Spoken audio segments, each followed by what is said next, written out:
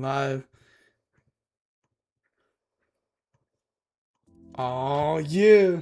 Hello, everybody. How's everybody doing? Welcome to another evening here at the BGD channel as we play Mega Man X Legacy. We're going to continue what we started last Friday, impromptu on the spot, just because I felt like it and I had that Friday off. But I am not here alone again. I am here with my sensei of the retro gaming.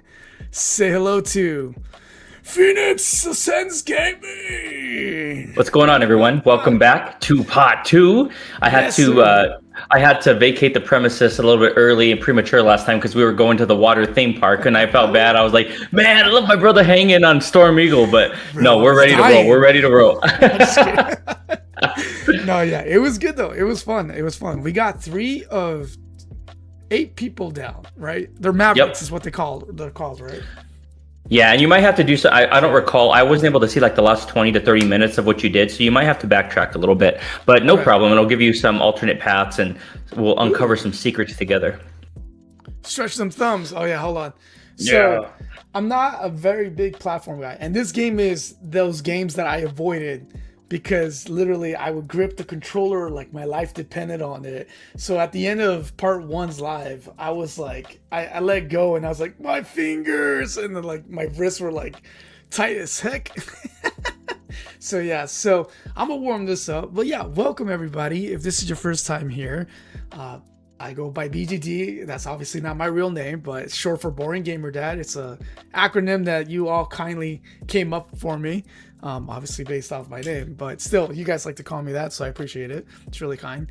And yeah, and this is Phoenix. I met him via YouTube actually, and one day we were both, I think, in a Feral channel together, and yeah, we just hit it off really well. And he reached out to me one day and he said, let's do a collab. And so since then, we just been like on each other's channels, like outside of just watching each other, just hanging out on streams. So Mega Man X is one of his highly requested games to me, along with a lot of you. And we spun what's called the Wheel of Destiny on my channel, and it just so happened to... Oh no, wait, that was not Mega Man. That was Secret of Evermore. So I just finished Knights of the Old Republic. My apologies. And I know this was a highly anticipated one. And I was like, let's take a break from some RPG. As much as I like RPG, it's very lengthy. And sometimes you just want to do some bang, bang, boom. You know what I mean? Just like get in and get out, or at least be able to get in and pause and have fun with it. So I have Doom Eternal for that as well. But it's a different kind of bang, bang, boom. That's more like bang, bang, go to hell, die kind of bang, bang, boom. And then you got Secret of Evermore. That's fun. It's a lot more quick pace, like Super Metroid, which I like. But then the story is kind of quirky and very, very fun. Actually, I like it. But Mega Man is more traditional, right? Would you say it's a more traditional platform game, Phoenix? It is, but this is actually, if you really want to go really traditional, you'd go to classic Mega Man 1 through 6. And then even 7, 8, and 9 are more so classic. And then with X is when Capcom really iterated and innovated, I should say, and added the dash feature, the wall climbing, the wall jump. Those are all features that are absent in the original Mega Man. So you have a lot more tools at your disposal with the X series.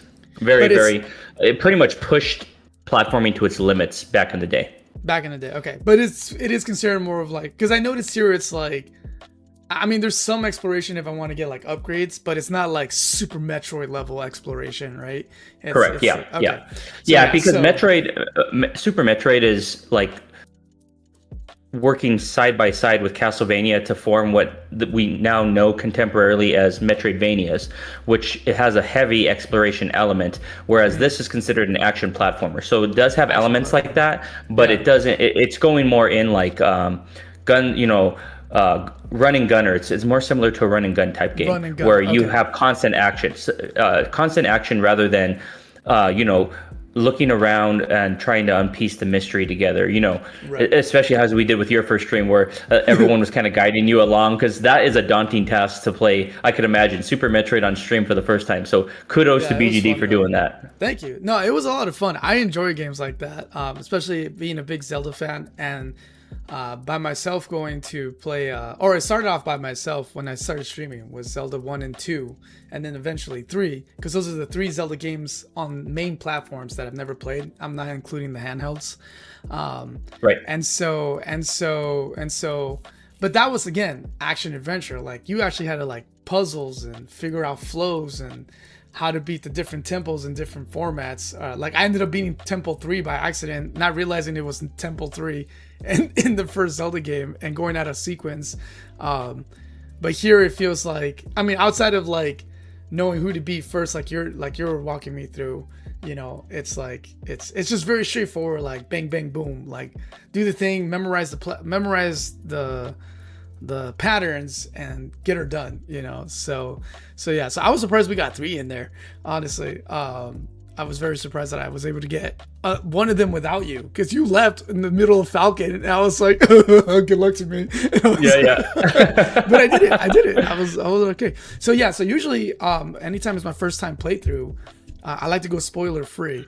But we thought we'd change it up here a little bit, because this is not my forte in the slightest, and so I have the guidance of Phoenix. I'm kind of calling him my retro sensei. He's literally walking me through, like, all right, you want to go in this order. Obviously he's not playing for me, I still got to make it happen, but it's good to know, like, all right, this will help and benefit you if you go in this order, kind of a thing, and then where to look for the goodies as well. And you guys actually have been chiming in as well, so typically I'm like, no spoilers, but this one I'm like, I don't think you're spoiling anything outside of cool, I'm getting a new upgrade, like, and even that's not really a spoil, it's kind of part of the gig. But yeah, all right, yeah, so let's kick it right in. Let's kick right in, guys. So we left off in X, so let's see, where is it? Here we go. So we're gonna start here real quick. Let's go. All right, so picking up X1, hunter mode is off, which my boy here said kudos to me, because I guess it's good that I'm not using that. Yeah, we are going in. Essentially, you're playing like the normal mode rather than easy mode. So again, kudos to going in, not being a retro guy. You're able to do that. Very much impressed with that, my friend. Thank you. All right, we're typing in some codes here. Just kidding, we're gonna skip all this. We already did this. But yeah, oh sorry, let me catch up with you guys in the chat. So yeah, some new faces, but old faces as well, because we got Mark Rodriguez, Nova Glitch, Phoenix, of course, because he's here with me, Alex Johnston, Master General, Chewy, of course, my boy, and Mike Loose Contra. Oh, and Arcane Cosmo. What's up, man? Did you see Arcane Cosmo's short? It was funny. He had yes, I did. He had like a naked dude with a big sword, and he's just like, I'm gonna swing at things. I'm gonna do this thing. I was like, the heck is this? It was like, but it was funny. I thought it was hilarious. That's so funny. Okay, let's see. All right, catching up with all of you. Nice. Okay, so Arcane said, oh, everyone's just saying hi. What's up, everybody? Get to catch up with you. Oh, sorry. Okay, so we're going to jump right in. So yes, recap. We beat, oh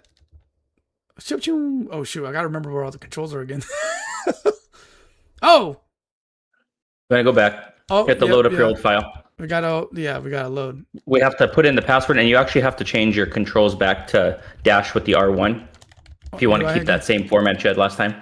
So go ahead and hit. Go ahead and try. You're on PS5, correct? Yeah. Go ahead and do. I think it's the left trigger or the left bumper. Try one of those, or the select button, or the big button in the center of the remote. The button in the center. Yeah, let's try that. There it is. Okay. Right. Okay. Exit that bad boy. Exit this. We have done this incorrectly. Oh yes, the audio, of course, because the music. Bing bang. All right, there it is, guys. It should be on now. Actually, I think Chewy said last time to bump this one up a little bit. So let's go. Yeah. I think I had it. Bump it up. I think this is the number I had it at last time. All right, let's try this again. Nope, that's off. All right, Capcom, Coco. And we're gonna have to rely on you guys, because I actually can't hear the audio of the game. I'm hearing kind of what. Yeah, I could only hear BGD talking. He only hears me. If you were to jump on the YouTube, it would be delayed. Yeah. Oh right. No, okay. So go down to options. No, you want to go to options first. Go back out. Back out one more time. Circle. I think it's circle. It's not letting me circle. Load data. Okay, say no. No. Oh wait. Oh wait. This actually got you to where you were. Actually, go ahead and try this and see if your controls are mapped the way we left them. The way we left I'm curious. Okay. Yeah. I'm curious too. All right, so yeah, so here's the recap again. We beat the penguin, we beat the falcon, and then we beat the mammoth. So now we have, wait, let me do specs because I don't know their names. I forgot the name. Armored armadillo, launch octopus, spark mandrill, sting chameleon, and boomer kuwanger. So Chewy said to raise the audio up a little bit more. Even more? Okay, I'll go a little bit more. Especially this next level you're going, because it is a fan favorite. This is probably one of the best tracks in the game. Oh, okay, okay. All right, so hold on. Let me get this settled out here too. Okay. Oh, message. Oh, it automatically saves. Oh, that's cool. Okay, cool. Oh, that's awesome. I did not realize that. Yeah. Thank God. Yeah, I hit up BGD before. I was like, here's the password in case it prompts you. And I was like, he's like, oh, really? We have to do the password? I was like, yes, sir. But at least it saves it. At least here it saves it. Okay. See, I jumped in at the right time when everything's easier. Sort of. Right. Okay, so what is the next let's go with I guess is what they're called.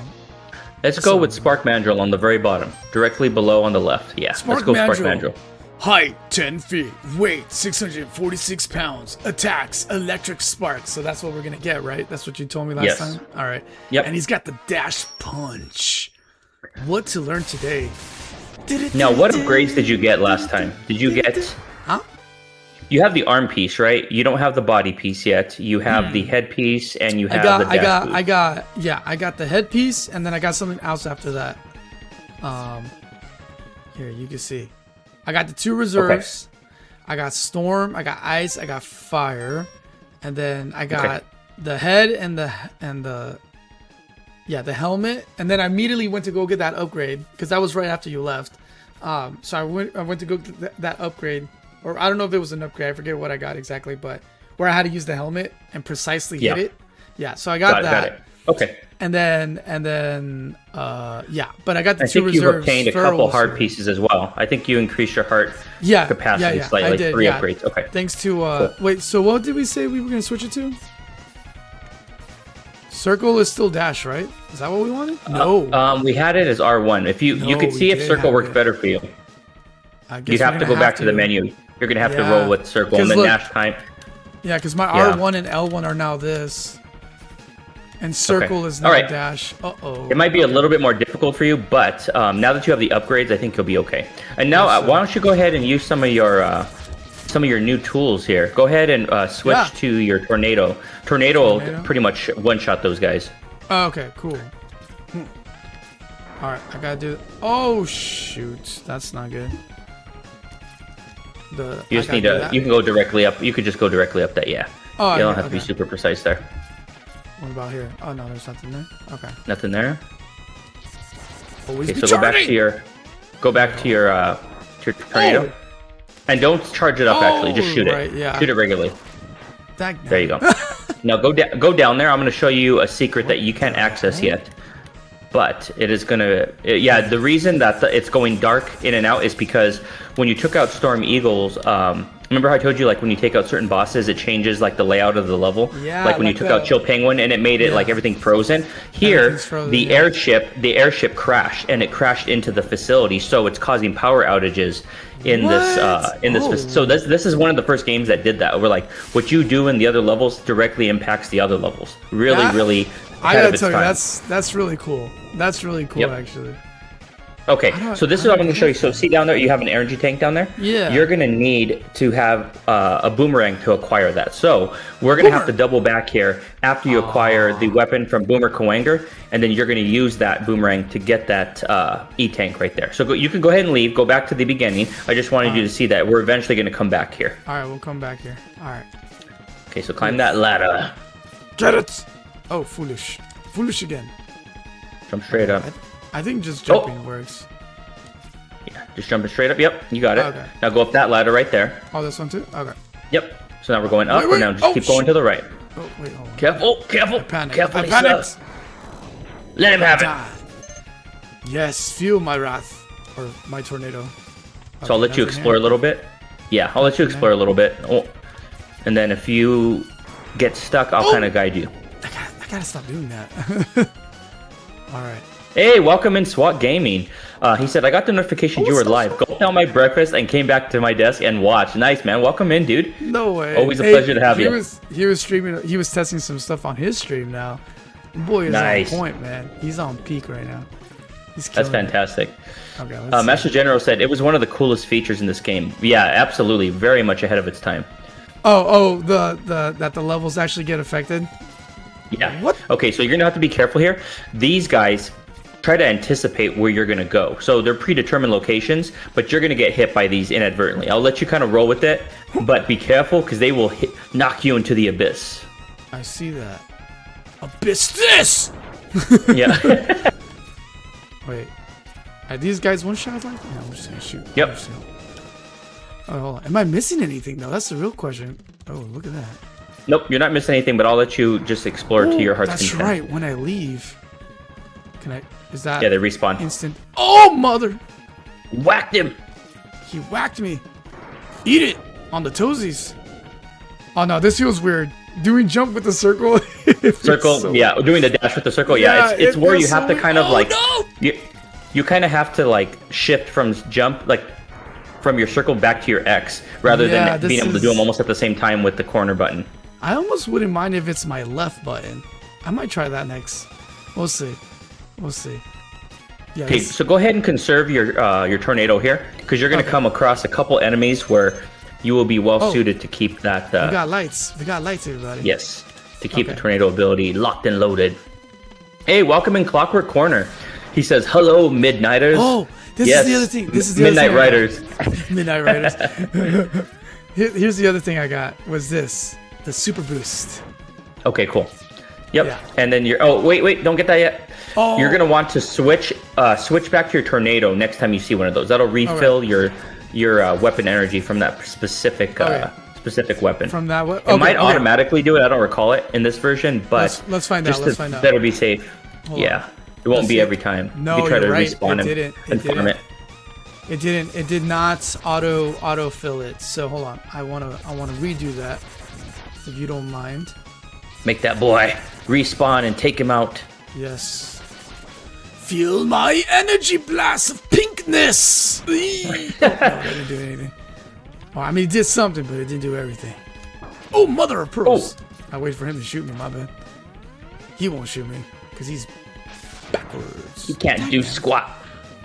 You think it would autofill, right? I thought it would. I guess not. Okay.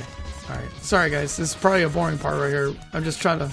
We're just farming right now. Yeah, we got to farm for that. Because he did say charge it up, so I don't want to lose it.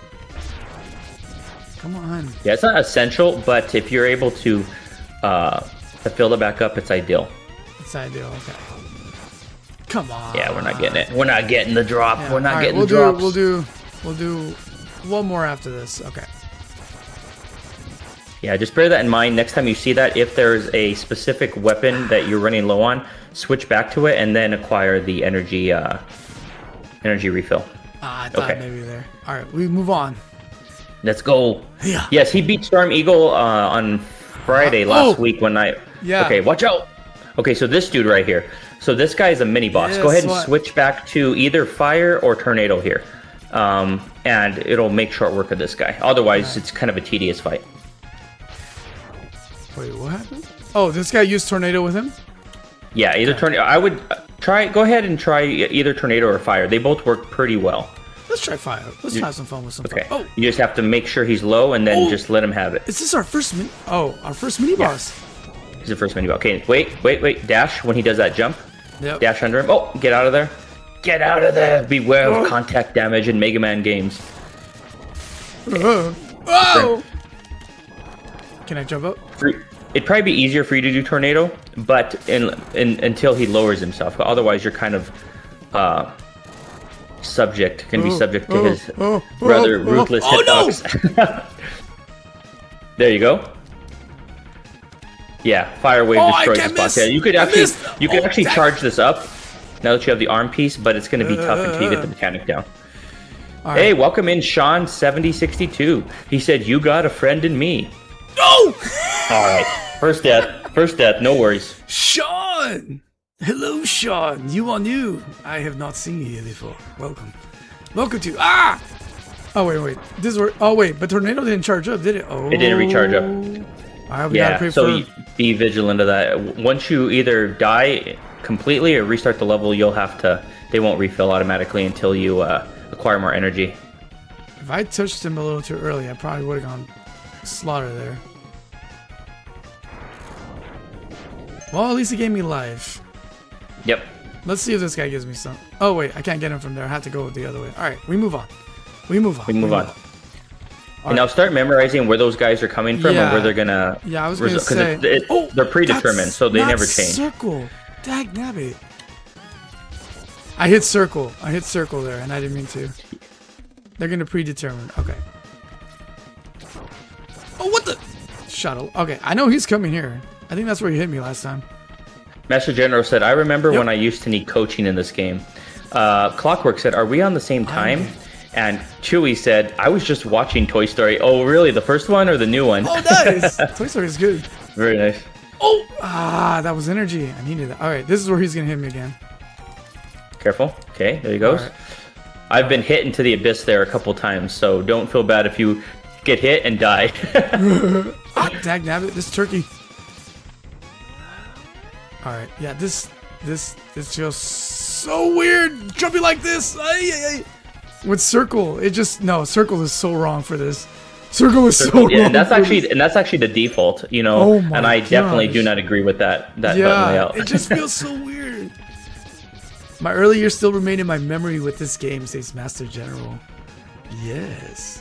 Master General. And I'm on Mountain Standard Time, Clockwork, so right now it is 11:30 my time. I think BGD is 1 hour ahead of me, so it's 10:30 his time. Eat it, bro. Okay, careful. Wait for him to either drop it low, or get him when he's up high. Whoa! I was waiting for him to drop. Oh, nope, don't use it there. Don't use it there. Eat it. There you go. See how it hits him continuously? Yeah, that's actually a nice way to do it. Either that or fully powered, fully charged fire. Don't jump on me. No! You slime ball! Oh, careful. You got it. You got this. Eat it. There we go. Nice. Whoa. Nice. Eat it. Eat some more. Oh, of course you would jump. Oh, you would jump my direction. Ah, dirty. Do you have any energy in your sub tanks? Any health, brother? Oh, I should do that. Yes, I forgot about that. I used it for Falcon. No, you don't have any yet. All right, okay. All right. So we got to farm then. Yep, we need a farm. We got to farm. All right, we got to farm. Master General said they asking you to jump with circle. That's so back. It's actually dashing with circle is the default, and then jumping with X. I meant jump in the sense of how it's what's the word I'm looking for? Oh, come on. You didn't register my jump there? Okay. I have to be at full life, right, to get the full reserve? Correct. That's gonna be and tough. I could actually show you some really good farming spots as well for your energy, your 1-ups, and your health, but right now let's just get through this section. Alright, we're gonna go up. Man, I was hoping to farm here, but I guess not. Okay. Careful. Nice try, fool. Brownie has a couple weapons at his disposal. That was electric charge and then the missiles. So it looks like you're doing a pretty good job evading that boy. Let him have it. The extra charge, or not the extra charge, right? What's it called? The Hey, welcome in, Josh. Josh said this is some nice bedtime music. Yeah, man, this is a classic tune right here. Bedtime music, nice. All right, so he's not here. He's on the next one. He's right there. Come on, do the thing. All right, fine. Don't do the thing. Farm you. No, not farm you. All right, he's gonna try to hit me. All right, I just know it. I do it. There he goes. Yeah, there he is. And when you commit, you get hit. When you commit, yeah, that's exactly what happened. All right, dude, this. No! No, careful! There's the part I was talking about. That'll hit you to the abyss every time. I forgot about him. I literally just did this and I forgot about it. Still no farming. Yeah, circle and X while charging, or circle and O while charging. I'm not getting the hyper jump. Oh, dang it.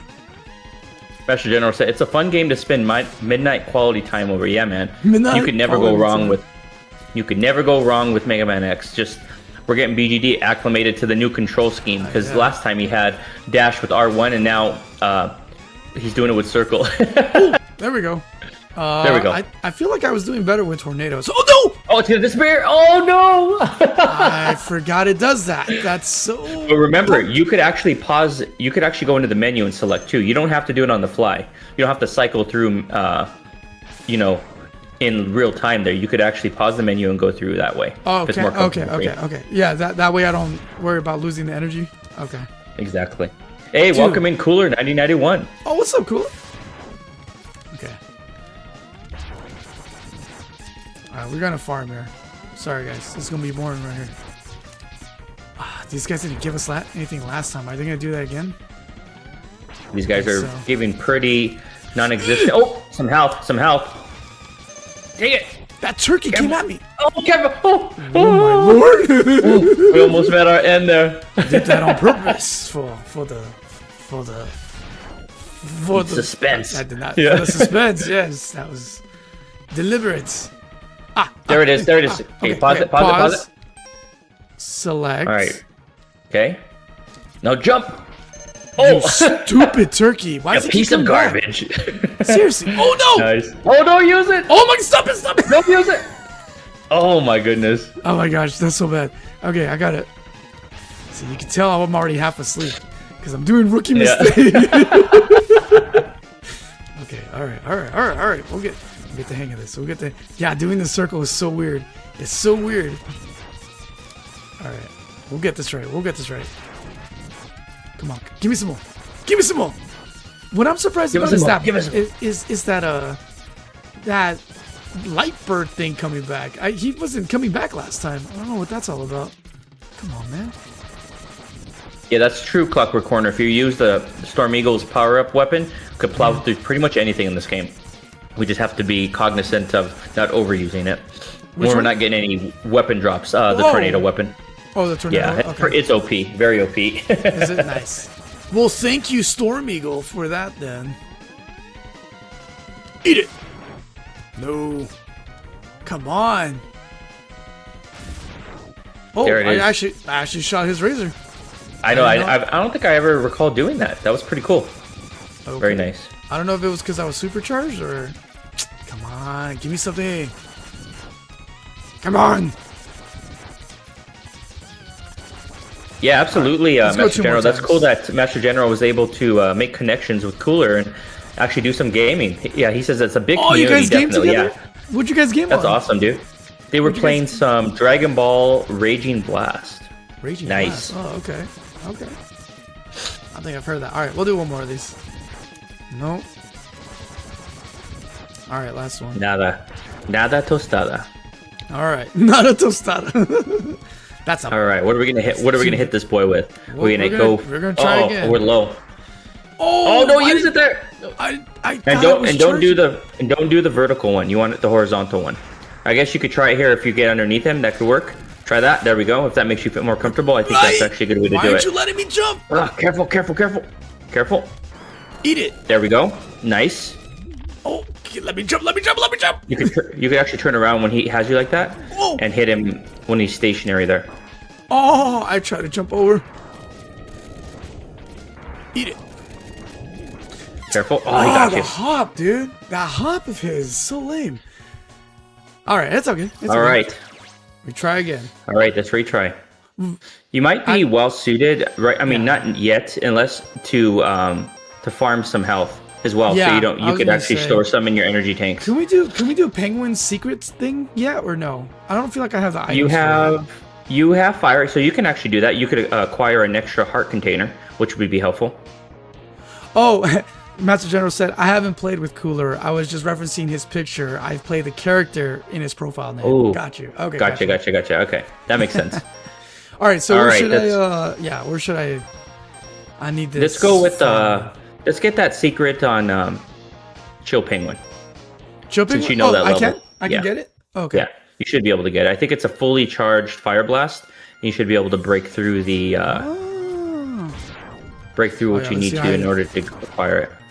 And remember, you could use go ahead and use your since you're not really having to hold on to it right now, like don't hold your tornado weapon hostage here. Let it fly. Let the tornadoes fly.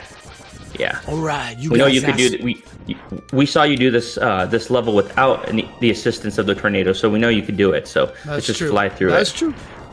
Oh, there we go. Didn't mean nice. to use it on that. Eat fire. Fuego. Eat the fire. Follow me, bats, to hell. Wait, where is it? No, go back. Oh. There it is. Okay, I got to remember to do this. We topped it off. Yeah, I gotta remember to do the select. Get out of here. You're doing better. You're doing better with jumping and firing with precision too. So that skill is translating. Ooh. Oh, dang it! Only that's not. Eat it. Oh, you deflected. That was nice. That was short material right there. Nice. That was eat it again. Eat it again. You want to come back for free? I think not. This is awesome. This is doing so fantastic. I forgot about that. Oh no! Oh, you guys want to play like that? They're getting you back for it. They're getting you back. They're getting you back. They got bad. They got bad. They're like, hey, you don't get to do that. You're still a rookie. They're like, you're still a rookie. We're getting revenge for their brother. You slayed their brethren. They're like, you're still a rookie, kid. Still a rookie. You're doing really well with those dash jumps off the wall. Very impressed with how quickly you're grasping that. But I think sometimes I get the timing right and sometimes I don't though. Like right here, I keep messing up the timing here. I know I'm gonna. Especially now you're kind of having to relearn it essentially because you're doing it with circle rather than the right bumper. It feels so weird like that. Yeah. Well, that's what happened last time. All right, fine. I'll charge up and beat you. How you like now? Let that boy have it. Oh, nice. And I got the boost. What? You're gonna say I missed by inches? Okay. Okay. Now use some of your tornado here. Get you out, bail you out. Oh yeah, good point. Oh. And you can get better at cycling through your weapons quickly as well if you're trying to master that skill rather than going through the menu. Yeah, just let him have it right there. Oh, bam. You punky wonky. Got it. Oh, he got away with murder. Oh, nice. Give me that back. Ah! Oh, dang it. I forget it punishes you if you go back. Oh, come on. He took off like a chicken. Like a chicken. Oh, that's right. This is checkpoint 1. Okay. And then I can fly now. Okay, so now we're going to use this. We're going to use this to get to the area we need to get to. So go ahead and dash through there. Yeah, yeah. Jump up there. Oh, wait. That's right. How do I? You need to jump out. Up. Yep. Jump out. Okay. So jump up and then vacate the armor. Come here. Come hither. Oh, no. I jumped off too. Okay. Careful, careful. Yeah, that's a little... Okay. That was a little sus. Ah. You just stand on top of that little pipe there and then try to do it from there. I think I'll do... yeah. Oh, from the pipe? Okay. All right. Since you already have kind of a built-in ledge there. Oh, wait. See, you shouldn't have to dash. Just jump up and then jump out. Jump up. Yeah. There. Oh, almost have it. Hold down the button a little bit more so you get a little bit more commitment to that jump. There you go. Okay, now switch to your fire. To the fire? Fully charge it up and then and then hit that right there. There we go. You got it. Oh, let's go. You got it. And you're technically done with this level now. You could hit the same thing here to replenish that, but now you could actually dip out of this level because you already acquired the other secrets. Yeah. Nice. Okay, so it won't like mess up for doing. No. Okay. Oh, that's awesome. You could. It's easy for you to like go backtrack, get what you need, and then dip out. And then dip out. That's pretty cool. All right. No. Fuego. Ah! I looked up for 1 second. Consider you already beat this now you could just go straight to escape and you should not be inhibited. Yeah, there we go. Now it works. Escape. Okay. Oh my gosh, that's funny. I looked up for a second to hit select and I looked up and I got smashed by a snowball. Okay. Slapped him upside the head with that snowball again. Master General says he's going to need that dash wall jumping, especially for later levels. Yeah, you know what? I'm going to exit, man. I'm not going to do that. I'm not going to try to do it from there. So hold on. Wait. Did you save up? You saved it, right? Screen. Yeah, I did. At least I did. You're going to try to go back to your old, the original button layout? It's so weird going from like shooting here, right, and charging it. Yeah. And then trying to scoot on over here. It's just weird, dude. That's just weird. I feel you. I don't even know how did you guys used to do this back in the day? freaking wild. You know, it's kind of funny. I wasn't able to speed run this game or do any challenges until I changed that button layout. Like with the default, I did good, but I was not able to really maximize my efforts until I switched it. It's because it definitely it is kind of unintuitive. Okay, now go down to what? Yeah. Options, right? Okay. Yeah. Okay. Okay, now cycle down to dash and then switch it. I'm gonna try something here. You try L1? Either L bumper or R bumper. Okay. Because L lets you switch regardless, right? Mm-hmm. I'm gonna try R bumper. I'm just gonna try. We're gonna see how this feels. We want to see how this feels. It's still messing up what I originally, or for me what I originally started. But all right, and then we gotta go passwords. You guys said it. You might actually. Yeah, it auto does it. Oh, it does. That's excellent. So cool. That is that's awesome. That is awesome. Now let's go straight into Spark Mandrill. Spark Mandrill. Okay. I was gonna say, wait, should we try to fill up with some life? I have an extra long thumb, so I didn't really change it. I'm jealous, Chewie. Let me borrow your thumb. Give me that thumb. Give me that thumb, buddy. You mandrill. Transplant. You are now the mandrill. Okay, let me make sure I get this right. Go ahead and this actually can serve your tornado this time.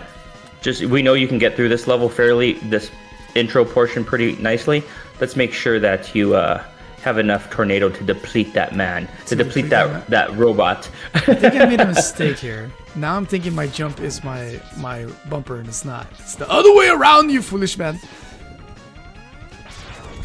I was rewatching our collaboration of King of Dragons the other day, it cracked me up. It cracked me up when the little remember the little imp would come and like drop treasure, and you were like foolish one. You kept calling him the foolish one, dude. The first time you said I lost it. He was foolish, man. I don't know what he was thinking. Who does he think he is? Okay, you're doing really well now. Only taking what, 1 or 2 hits? Yeah, so far. Let's keep it going. Oh, nice. Okay, I know he's gonna punk me here. Yep. All right. There he goes. Yeah, and then he's gonna punk me. Not here. Oh, I don't even remember him up there. Nice. All right, there's where he's gonna punk me. So I got a fake jump here. Wee. Ha ha ha. There you go. You're learning. You are adapting, my friend. I'm adapting to the wrath that is this game. Look at that. Look how much health you have now. Oh. Nice. Wait, I'm full. Oh, never mind. And you're full. Oh, okay, never mind. You're full, baby. All right, now to not mess up my shooting because. All right, and you said just shoot him. Don't even go for the fancy stuff. Yeah, we don't worry about the fanciness yet. Let's just get in. Let's just take him out. I'm out. Oh, no, I'm out. Oh, no. Don't jump. When he's down there. Yeah. Go ahead and let off one shot and then jump to the wall. At least let him feel the wrath when he's down there. Oh, I see. All right, one shot. Careful. I shot the wrong. Ah, dagnabbit. Careful. Hey, I didn't switch. Why did it switch? Oh, it did. Oh. You got this, man. You got this. I forgot circle is now one of my switches. So that's why I switched items there by accident. Oops. Yep. Yeah, because now circle is one of them. Did they not give you the option to switch this back in the day? I don't believe so. I mean, maybe. Man. Like originally on SNES, but it's been so long since I played the original version. That's a good question. I'm gonna have to do some research there. We'll find out. Yeah, I never switched it until I obtained the Legacy Collection. I knew that was a feature that they for sure had, so I was like, yeah, we're switching that. No, that makes sense. Okay, doing R1 kind of feels okay. It's not the best. Okay. It's not the worst. It's not the best and it's not the worst. I'm not hating it. Oh, thank God. Oh, Chewie said they did have that feature. Nice. So they already had that built in. Nice. Very cool. Yeah, this guy. Very cool, Chewie. Chewie knows all. We have quite a. I know there's a lot of lurkers in here. We have 15 people watching. For those of you who are watching, don't forget to tune in to BGD on his other streaming days. He streams 3 or 4 times a week. Saturdays he does the One Piece card game. Sundays are currently Secret of Evermore, and then Tuesdays are Mega Man X, and then Thursdays are Doom Eternal. Don't forget to tune in on those days. There we go. Grab that. Oh, I mean, he got me, but I got full life anyways. Oh yeah. Thanks, Phoenix. Yeah, thanks guys for watching too. I'm learning there's a lot of mega fans, mega fans. Oh, Mega Man. Mega fans of Mega Man. That's beautifully said. Okay, he's gonna drop, I think. Wait, not yet. You can let him have it drop down immediately. Dash away from him. Now hit him right there. Turn around, hit him. You got it. Now go up there, hit him again. Oh, why? Make sure you're facing the right direction. Ah! Don't cycle. Yeah, I cycled. Or you can go to your menu. There you go. I gotta remember what my moves are. Oh, dash out. Keep dashing. There you go. All right, hold on. Switch back to tornado when you have a moment. I said you could use your menu if you're worried about doing it in the nick of time there. Right. Hit him right there. Right. Good. Couple more. Probably only has a couple more. There you go. Boom. You got him. Yeah. Nailed it. Okay. Yeah, I'm adjusting. I'm adjusting too. Hey, cool. I got energy bars. Oh no, I used it. Okay, let's stop that. Oh no, wrong button. Let's stop doing that. X Buster. There we go. Just the Buster of the X. Buster rhymes up in this place. Do you realize how many guys were named X for our rappers growing up? True, very true. DMX, Exhibit. X to the Z. That was funny when you did that last time. I hadn't heard X to the Z in such a long time. X to the Z Exhibit. Can he drink a whole Hennessy fizz? Hell yeah. Invade your territory in a blaze of glory. Why can't I shoot this fool? Oh no, and that fool came back. Hey, no poking. Oh, careful. Yeah, I said no poking allowed. Hey, careful right here, because you could drop into that guy and take contact damage. How much? Oh, he can't hit me from there. Ha! You suck. No, he can't. And I can't shoot down. Peace. In the west. Oh! Locked and loaded. He was locked and loaded. Made you pay. Yeah, he made me pay. He made me pay dearly. At least we're spawning now past the mini boss, so you're on the second half of the level now. Am I gonna have to do that mini boss again if I die? How many lives do you have right now? Oh, that guy ate it. Oh, dang nabbit, wrong button. Yeah, it's your last life. Oh no! Stop hitting the wrong thing. All right, so we gotta be. How much do you have of your? How much tornado do you have left? Might be a good idea to use that here if you feel a little, especially on your last life. Just keep going. You're doing well. Just keep going. Don't. You must believe. I believe. Oh, no, I don't believe in that guy though. Oh, he's freaking out. He's freaking out. He's freaking out. He's like, I don't know where to go. He's confused. I'm confused too. We're all confused. Daisy confused. Oh, careful. Whoa. Don't worry about that guy. Just go. I couldn't even tell if I got hit or not. Okay. Okay, so you're gonna have some turtles here. Hit that guy with the tornado. Just hit him once with tornado and he's gone. No, he's freaking out. He's gonna spaz up. Okay, switch. All right, one time with tornado. Okay. Yeah. Hit him one time. Wrong button. All right. That's my dash. I gotta remember that. You monkey. Oh, nice. We refilled it. Nice. Very nice. Very nice. You said there's more tortugas. Okay, so look above you right there. There is gonna be a heart tank. Oh, nice. Ooh. But you're gonna have to do either a very precise jump here, or you're gonna have to come back when you have the boomerang. We don't come back. We finish. Yeah. This one is tricky until you really master the dash jump. You want to get to a certain height, dash like that, and then come right back immediately. You're just gonna have to time it perfectly and get the right height. Yep, you have the right idea. I think I get what you're saying. Yep, you have the right idea. Get a little bit higher. A little bit higher. Right, a little bit higher than that. You almost got it. Okay. Oh, you almost have it, man. I see what you're saying. Very impressive. I see what you're saying. I see what you're saying. You got it. Yes! Yes! Okay, cool. So even if I die, I keep it, right? Yes, sir. I just want to make sure I do. All right, watch this guy here. Oh, that felt good. Die. You're starting to master that wall jump, dude, and that, like Master General said, that's going to be essential later on in the game. Tortuga, get out of here! Ah! Oh, you drop bombs. Más tortugas. Chewy said, I saw a reel about MD 2020, and the dude took a sip, and his soul left his body. What? Oh my god. Madre mia. Dude, I'm looking at myself on the camera here, dude. I look super red from. I'm getting too much sun. I'm looking a little toasty here. Toast. Because I don't can very well. I get red. Nice, refilled the life. Nice. Right as I drop. I have a bad feeling about this. Oh yeah. Oh, that was nice instinct there, sir. Nice instinct. Lucky. I was going for a dash jump and I dodged him. Bounce the ice off the wall if you're concerned. Bounce the ice off the wall. Off of your left wall. It says I got disconnected. Okay, and now it says we're back.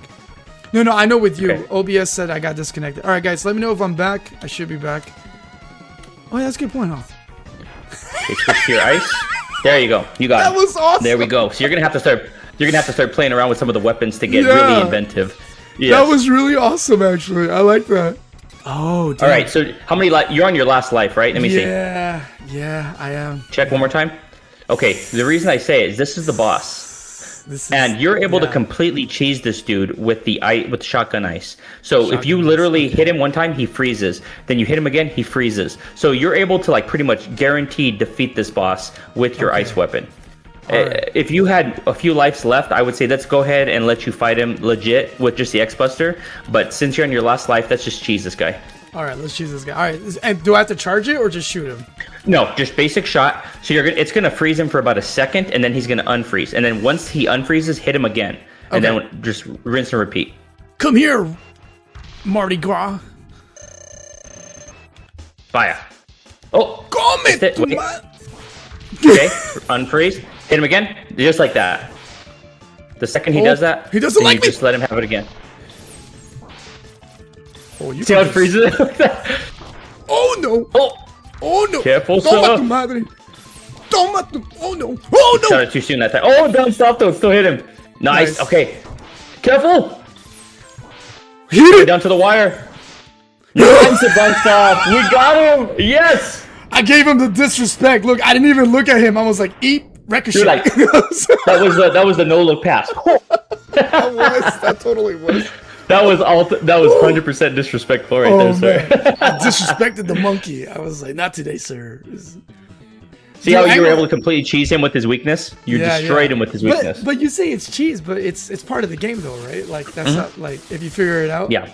That's fun. Yeah, so when I was telling you earlier about like the X-Buster only run that I'm gonna do, see, you're not able to exploit weaknesses. You have to like 100% memorize their patterns, and you have to know exactly how to take them out with your base weapon. But I can't wait to watch. Like I said, that's gonna be the base weapons. I'm sorry, the weaknesses could really trivialize these boss fights. But like you said, they built it in with that, so you're not doing anything that they didn't design it for, right? Right. So the Mega Man games always have the weakness mechanic. So even the OG classic games, they all have a weakness. A weakness you can exploit. Yeah. Well, that's cool, man. Look at that. We got the first boss or a boss in an hour in the first hour. Can we do another one? Let's see. We can. Let's go to Armadillo. At the minute I didn't know I can hit him with the ricochet, and the minute you're like, you got it with the ricochet, I was like, oh. That was awesome. It's like that's gonna be a short right there. Yeah. I give, like you said, I gave him the no look disrespect. I was like, I don't even gotta see you die. I just gotta look at you. I don't want to see your face. Get out. We believe in BGT. Says Chewy, thanks. Thanks everybody for the GGs. We got him, says Master General. It only stuttered for I think my camera went out. Let me figure my camera out here, gentlemen. Oh yeah. It shows me frozen. Yeah, it shows you frozen. All right, we'll wait for my boy. So yeah, guys, welcome. You can keep going if you want.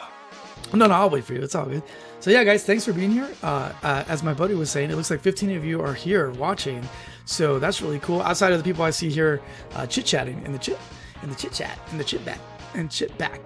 back. I sounded like I said a bad word there.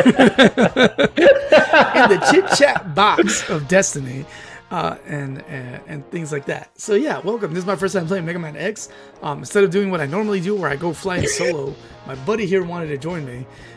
My man Phoenix Ascends Gaming. Check him out, by the way. He's also got his own streaming channel. He does really good technical and crazy cool challenges. So he is. That's why I call him my retro sensei, because he's here to help me succeed.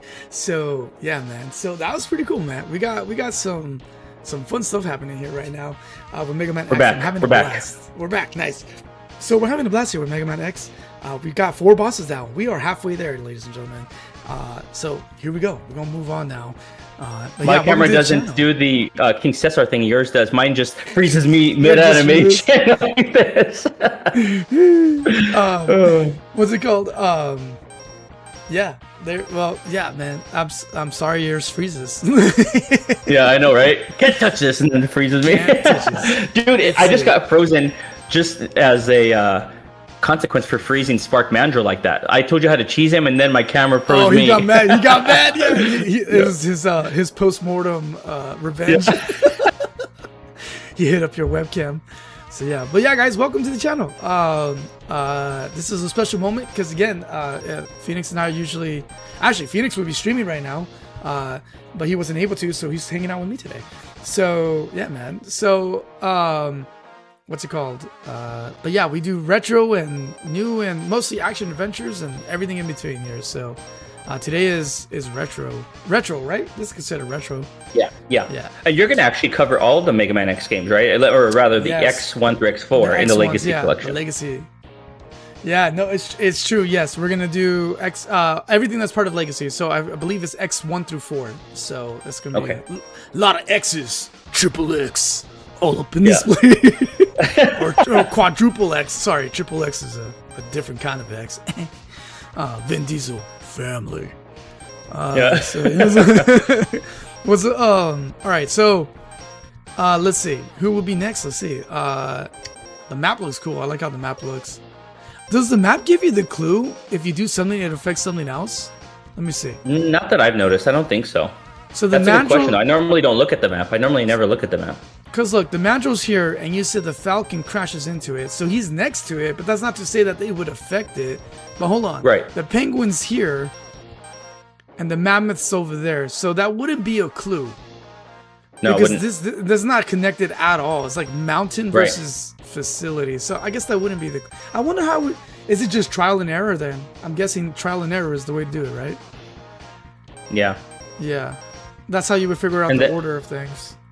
Yeah, and I mean, that's kind of how it was back in the day before they had like established guides or YouTube or anything like that. It was really just, that was part of the magic of it. You know, just going in, trying different combinations and having the most fun with it. And then ultimately, people start finding like the best, most efficient manner of doing it, you know? Like what was the most efficient way to speed run the game, essentially. Yeah. Break the game. Could break the game. What breaks, what boss, what. And I like that they purposely went against your instincts. Where it's like, it's not ice to fire, fire to ice, this and that. It's like here, the Mandrill, a Sparky Spark dude, got rocked by ice. But but you wouldn't think that because you would think, oh, elements, right? Oh, ice and fire. But this is kind of one of the games that doesn't conform to that because some of the older classic Mega Man games do that, like where it's more intuitive. And in the next game, without spoiling anything, one of the fire Maverick actually is weak to the water weapon. So there are some exceptions, but this game does not conform to that for the most part, as you can see. To that. Okay. So now we know the Penguin is mightier than the Chango, and the Falcon is mightiest against. Well, I didn't really use it against the Mammoth. No, I did use it against the Mammoth. Did I use it against the Mammoth? No, he's weak to Tornado. Ah, yes. And so the Falcon eats the Mammoth. That's wild. Eats the Mammoth. All right. Let's see. Launch Octopus is next, maybe, or is it this pincer? I could tell you what is the recommended order. Or I could let you give it a shot.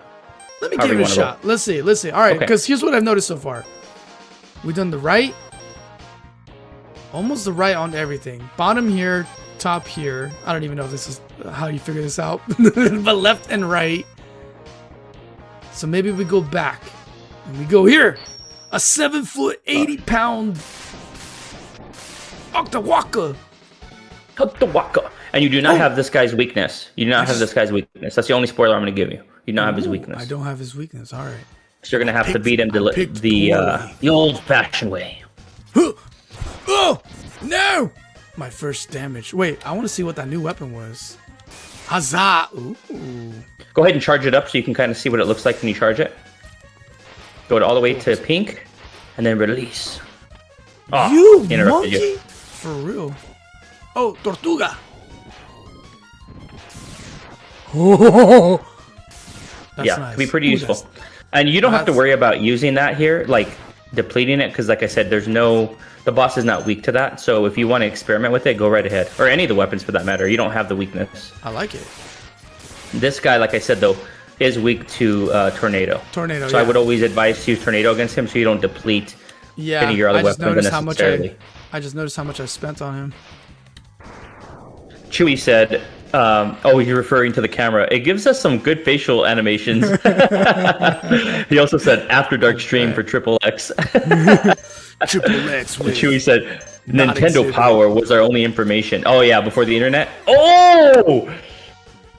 I swear to you, I did the. I swear to you, I did the jump. I did not. I was trying to do the special jump. All right, hold on. Let me see if I can figure it out. All right, so you already quoted here that's not it. So let me see. Let me think. Agüita and that. Oh, they're next to each other. How interesting. They are not. We've done one from each direction. Now, I've never thought of it this way, but yeah. Yeah. Top, bottom, left, and right. You knocked out one of each. That tower and this armadillo is... Hold on. Okay, what's he do? He's armored, but maybe I could shock his armor. He's a boomer. You did talk about a boomerang. I want a boomerang. Okay. All I'm gonna say is your previous logic in the last sentence was very sound. It was very sound. I don't know if you recall what you said, but you nailed it with that last sentence. Maybe shock him with electricity is what I said. Yeah. Maybe that's what it was. Okay. Oh, shock this. Ooh, I like the song though. Yeah, it's a nice song. Pretty much every single song in this game, like for the stages, are bangers. Love them. Oh. You dare to shield against me? Throw your bloody chain. Oh, he got me anyways. Have you ever tried to charge up your ice weapon to see what that does? Fully charged? I don't think I have. Because you could actually use it here to acquire another hidden item. Oh, to acquire an item. Ooh, yeah. Okay. So another not necessarily item, but an upgrade. Oh, look, it fades after a while. Okay, you jump on that and you ride it. You ride it like a skateboard or a snowboard. You actually did you actually made a snowboard penguin. A snowboard penguin, that's funny. Yeah, and then you ride it. I like that this guy's laser is weak. Your laser is weak. I'm just gonna take the hit, and then I'm gonna shoot you in the back. Oh, do I? Super jump. Whoa, that was weird. Why did I super jump after the fact? Nope. What the? Okay. Alright, we're gonna explore here. Anything to blast. I do not see any walls to blast. Blast to the past. Hey, what is up there? Come. Let me up. No. Hey. I know your mother, and I didn't like her either. Go away, child. It's like the little spiky ball from the penguin. I know your mother. He did. Ay! Okay, I don't appreciate this fool. Can I reach that? I don't know if I can reach that. Yeah. No. Mother of... Oh, fine then. What is this? No, I don't know if I can reach that. That's a trip laser. So if you walk into that laser, that thing above it shoots you. Oh, got it. Oh. Bow. Yep. Bow. Oh, I can't dash in the air. I forget I can't dash in the air. I always forget. You could dash in the air, but not in X1. That's a ability you acquire in a different X game, yeah. Oh, what? Okay, so I have the right idea, just not yet. Not yet. Oh. Oh, wow. Forget you then. Oh, dag nab you. This is interesting. If I touch the right idea. Edge, you have to touch the laser. No! Ah, dang, that precise shooting from them. And if you bypass that, or not, sorry, if you don't bypass it, if you touch the laser, if you strategically like jump right as they're about to shoot, you could evade that. I can't it's evade. Not one of those things. Okay. Yeah, you could evade it. You just have to kind of move strategically, and then you'll be able to get the feel for it. Ooh, I gotta stop. It's not like very intuitive, so you're able to kind of predict where they're going to shoot and then evade it that way. All right, cycling, learning to cycle. Eat it. Oh, mamma mia. Oh, I don't know if that's what I wanted to fill up though. Okay. Chewie said spikes are deadly. Now you know. Yeah, regarding the spikes on. I the don't launch know, octopus. man. They look like it would be good acupuncture. So I thought I was gonna get a spine adjustment. That's what I thought. I was being Same thing. Okay, careful here. hopeful. Spikes everywhere. Those spikes above you and to the side of you could one-shot you. You're gonna have to be very vigilant with your dashes here. Oh, not if they're hitting me. Good lord! Oh, wow. They're giving you some iframes here, though, so you don't die instantly. Yeah. Yeah. Wow. I got so lucky there. Hey, what's in there? Oh. Can I go up? No, I can't. You made it out in one piece. Oh, yeah, but if I jump too wrong, I'm dead.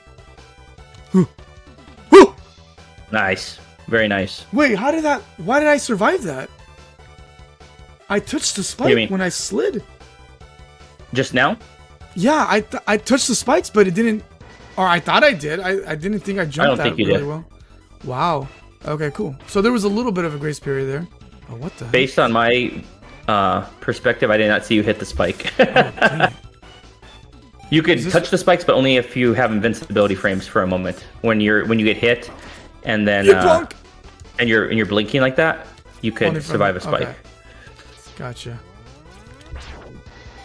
Are you kidding me? Right idea. Oh man, that was Guys, what was that right there. Oh, there we go. Gosh.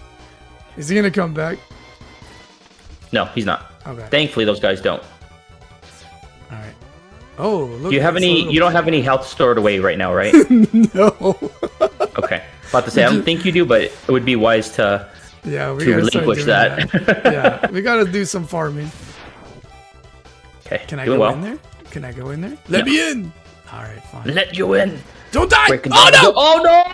Yep. Now they respawn. Yep. Now you forced them to respawn. Only on BGD with the I overkilled the hyper jump, as I'm calling it now. All right. I think I got this though. I don't need you. Oh, I do need you. I don't. No. I do need you. Come back. I take it back. No. Oh my gosh. Now I'm overthinking it. No. Okay. Okay. There we go. Hey, welcome in, Miner Mole 101. Thank you for joining us tonight. Hey, yeah, nice to meet you. All right. This is BGD's channel, and I am a featured guest tonight. So this is not my channel, but I am assisting BGD with his first ever playthrough of Mega Man X. Yeah. One of my favorite games of all time. Sorry. I was did not mean to interrupt. I got scared there because this guy right here. Let me just get up here. Little scorpion dude. Yeah. Let me get up here and forget. Oh my lord. Almost jumped off again. Yeah, I thought I did for a second, honestly. This level is going to teach you some nice verticality, like how to move between, master your jumps. Master your jumps. How did I miss that? Oh, mother. I got to go higher, I guess. Move. Oh, come on. Yeah. Nice, very nice. Oh, I thought somebody was going to come out there for a second. You could actually bypass that guy there. I can, right? Yeah. Just don't get hit by it. Okay. Yep. Did well. All right. My verticals are magnificent. Oh no! Careful. Right when I said that. That's what I get for getting cocky. And this is your last life, isn't it? Because you still have 0 lives from the last level. No. Remember, I died. Oh, you still have 2. Oh, yeah, that's right. I died. I forgot I died. It came to my benefit this time that I perished. Oh, this is interesting. So I gotta fix this. You could hit him with the with tornado too. You can get up there, like let it linger there. Oh, if you time it properly. Oh, if you shoot it to the left, like a second before he gets out there, or half a second, then it would hit him when he comes out. It's another way you could cheese him. That's another. Okay. You don't want to get on top of that platform while he's there, because then you're gonna inadvertently run right into him and he'll kill you. Yeah. You only have 1 hit to give. Hold on. I'm trying to get the gun guy. I think I could get him. I believe. You're going to try to get him the old-fashioned way? There you go. You hit 2 for 1? Okay. That was nice, dude. That was sick. I was aiming for Very 1 and I got 2. You were rewarded. Yeah. Oh, no. I'm failed. Nah, I'm being punished. They're like, that was too cool. I dare you to do it again. I will. Oh, never mind. Oh, he respawned. All right. What the? Let me up. Oh, why didn't he's he gonna grab respawn it? again. Careful, careful, careful. Why didn't? Yeah, those guys respawn, but thankfully the turret. Yeah, guys the do gun not. guy is fine. I don't understand though. How do I keep Sorry, missing? dash off of it. Dash off of it. Yeah, I'll Dash try and that. jump. Just dash initially, see if that gives you enough momentum. If it doesn't, then dash jump. Okay, hold on. Yeah, get on the Just right. dash off Right it. at the very edge. Yeah. A little I too think- soon. Yeah, I'm forgetting to Definitely push too up. soon. I'm forgetting to push up too. 3 hours later, BGD finally got the jump. Okay. Oh, you got the right idea. You almost had it. Yeah. That's one of those ones where you're I'm gonna have to pretty time to press up right as you're aligned with the ladder. Yeah. I could have sworn I hit. Come Almost on, I'm have it? hitting up. You almost I'm have it? hitting up. Wow, that's so tricky. Or at least for me it is. I'm sure somebody out there is like, what the? What the? It's just a jump, man.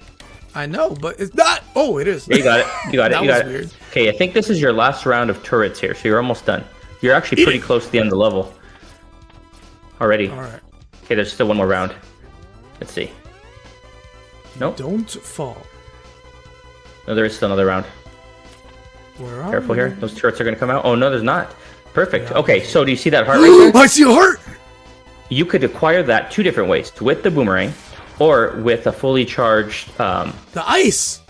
snow... what the hell is it called? Snowboard penguin. Snowboard penguin, come before Okay, me. so Snowboard. go ahead and charge it up, jump on him, and then he'll run off, and then Oh you my God. get on top of him, and then jump off. There you go. You got it. You got the right idea. Okay, I got the. Oh no! Go away! Go away! Nobody invited you to this party. That guy can only shoot upwards and side to I'll side, be- so I'll you're be good. fine. You're good. Oh, I took too long to jump there. Okay. This is a good exercise for you to kind of master the snow disability or this type of weapon here. Careful there, don't run Could into him. not jump because of it. Yeah, you would have been done there. Sucked. Contact damage. No. Okay. I'm waiting too long. It's tricky. It's a tricky ability to master. It's much easier to get it with the boomerang, but this is a good exercise for you to learn. Okay. Boomer. No! That was Whoa. too early. Can I just wall jump? I've never actually done it by wall jumping, but maybe you will do something I've not done in this game. I don't know. It's too high of an angle, this one. You see what I mean? Like, I think Yeah. I'm hitting the peak. I'm hitting the peak there. Ha! Yeah, I'm hitting the peak there. I don't think I can. Okay. All right. We try this again. Don't fail me, Pinguino. Pinguino of the Peregrinos. Oh no! Oh no, I didn't dash jump. Chewie think said that was put in it. those reps. Yeah, we have to put in BGD those has to put in those reps. All right. I'll put him. They're gonna pay off. They're gonna pay off for him. Oh no. Dude, way too late on that. Way too late, yeah. Way too late. Okay, I gotta wait for this fool to move. Oh! Closer. Oh! A little closer. Get out of my way, you fan. I think you have one or two more of these that you could use. Oh, okay. This might be the last one. I think this is the last That one. looked like it. I believe. You have the right idea. I believe. No! Oh, That bad bullet! No! Oh my gosh! dude, you almost had it on your final try. That was good attempt, sir. Is it letting me? Oh, no. I think that was No. it, right? Yeah. Yeah, that's no more. Okay. Now you die. So now your best bet is to take out this boss, come back here with the boomerang, and you'll be able to get it much easier. All right. The boomerang, you just shoot it, and it grabs whatever's over there, and it brings it back to you. All right, hold on. Why is this fool not dying? Hold on. A couple more hits. Oh, he needed a few more hits? Okay, that's what it was. Yeah, especially with the X-Buster. You could one-shot him with a lot of your other weapons. Ooh, I was gonna hyper jump that, but forget that. Oh, wait. Don't mess up my items. Oh, I missed! Alright, go the other way. Be gone with thee! Oh, actually, that was a good time to jump. There you go. Alright. Got it? This won't hurt me, right? Okay. No. No. Jumping into a fan. That's good intuition, though. That is a good intuition there. Well, after those spikes were not acupunctures, so... No. Dang respawn, bro. Darn it. I was supposed to die at the boss. Oh my gosh, do I have to climb the tower all over again? I think you do. I don't think the entire... Not the entire tower. Okay. Yeah. At least it's not the entire thing. Be gone with it. You're getting better, though, in terms of scaling the tower. Alright, we're gonna do... Oh, yes, it's over here. It's this one. Okay. Blast this fool. Huh. Alright. Oh, you suck! He got me. Nope. Made you pay. He made me pay. He was like, oh, you want to shoot me on the way? I got you now. You can fly. No, I don't need to fly. Oh, wait, what the heck? Where is my dash jump when I need it? Ha! Nope. Oh, close. Good try. It was. Oh, come off it. Give me. No! Oh, bloody hell. So, BGD, I was going to ask you. Yeah, man. Do you guys normally dress up for Halloween? Because we're trying to figure out our Halloween costumes for next year. Or, I mean, for this year already. Nah, I don't. You don't? I do not. What about the wifey or the kids? Nah, well, we've done a few times. What did we do last time? They did, oh my gosh. They did, what's it called? Straw hats. They dress up as Oh, nice. Yeah. I kind of figured because that most recent post, it looked like you already had the outfits and stuff. That's pretty cool. Yeah. No, yeah. So we did do that. So yeah, we've done it a few years just so the kids can experience it, but it's not really a thing in my house. Yeah, that makes sense. Yeah, we don't really celebrate Halloween necessarily. We just like to dress up, like to dress up and like go to parties and stuff like that, but like not necessarily celebrate the holiday. Okay. Because our youngest actually got really scared of Halloween a couple years ago, like a lot of the animatronics and whatnot. So So we kind of like, it's on the back burner for sure. As a result. No, yeah, my cousins and my family still like to celebrate it. It's just not a thing for us here. Sorry if that upsets anyone. Not sorry. Yeah. I posted on the Discord, my Discord a couple hours ago, a couple of Jazz's previous outfits on the miscellaneous section. Oh yeah, and I was she did the MK, right? Yeah, she did. No, I was asking if Mortal Kombat should be the next one. I posted her Ninja Gaiden and her Deadpool. She did Ninja Gaiden and Deadpool. And we're thinking of doing Mortal Kombat, but I can't think of anything else because Farrell suggested X-Men too, Rogue and Gambit, which would be really fun too. No, what do you mean Rogue and Gambit? It's Rogue and Magneto, bro. Get it right. After X-Men 97. I need to be old man. That was so spicy.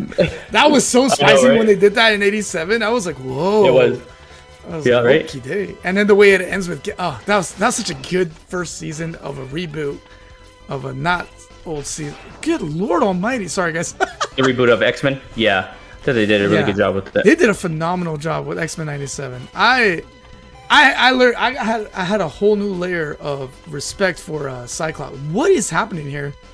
Go ahead and get up on top of it, hit, and then shoot him as he's coming out, and then drop in on it, or do that. Yeah. Yeah. You're overthinking it. Yeah, I was way overthinking that. Sorry, guys. Welcome. I'm so afraid to get hits. Well, at least now you have plenty of health. You have a lot of health to play around with. I know. Not that we want to get careless. Oh wait, but... we can't try the ice though, huh? No, I'm pretty sure the ice is done for this run. Dang it. Because well, you guys should check, but I don't believe it refilled. Well, no, you're right. It doesn't refill. You said it didn't. That's right. Die. Oh no, sorry.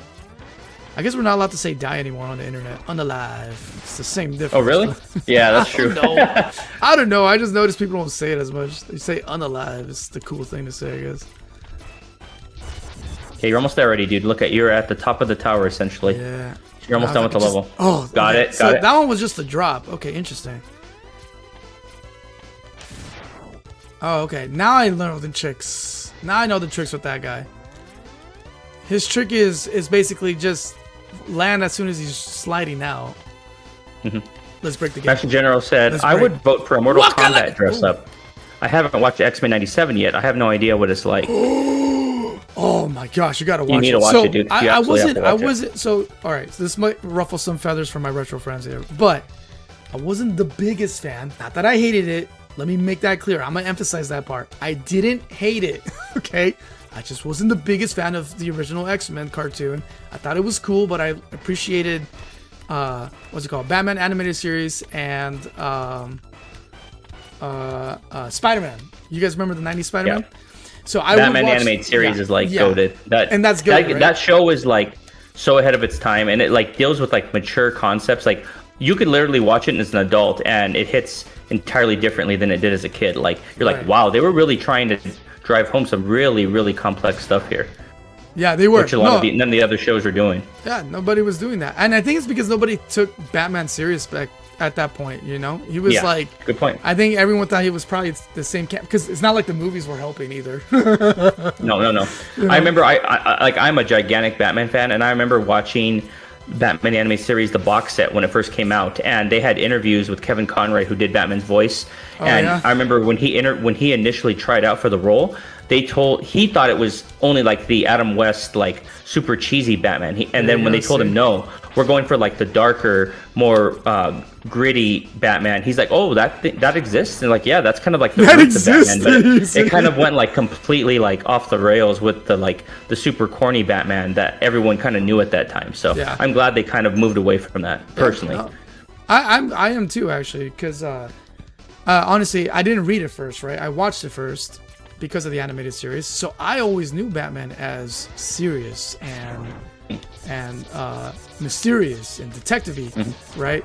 So like when I would see because I was exposed to, before I was exposed to Tim Burton's original Batman, I was exposed to, Batman Forever and Batman, the other Batmans, that I didn't hate as a kid, I remember, but they were, whoa, did he hit me? I can't tell if he hit me or not. Dang it. You reached the top, you reached it. Nice, you got it, bro. You got it. Okay, so if you die here, you're going to be able to rematch this guy. How many lives do you have? I should have one more. I keep hitting the wrong button. Yeah. Dude, stop. All right, we're going to test some stuff here. But yeah, so with that. Oh, wait. Dun, dun, dun. I'm a mandrill. There he is. I don't even know what a mandrill is. No, that's Boomer Kuwanger. You already took out the mandrill. Oh, that's right. He was the ape. Yo, stop running at me, bro.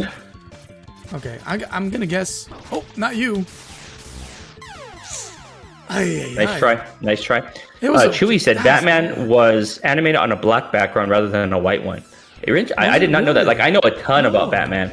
Chewy, I knew you weren't watching my channel yet when I did Batman Arkham Knight on the channel, but I remember I think that's the first ever stream you jumped in on, BGD, when I was driving the Batmobile around. You're like, dude, this thing is awesome. I love that. And I didn't know you were Batman. I didn't know you were a big Batman fan back in the day. So that's awesome, dude. You and I have something else we have in common. Yeah. No, that game is goated. The Arkham Asylum series is so good, dude. It's so good. Get off me, bro. You're actually doing a pretty good job evading him, like intuitively, because this guy could be tricky until you learn him. I can see what you do on the busters. You just gotta. Nope, I knew you were gonna do that. Oh, why'd you run into me? Nice, just stay very over nice. There. decent attempt. Like I said, you don't have his weakness, so you're doing a pretty decent job for your first time fighting him, especially without his weakness. All right, so I don't have his. I don't have his. I heard something about Sparky Spark on Armadillo. Let's go. Minor Mole said Kuwanger is the Japanese word for stag beetle. Yep, I did hear that, so that makes sense why he looks like a beetle. That's why he looks a skinny beetle. I know what his weakness is, though. Puma. Okay, so and Timon. I just feed him to Puma and Timon. He's. Oh, what? Whoa, this is fun. Can you jump off here? Jump off. Huh? Oh, okay. Wait, don't jump off yet. If you go back, this is the area where you could farm lives. Oh, really? Oh, yep. So you just bypass it. If you want to go back, you could farm lives. Give me the farming. No, not you. I said not you. Okay, keep going. Okay, so you're gonna see an OG bat. See how these bats all look the same? Yeah. You're gonna see a different looking bat. We're gonna see an OG bat. It's the OG bat right here. From there you go. And he has a very disproportionate drop rate of 1-ups. So just keep farming it. Okay. That is the OG bat from the classic Mega Man series. So that's the bat from Mega Man 1 through from the old Mega Man. They just slide him in there. That's freaking hilarious. Yep. Look at him. Oh, what the? Yeah, he doesn't drop it every time, but he drops it, especially with the Blizzard. Go ahead and switch to your Blizzard weapon. I've found that he actually drops it a lot higher with your Blizzard weapon. With my Blizzard weapon? I like that version. Oh, sorry. Wrong thing. Come with me to your death. Psych. Oh, you punk. I was trying to... No, that's not him. Oh, it ricochets. Oh, it ricochets off everyone. Yep. Oh. Okay, so just keep coming back and playing around with that, and you're going to be able to farm quite a few 1-ups here. There you go. Oh, yeah. It even looked like what I was wearing. The colors I was wearing. Yep. That's cool. It changes. If you see it there, if you keep cycling through all your different colors, it changes whatever color in real time. But even for the 1-ups, that's cool. Yep. Yeah. That's another really cool feature they added. There you go. Look at that. That's awesome. Get out of my way. I got life to pick up. We're going to farm all day, farm all night. So how many... Minor Mole said also Armadillo has some goated music. Yeah, man, there's rarely any misses in this game in terms of the OST. And this is a banging track. So definitely I haven't seen my cousins play this one because I don't recognize anything. I don't even recognize the music in this one. Which with Mega Man is so recognizable. So I think I watched them play Mega Man 1 and 2 quite a lot. Oh, I'm out. You're out. That's all right. Nah, you could still get it with the basic Buster or any weapon for that matter. Whee! And you're able to farm some health here as well. Yeah, I'm noticing that. Oh, they're dropping quite a bit. Well. Oh, that nabbit ostrich. Nobody invited you to this party. Hold on.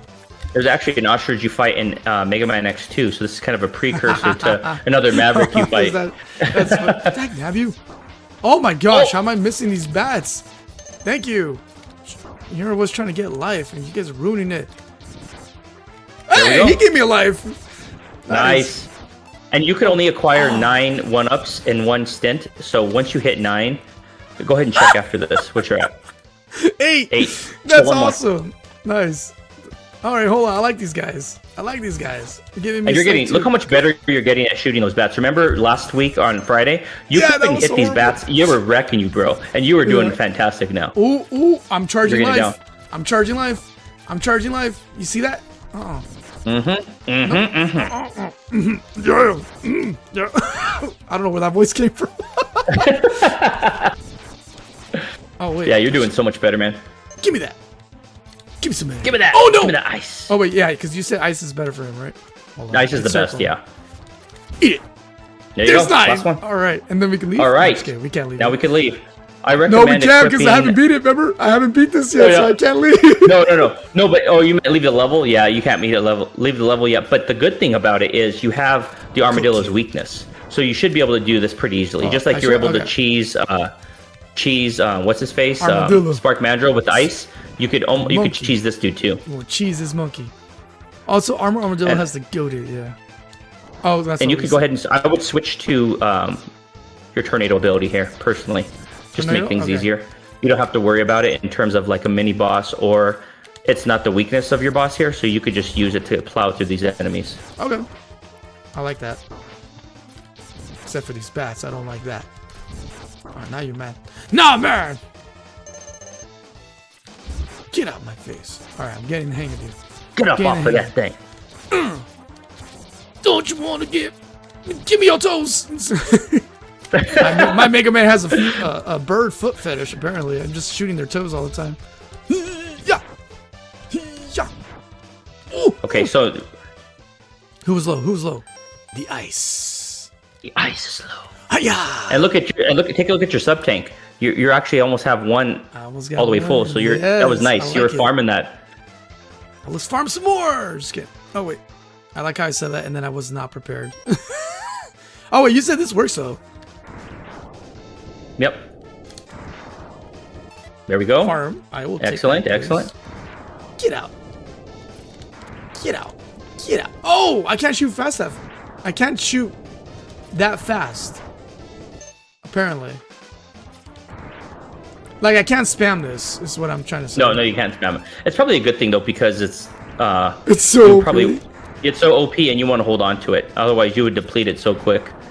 That's a good point. It's kind of like on a cooldown, essentially. All right, we'll move on. Okay. Oh! He'll kill you in one hit. He'll kill you instantly if he touches you. Oh! Hit him again. Almost got him. One more. One or two more. Oh my god! Oh! I thought I had him. I didn't want to spoil that for you, dude. I was like, you're gonna have to be very careful when you go down there. I'm like, I'm gonna see how he reacts to this. I reacted as you thought I would. Actually, you actually reacted better than I thought you would, because I thought you were gonna get killed immediately, but you did a pretty darn good job there, dude. Thank you, man. I've been fooled. And you got your knife back. I got my 9. I know. That's why I purposely jumped off. I was like, hold on. I can get 9 again. I don't need to pretend here. I can get 9 to get out of my face. Oh, I'm gonna go refill my water. I'll be back in like 1 minute. All right, sounds good. I shall return. Yeah, this song is good, man. I agree with you, Minor Mole. Minor Mole, tell this mole over here to not crush me again, please. Oh shoot! I forgot you were there. Oh, thanks for the health, though. Appreciate that. Let's do it. Oh. Well, that was nasty. Oh my gosh. So how many of you here, let me see. Let me ask this real quick.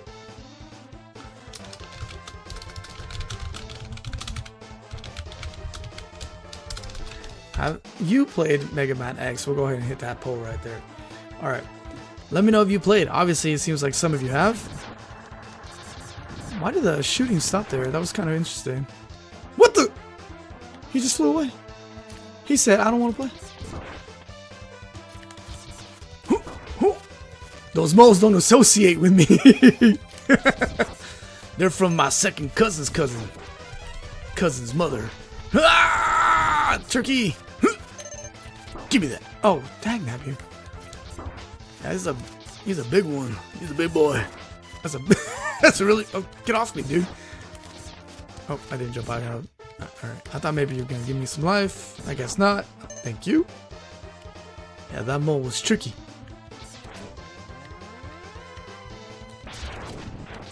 Death to the swarm.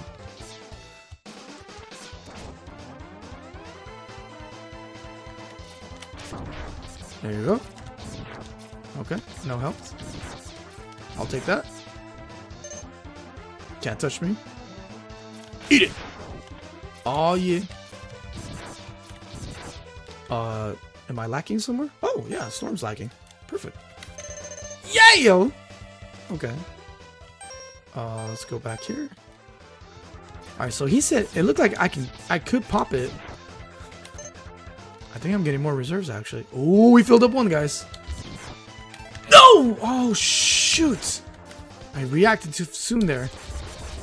Hold on, I'm gonna farm here for a little bit. Don't mind me, guys. I'm just farming here today. See how many of you so far, 100% of you said you have played this. So I'm the guy who's out. I'm not. But now, soon I will be in the inn. Ah! No! Dag nabbit, you fell right on me. No! They both fell on me. That's funny. Gotta watch out how they pop these guys. Nope. Nope. Nope. Get off. Get off. Get off. Get off.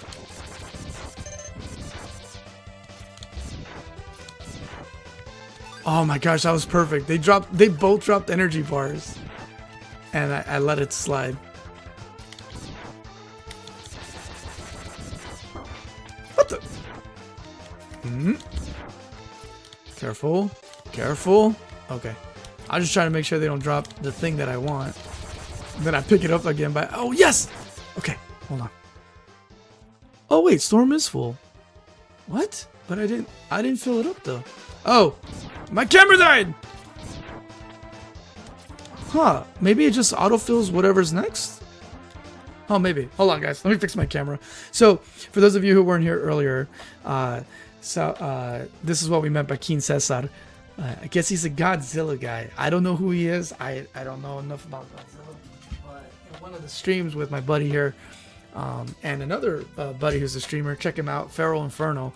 We were playing and they were talking about Godzilla, and they were bringing up how every time my camera dies, it's kind of like a thing now. These rays here reminded them of King Cesar, this character's eyeball laser ability, and so I thought I'd throw him on. So every time the camera dies, this guy comes up. All right, so let me switch that out real quick. This game is fun, man. I gotta tell you, my hands are stressing out though. Like my wrists are like super tight. I have returned. Yes, brother. Look, King Cesar has joined us. Love it. I freaking love it. He has joined us for the evening. He's dreamed of being on sharing the screen with King Cesar. Yeah, we have. All right. So usually I'm by myself when this happens. So how do we get rid of this fool today? I don't know. I think we let's see here. Headbutt him. Headbutt him, or we throw elbows. Yeah, let's either do the headbutt. We already did the slapping him. We did the pinching his ear. Pinch his tail. Yeah, we pinched his tail. I think I tickled his toes at one time. Yeah, so let me think. Man, we've been pretty creative here. That's so funny. Master goes, "It's the monster that I forgot the name of." King Cesar with the rainbow beams of death. Oh, Chewie said, Hadouken him. He says what? What did Chewie say? Hadouken him. Give him Hadouken or Soryuken. Oh, I can't click and do that. Say that. Hadouken! Multiple Hadoukens. There we go. Tiger uppercut. Tiger up. There you go. Tiger knee. I always like tiger knee. Tiger knee. Tiger knee. That's how we'll do it next time. All right, let's go back. Bam. All right, we're back, guys. We're back. All right. So I'm prepped now for this fool. Eat it.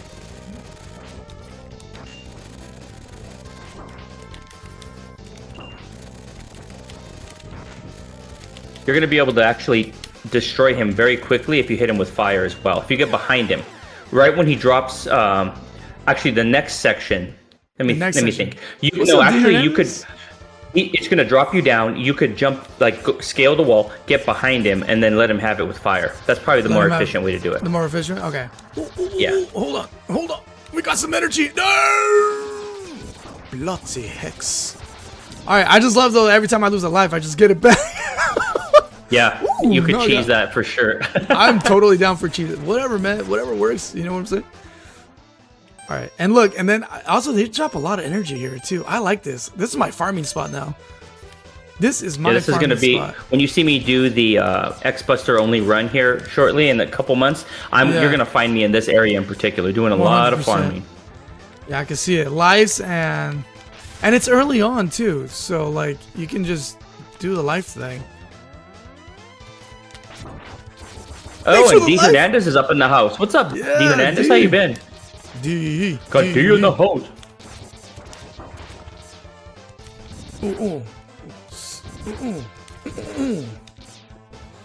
Gotta make it funky.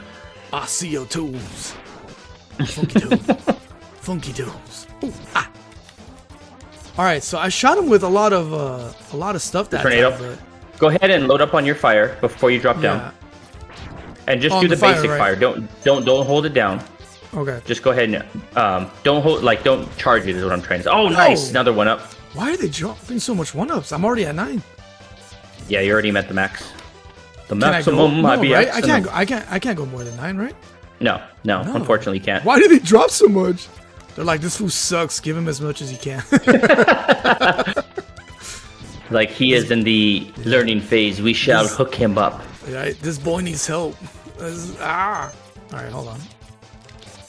Just trying to see if I can... You've almost doubled your health, though. If you look at where you started with your health bar, it's like almost double the lane. Yeah, well, all the hearts. With all the hearts you picked up. Oh, we have to go back to get the heart. The boomer guy. Oh wait, I didn't get his weapon. What am I talking about? You didn't get his weapon yet. You didn't get his weapon yet. I'm acting like we already did the thing. We did not do the thing. Whoopsie poopsie. All right. Full health. Full energy. Are all your tanks full all the way? Yes, sir.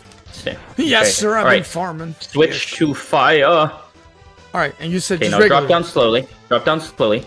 And don't commit to the fall. Okay, now jump up, jump up, jump up, jump up. Get behind him. Drop slowly and follow him and do that. Exactly, just like that. Wait, don't. Okay, go, go, go, go, go, go. Oh, got him. Okay, now go back a little bit. Go back slightly.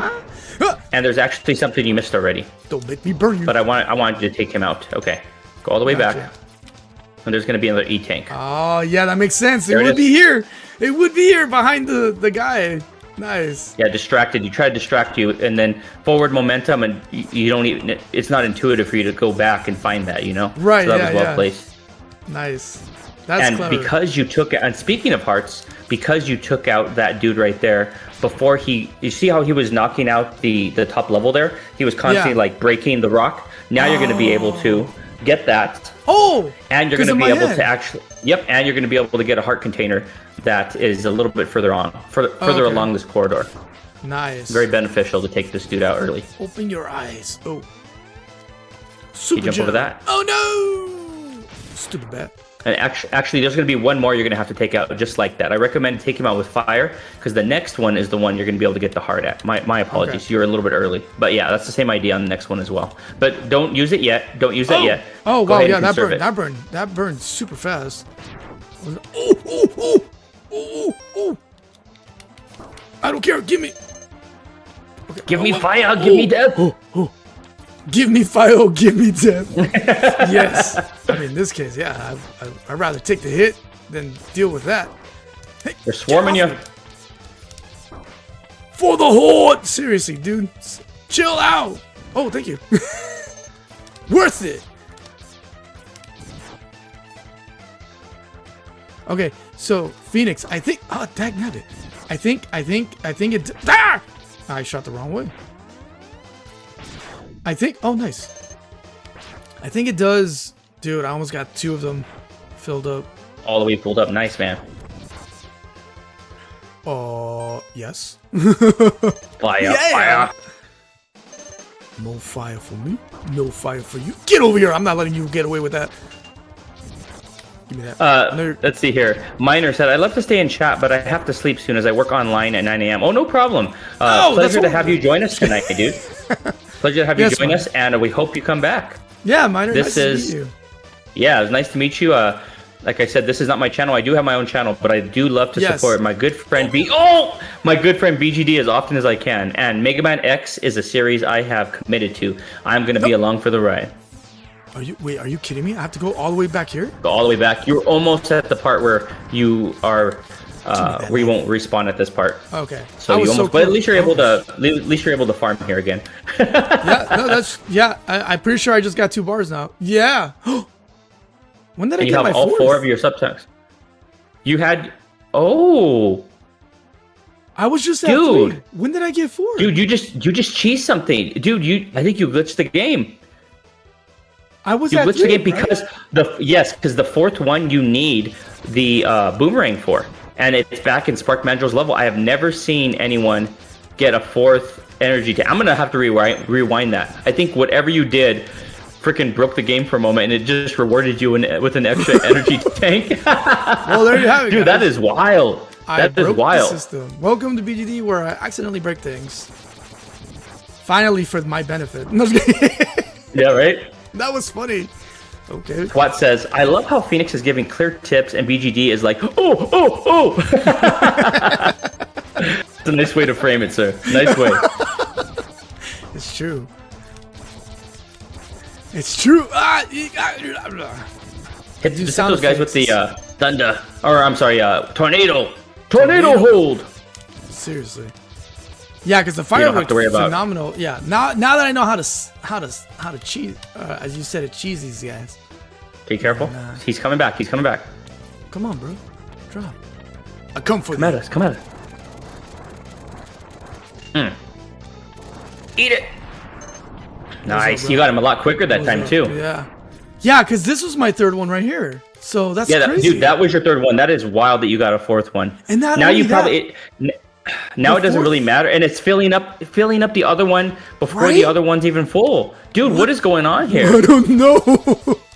I don't know. I have never seen either one of those situations happen, and you made both of them happen at the same time. I'm stunned. I'm happy stunned. Okay. Technically, we don't have to go back now, right? For the get that life though, because that's gonna refill your life sub tanks. Where? Oh, this right above you, right there. Oh yeah, you're right. You want to grab those? That's right. Want to grab those? So never pass those up. Take a look at yeah, right. Yeah, You're filling them up equally. That is weird. What the heck? I like somehow mirrored it. Nope. You want to dash there. Careful. I thought I pressed the button correctly. I guess I didn't.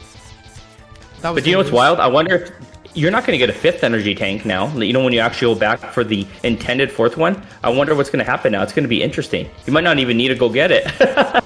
Wait, the game already gave it to you. But I do need the heart piece at least for the extension of life, right? Yep. You definitely need to go take out Boomer Kawanger, get his weapon, or try Chill Penguin's weapon again. See if you're able to grab it, because you got really close. Remember, dash jump here. Dash jump. There you go. Excellent. Very well done. Sometimes I nail the dash jump, and sometimes I just flub it. I don't know what it is. Get up. Always be shooting. Getting a lot better at, like I said, jumping and shooting. Because you were really struggling with that the first stream. This stream you're doing much better. Yeah, I totally was. Nice. Okay. Alright, so what's going on here? Just stay on here. Don't jump off of this one. No. Oh! Careful. Dang, okay. Right when you said it. Actually, you might be able to go back up there and grab it, but it's not a huge deal. Not a huge deal. Okay. Well, you can check it real quick. If I can go back, it should respawn. Oh, dang, have you? Yep, there it is. Just let it take you along for the ride. Alright. So no! Oh! Stupid man! It's like psych. I'm gonna take off without you, bro. Yeah. Hey, you wanna come with me, man? No, not today. And be careful, because you could actually die with the spike on the end of that one. You could actually kill yourself. Oh, I can kill myself with my own spike. That's wild. Yeah, you're gonna want it. Careful. Let me get out. Let me live. No, you bloody bastard. Go to the left. You got it. I don't. Oh my god! Why did that happen? What was that? Oh my god, that was wild. Okay, get your fire ready. That's all I'm gonna tell you here. I won't spoil anything. Get your Let me catch my breath. That was wild. Oh, dude, this has been a level for the ages right now. What was that? What freaking was it? Oh, good night, Minor Mole. Oh, he already left. I'm like, what was that, dude? That was scary. Was that checkpoint at least? If I died? Yes. Get that. Okay. Get your fire ready though, dude. Get your fire ready. Oh, get my fire ready. Okay, sorry. Get that fire locked and loaded. Wait, I gotta charge it? No, don't. You don't have to charge it. All right, I'm gonna slide on in. Slide in like those DMs. Oh, what the? All right. Slid up in these DMs. Oh yeah. You got him. Excellent. Ooh. Okay, do you see how he was breaking the wall there again, or the ceiling essentially? Yeah. If you continue along that path, if you let him continue to do that, you won't be able to get that heart container because it'll be too low or too high, and you won't be able to jump. What the? So yeah. Hey, I know how to dash jump. Knock it off. There we go. Thank you. You got it. I didn't even dash jump there. Okay, he would have broken that. Okay. Oh. Okay, don't mess up the dash jump. I messed up the dash jump. You messed it up, but you still made it. You still made it. Master General, did you see that he was able to acquire the fourth energy tank without actually getting it? The game just gave it to him. Yeah, look. He had 3, and then he did something, did some shenanigans, and then all of a sudden he had a fourth energy tank. That is wild. I have never seen that happen before. Yeah, I must have. And I have played this game a lot. I must have triggered something. Oh my lord. What is with me right now? Why when it matters, I keep... Oh, dear lord. Okay, you want to stay on this one, okay? Yeah. You want to stay on this one, so get it to respawn. Oh, don't... Careful. No, don't die, so I'm just like... Okay, I'll keep firing here. Just fire away here with your buster. You're going to have some slowdown here. Yeah, I'm lagging. Yeah, I'm lagging, I can see it. It's cool, Okay, though. get ready. Yeah, it always does this. It's nothing you're doing Die, wrong. turkeys! Oh! Come on. Oh! I literally looked at it and just didn't react. I didn't want to tell you that because that's another spoiler. I was like, I'm going to see if you're no, going to jump off no, when you that see was it. funny. Yeah, that was... Oh, shoot, I fell the wrong way! Oh, wait, I don't have to do this anymore. Because I got the heart pace anyways. Stay along for the ride. He's going to kill himself eventually. He'll fall into spikes and kill himself. Oh, really? Chewie's laughing. He said, Master General said that's weird. And then he said, he got it without the actual objective. I missed that. Yeah, he did, dude. I bet you about 10 minutes ago, he was able to get the 4th energy tank without actually getting it. Yeah. I personally don't even know what happened there. I literally, like, you saw me. I was trying to make the jump. I failed. I fell. And then wow, am I too close to the edge? I'm going to have to rewatch that whole sequence. Yeah. Dude, that might have to be a short there. Where you're like, I did everything. Oh! El pajarito, dude, the little bird hit me. I got the cheese. We got the cheese, and we were able to get the 4th energy tank without actually getting it. Man, that was wild. I straight up cheesed it twice. Master General said, be glad that wasn't Mega Man 1 frames. They don't save you against spikes in that game. Yeah, they don't. Yeah, no. That's why I was freaking out there, because I was like, wow, I can't believe with the bats there. That's why I said, let me catch my breath, because I should have died. I'm so no! Oh! Why am I dashing that correctly, man? It's a good thing. It's a good thing I had you farm for those lives, dude. I know. It's a good thing. But I'm wasting them. I'm foolishly wasting them. Let's see how many it takes. 1. Let's see if I can count. I bet you're not gonna be able to get it by the time you have to. Probably not. Yeah. By the time you would need to. Yeah, you wouldn't be able to. He's gonna get it. He's gonna yeet himself. Kamikaze. Oh, what the? I could have sworn I shot that way. All right. Sure, we'll say that. Okay, thank you. Yay! Oh no, not yay. All right, I'm just gonna let this. Oh, thanks for the help. All right, don't let these turkeys get in my shot again. It's kind of cool how slow-mo it is. All right. Get him! Careful. Oh! What was that? What was that? I got like ricocheted. I ricocheted. Yeah, you Why ricocheted. Did you know you know? Speaking of the Hadouken, did you know you could actually acquire the Hadouken in this game? This? And you would you could actually acquire the Hadouken. No way. It's actually, you know, the part where you keep dying. You have to jump all the way on top of the cliff there, and it's up there. There's a capsule, just like another armor part, but you have to do a specific amount of things. So you're not able to get it until you pretty much 100% your run. Oh, really? But it could one-shot anything in the game. So it's literally, you could kill any boss with just one Hadouken. Dang it. Tell these bats to Hadouken out of here. No, seriously, Chewie is freaking You're having Chewie cracking up here in the chat. Dude, it's not even on purpose. I mean, usually I try to entertain you guys, but that was bananas. Oh, I got hit. This has been a bananas playthrough so far, but I'm here for it. But it's crazy, right? Like, you saw that. I actually jumped off, and then I bounced off the wall. Oh my God. There it is. Okay, so what I suggest, this is what I do. When you're about 3/4 of the way done there, when you're descending essentially, do a dash jump off, and you're gonna get be able to scale that cliff there. The intended way to get the Hadouken.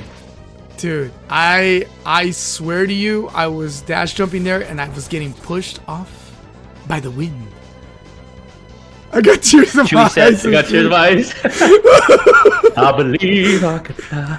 Bro, I'm gonna be down to 2 lives when I finally beat the boss again. That's horrible. Watch. Master General said the wind carried you off the ledge. The wind literally carried me. Oh, did I just pick up a life? I think I just picked up a life. Okay. So I'm having some issue with my camera right now, guys. It froze temporarily, so I'm fixing it. So sorry about that, guys. Not again. Okay, jump right there. Yep, see? Right where you can't get back up there unless you do a very precise jump. But that's where you need to go. Watch me. I will do it. You watch me. I got no chill about this. Come on. Mega Man, I know you want to do it with me. Let's do it. Come on. I've never actually tried this to see if it's possible, but it looks like it is. Yep, it is. And you got life. So this is where the Hadouken capsule is going to be. I'll show No you. way. I don't think I'm gonna do it on my playthrough coming up, but you could find guides to how to do it. Pretty cool. The Hadouken is a one-shot kill. Well, let's get it. Yeah. How do I get it? Do I penguin over there? Do I have to penguin over there? No, you're gonna have to do a certain. It's very, very strict. Where you essentially have to do like a perfect playthrough, and then you have to die a certain amount of times, and then it'll spawn up there. Oh, it'll actually spawn up there. Oh, right here. This spot right here. Yeah. Yep. So it's not gonna appear. It's not gonna appear. All right. Well, at least we got the lifey thingy. All right. It is time. Do you want to try it? Let me see. How many lives do you have? How many lives do you have? I have 4. Okay. Why don't we try to fight him with just the X-Buster, so you can learn his mechanics. Okay. Yeah. Try to just fight him with the X-Buster. All right. So switch to your X-Buster. Oops. Dude, what is going on here? Okay, so this guy's gonna be tough with the X-Buster because he actually absorbs the X-Buster. You're gonna see that. Watch this. Okay, go ahead and charge up a shot. Charge up a shot and let him have it with a charge shot. A charge shot? Okay. Yeah, just so you can see. Sorry. You don't have to do it all the way either. Just do it like halfway. It doesn't matter. Okay, shoot him. Okay, he absorbs it, and then he fires it back at you. Okay, so you don't want to shoot. So that's what I'm gonna have to contend with when I do the X-Buster only run. I'm gonna have to contend with him absorbing my shots. And just so that's an extra challenge. So now you could fight him with his weakness, which is the Spark Mandrel's weapon, the electricity ball. Mandrel? And you're gonna be watch what happens to him when you hit him with that. Well, I got, like you said, I got some lives. All right, yeah, let's go. Learn this boy. Learn him. Okay, you thought I would learn the first time. 1, 2, 3, 4. Okay, again. 2, 3. Oh, just 3. Okay, that was weird. Changed it up there. No! Why didn't I jump fast enough? Oh!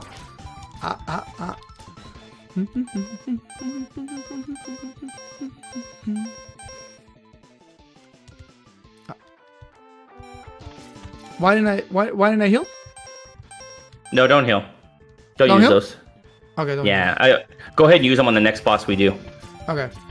Just see how much you could do, and then take him out with the cheese tactic on whenever you're ready, since you still have a couple lives left. If you want to learn it, that's a good idea. That was weird. All right, am I down to 2? Okay. All right, that's the normal amount. So now let's not. I don't want to start from the beginning. All right, Sparky Sparks. All right, so he can absorb my armor, but can he absorb it? Watch this. You're gonna watch the effect here. Wait till he's stationary. Watch this. Just plain Dylan. And his armor fell off. Oh, but he still hits pretty good. Okay. He still hits you hard. Okay, now you'd want to use your tanks. Go ahead and use one of your energy tanks, so we're not playing with fire here. Yeah. Okay, what do I press? X? Yeah. I think it's square. There we go. That's probably. You think that's enough?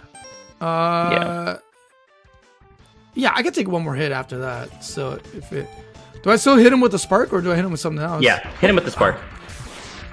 Oh. Okay. Oh, it's okay. I didn't see that angle. I thought I was in the same spot. D Hernandez. You're gonna have to be You're gonna have to be really vigilant with your dashes. To dash if you're gonna want to stay on the ground floor, fight him toe to toe. You're gonna have to be really vigilant with your dashes. All right. So first he charges, so get out the way. Once he's stationary, let him have it. There it goes. Stay stationary. Oh, come off it, dude. Oh my gosh, twice he hit me like that? That's nasty. D Hernandez, yes, Phoenix is going to be doing an X-Buster only run. Oh yeah, I didn't see that question. Yes, I am D Hernandez. It's not going to be until after BGD's done with this game, because I don't want to spoil it for him. But as soon as he's done, I'm going to put it on the schedule. It'll be fun. Yeah. He dropped down, hit him. Oh, right when I got him.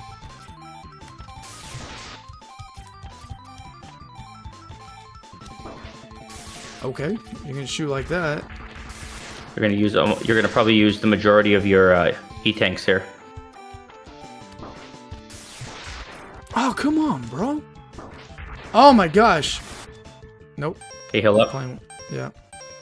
You still have one more, right? Yeah. Yeah. Okay, Execution here. Oh, I hit him. I hit him again. Jump over it. Yep, jump over it. Fire. You got him. Right in his Nice. face. Yeah, that's what I recommend doing.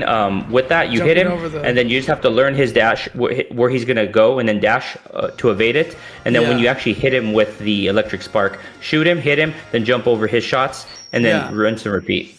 Yeah. So it looked like shooting over his shots made it easier because it's just jump and shoot. Jump and shoot. So at least that part. The bouncing I got to figure out. Ooh. Tornado! Rolling shield. Another tornado? Oh, what was that? I don't know what to call that. All right, so you're going to like this ability, and I'll tell you why. Yeah. Well, I'm not going to tell you why, actually. I'm going to let you figure it out. Okay, cool. All right. Actually, it is midnight. Let's call it here. I think this is good. I think this is a good spot. Yeah. Because then we can do a little bit of the cooldown, and then we'll do that. So, wow. So last time we got to do 3 bosses. This time it was 2 1/4 because we got to him, but we didn't beat him. So interesting. So there you have it, guys. But you were able to kind of double back, and you were able to get a couple heart pieces. Actually, you already have all of your E-tanks as well, so you are in a good position to finish this game now. And now you know your farm spot too. Yeah. If I just don't die in the process. Actually, yeah, we'll pause it here. I just want to at least get a few more lives, and then we'll call it. Yeah, and you could exit the level now. So you're in good shape. Yeah. So we could just get that. So yeah, we'll end it so that there's less farming next game, guys, and then we'll call it here. And let's fill up the E-tanks too. I think you're going to be able to beat this game in 2 more streams. You think so? Yeah. I mean, at the pace I'm going right now, it feels like it. Yep. Dude, nice. Because, not to spoil anything further, but once you defeat all 8 bosses, then you have to... There's like a gauntlet section. I don't want to ruin it for you, but there's probably an extra... I would say for you, an hour to hour and a half more content after you beat the 8 bosses. Nice. So yeah, I'd say 3 streams max, but I think you could do it in 2. Nice. My sensei has faith in me! Yes. I'm seeing exponential improvement in terms of... how well you're doing, especially with the dash jump, and then able to execute by firing and hitting enemies while in air has been a tremendous improvement. So I absolutely. I like how you say that, and I got like 4 hits in a row there. You are correct. I'm sorry, BGD. I said, Master General said just 3 left, and SWAT says I'll be back after lunch. Sounds good, dude. Enjoy your lunch, my friend. Yeah, SWAT. Nice to see you, man. Always good to see you, man. Yeah, he's doing his own streams now, dude. It's pretty cool. He was doing. Yeah, I'm gonna try my best to catch him. See if I can catch him live. It's a lot of people to catch. We got Arcane and you and Feral and SWAT. Yeah, it's a lot. Who's the other one? The brother who does like the funky ones. The cool what do you call it? What's the word I'm looking for here? As booty. Oh yeah. As Butt Gaming. Yeah, Dave? he does. Yeah, Yeah. that's his name, guys. We're not trying to swear here. It's just that's his name. As Butt Gaming. As Butt Gaming. It's AZZ, not ASS. Yeah, it totally is. Oh man. Yeah. So we got him, and he does some cool, interesting stuff too. He does almost exclusively all retro stuff, like retro Link to the Past and stuff. Well, and it's specifically emulators, where like it's like one of his lives that I was in. He did this cool thing where he what's it called? He what the monkey? Come back. And Muso too. That's a good point. Chewy Muso streams as well. Who does? RK Muso. I've been watching him for a long time, but that's because he's one of Farrell's friends. He normally streams during the day. And normally a lot of retro stuff too. Nice. Yeah. But what Asbut does is he does emulation, but he does randomizer. Like the randomizer. Thank you. That's the word I was looking for. Yeah, and I saw this one where it was really interesting. I didn't get to try it out, but you the people can pick stuff to like mess with him in real time. Or benefit him in real time. I was like, what the heck is that? I gotta try that sometime. I think that'll be fun. Can you imagine Mega Man? No X-Buster. Just run, just running and jumping. Imagine a Mega Man that's like Mario, where you have to jump on the enemy's heads, and that's your only mechanism. That's your only mechanism. Oh my gosh. That would actually be pretty fun. Like for someone that's like mastered the game, that would be a lot of fun to like test your precision. That would. True. Chewy said, I was watching Glitch Plea. Oh yeah, Glitch. I watch Glitch sometimes too. Yeah, there's so many people in our community. I know. My community and Ferals that stream. It's so true. It's true. There's a lot. Oh, and Master General said, "You're making great progress, BGD, almost to the end game." Yeah, he's doing. See, and what I'm not trying to like let him fly through it. And that's why I'm glad that you're taking the opportunity to like do stuff like this, where you're learning the mechanics, you're learning the controls, to where you're not just gonna blaze through the game and be like, "Oh, that's it." No, you're like experiencing the struggle, and you're experiencing like everything the game has to offer, not just blazing right through it. Yeah, well, you know me. I like to take my time with the games, even if it's something like this, because this is part of the strategy, right? You want to set yourself up for success, just like in real life. You're kind of playing it like you're kind of approaching it. I know you don't have a lot of experience with them, but like with JRPGs, where you go in and you grind and you get to like the appropriate level to where you can apply that strategy, and you're definitely like approaching it like a traditional JRPG, which is really cool to see you approach it this way. Well, it carries over from my, quite literally from my action adventures, because it's like, not all the time, right? Because some action adventures, but when you go exploring, you usually buff up, right? And then by the time you come back to the main storyline, it's a little smoother, right? So I'll to use a more recent one, I think it would be best to use this one over Zelda, but what's it called? Horizon Zero Dawn. If you go off, and like just perfect shooting and buff up the armor and, just level up from hunting and things like that, like you come back a little beefier, to be able to handle things. And those are modern mechanics that were implemented or originated in JRPGs. And there you go, see? Old retro games. So you could see all these modern games take the lessons from these older games and mechanics, and they refine them and whatnot. So it's really cool to see that you're approaching it like you're kind of seeing the origins of some of that approach essentially with these retro games. You're kind of seeing it come full circle. That's funny. Yeah, actually, I think it benefited me for when I definitely played Zelda 1 and 2, because I was like, well, I kind of know the rhythm when it comes to Zelda, right? So even though I had no idea what I was doing, and literally there was like 5 streams where I was like, I have no idea where I'm supposed to go, eventually clicked, so, but like puzzle solving and stuff like that, it was like, oh yeah, this is very still true to like modern day Zelda. Like it's not it didn't stray from its roots. That's the word I'm trying to get at. So yeah, so pretty cool how that would be helpful. All right, so I got the lives. I'm just saying that you're doing that in The Secret of Evermore as well. Yeah, and that's action RPG, but it's it's technically modeled off of a JRPG, but it's like the Western, Western iteration of a JRPG. Yeah, and that's kind of like how you look at it. You have Secret of Mana, which was the original template for you guys Secret of Evermore, and then Secret of Evermore is like essentially the Western version of that game in a lot of ways. Oh, no. Hold on. Oh, nice. Okay, something filled up. I just heard it sound different. It went ka-dink. Yeah. I think that's 2. Oh, 2? I thought something filled up.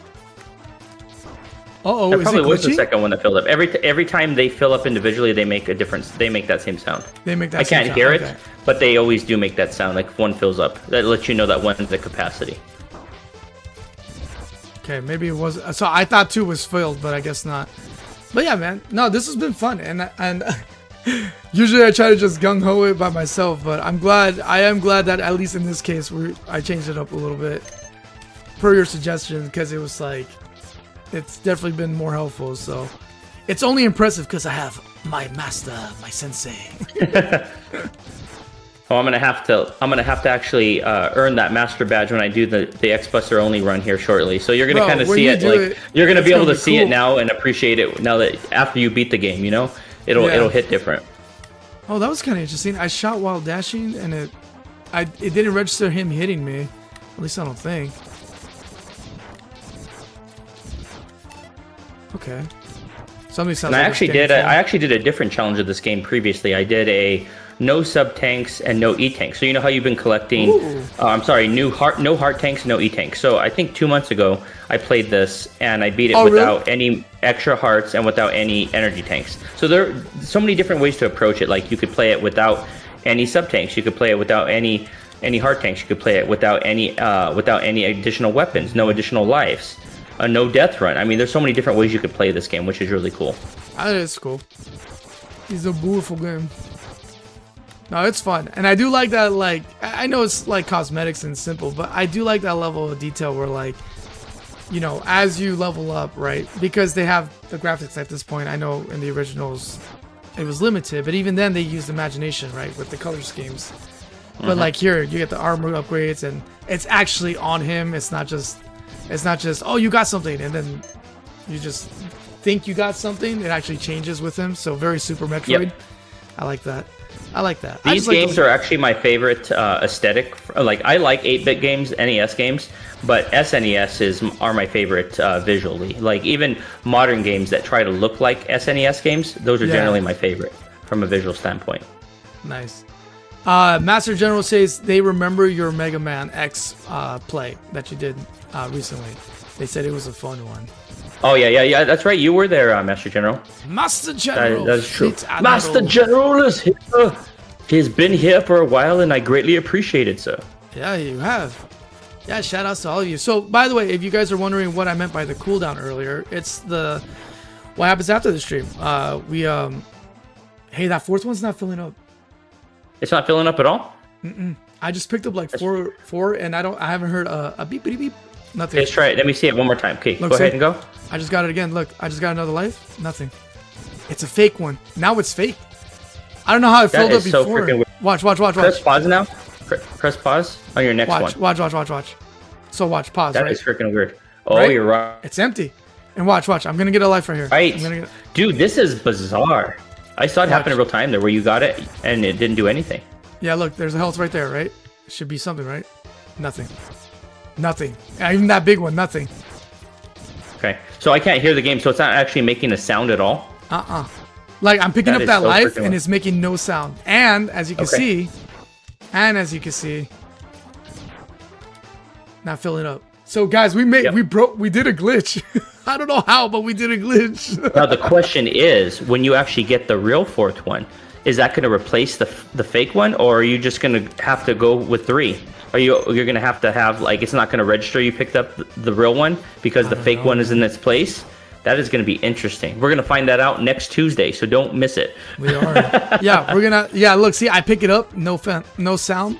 Oh, right, you can't hear it, but yeah, no sound effect, and as you can see, nothing's being filled. That's wild. So it duplicated the third one somehow. Because remember earlier when we first saw it, it let me use it. Remember? Yep. And now it let you use it, and it was like filling them up equally. Like for example, when they were both empty, and then when you got a big health refill, it replenished them both, like third and fourth one. They were like clones of each other essentially. What happened to one was happening to the other. Yeah, that's wild, weird. Man. That's wild. Okay, we saved it. We got the code for next time, and we are ready to take on our next Robot Master Maverick. Robot Master, what the enemies are called in Classic Mega Man. In X, they're called Mavericks. Wait, so why did they change it from that to? Well, actually, hold on. I'll ask you that in the cooldown, actually. So, all right, guys. So we're gonna pause it here, and then we'll pick up next Tuesday for Mega Man X. This is fun, man. And Phoenix should be here with me, I believe, right, Phoenix? Yep. Yeah, I'll be here. Yeah. I will be here for as long as you'll have me, my friend. Of course, through the whole thing till we beat it. So yeah. All right. Cool, guys. So there you have it. Part two. Yeah, part 2 of Mega Man X. We are down to 3 Mavericks left. 3 Mavericks. We got the Squid of Justice, the Stag of Doom, and the Gizzard. So Yeah, that's gonna be interesting. So we got the Kuwanger, aka Stag Beetle. So Do you have any now? Before we go here, do you have any idea of what order? Because I'm not going to tell you now. I like how we're kind of like now that you're getting acclimated to the game, you're adjusting to like tactics and whatnot. Now that you're kind of going off script a little bit. What are you thinking? Do you have a specific order you think? I think. Well, hold on. I think I'll know when I see this. Hold on. Let me test something real quick. Okay. Octopus. I got tentacles. I like that logo. That wolf logo is mucho macho. Yeah, that's the Sigma Maverick logo. I've always loved that. Always loved that design. Why does the bad guy get that wolf? Okay, this. I want to check this real quick. Okay, what do you do? Owie. Stop it. Oh, just... Okay, no. Okay, wait a second. Take care of this guy. Take care of this guy. With your don't waste this thing though. This is a precious one to keep. I'll just tell you that. Take those guys out with tornado. Oh, tornado, right. Eat it. Thank you. Thank you. Okay. Eat it. Take out the next turtle with the tornado. Now go back to your rolling shield is what the weapon is called. Go back. Rolling... Bro. So go back to the last ability you just acquired.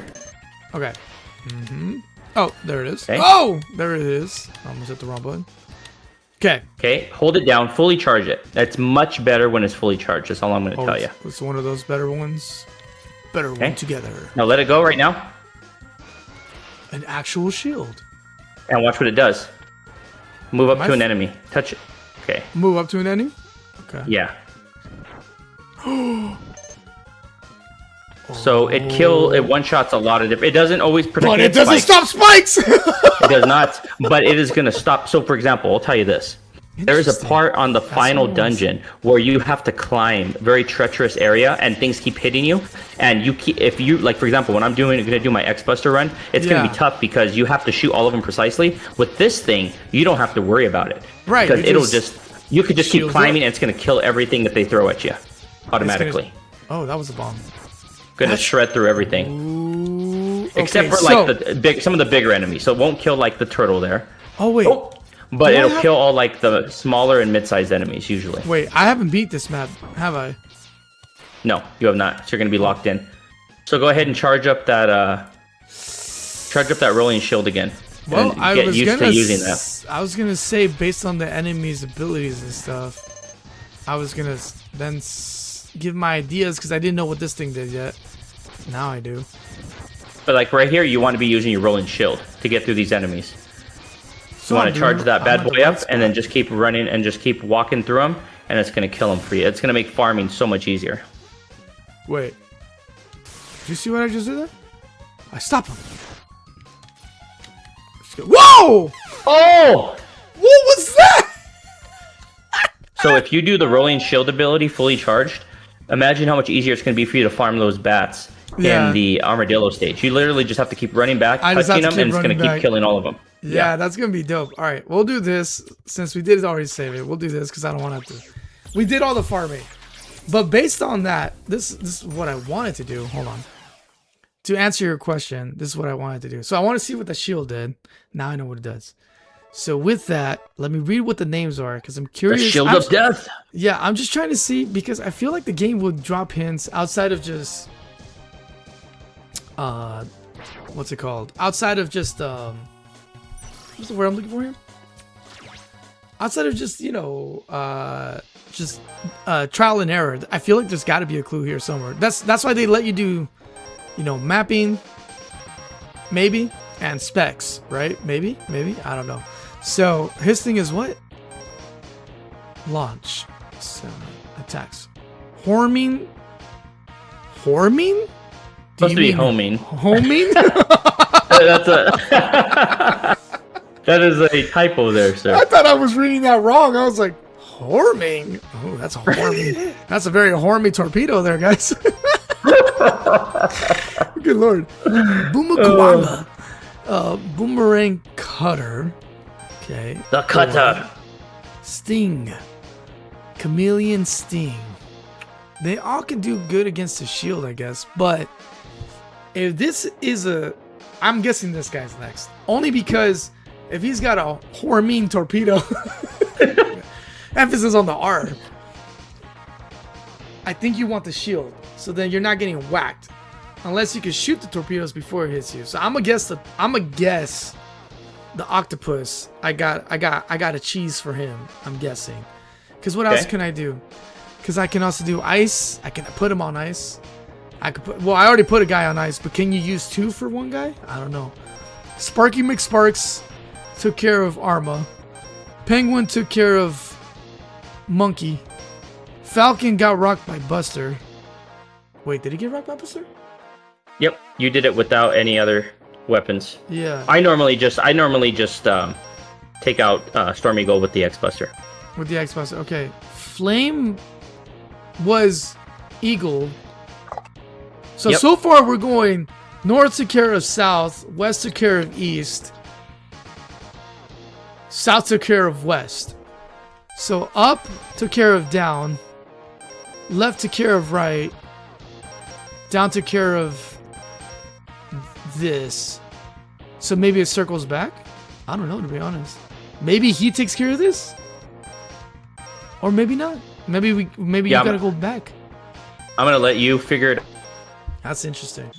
Yeah, that's interesting. But so far, your logic is pretty solid. I like the logic. Okay. Yep. All right. I'm gonna go ahead and put my yogurt away really quickly, so I will be back in like 30 seconds. Yeah. While my buddy does that, I'll not end the stream here. We're gonna go for about it's already 12:20. Oops. We'll go for maybe 30 minutes.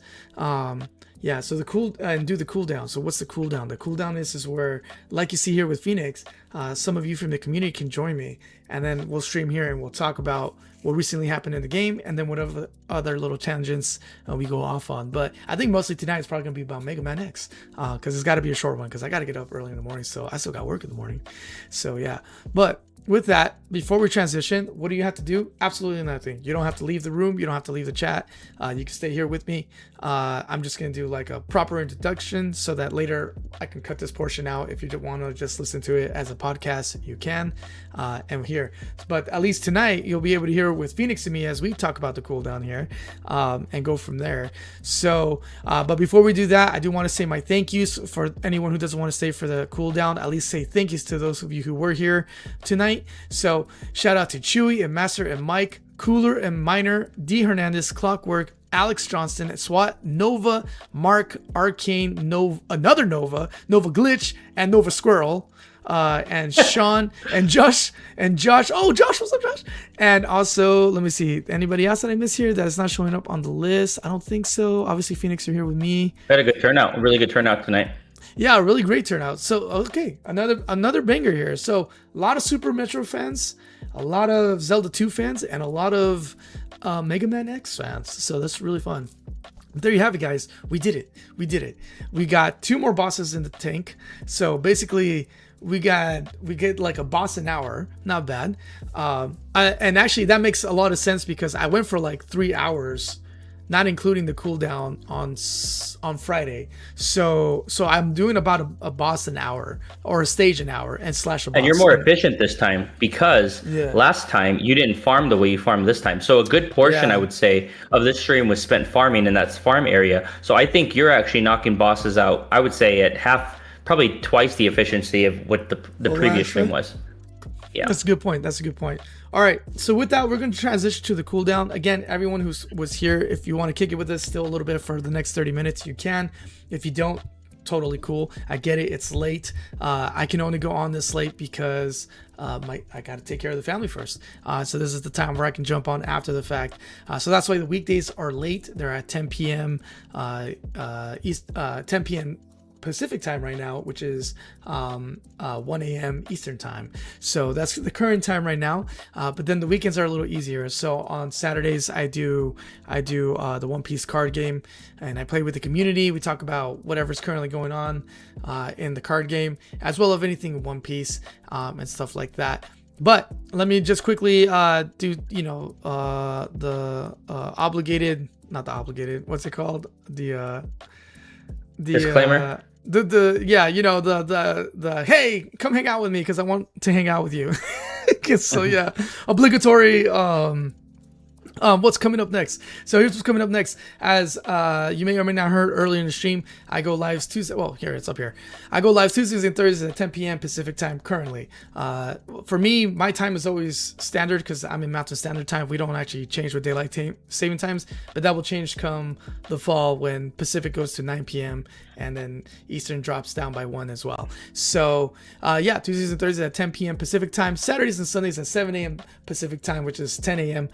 Eastern time. I get right now the games that I am enjoying, that I'm trying, are consistently right now the One Piece card game, which is a lot of fun. I've been a big fan of One Piece since I was a kid, but now I'm playing the card game that I only started since November, so about half a year now, I think.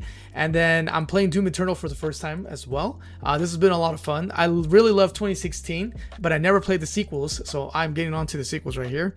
And then the other game that is new that you'll see on Sundays to kick off the week every week will be over here with Secret of Evermore. I just did part 3 Sunday. It was a blast. Super cool. I thought it was really good. And then Mega Man here on Friday was only because I didn't have to work Friday, so I figured let's kick off the new video here, or the new game here, and have fun with it. So that was a lot of fun. So yeah, there you have it. That's the schedule, the usual schedule for the week.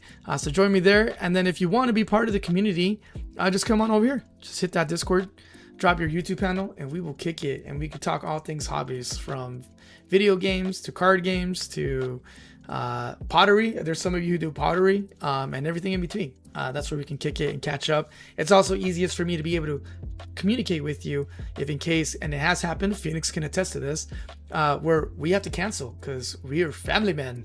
And so sometimes we got to cancel the stream, or we got to postpone it, or it's going to be a lot later than planned because we got, things happen, things come up.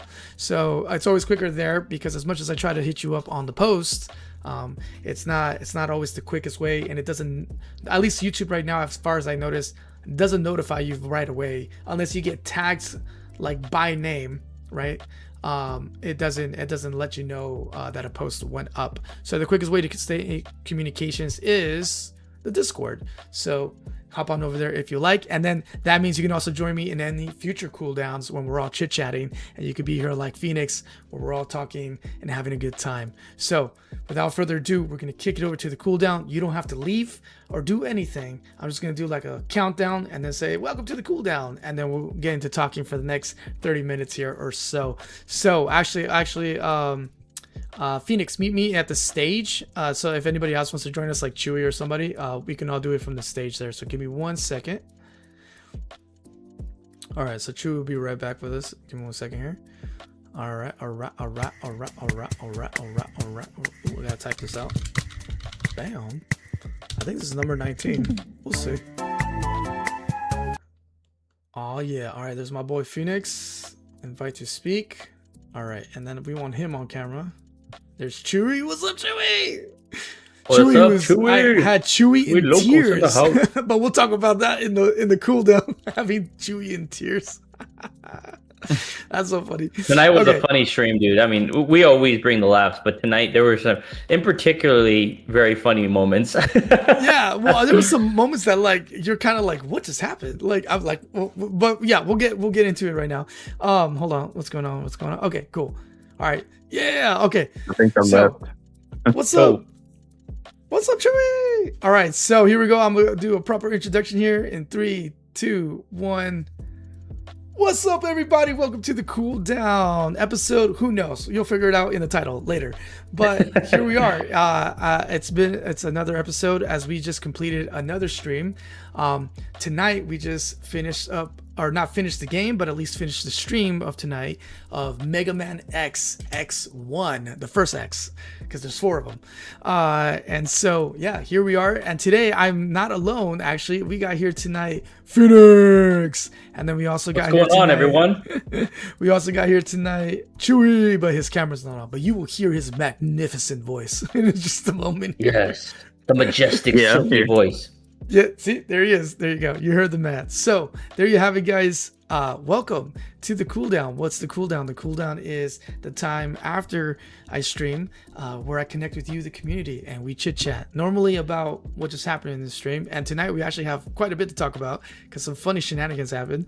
And then we'll see where else the conversation takes us.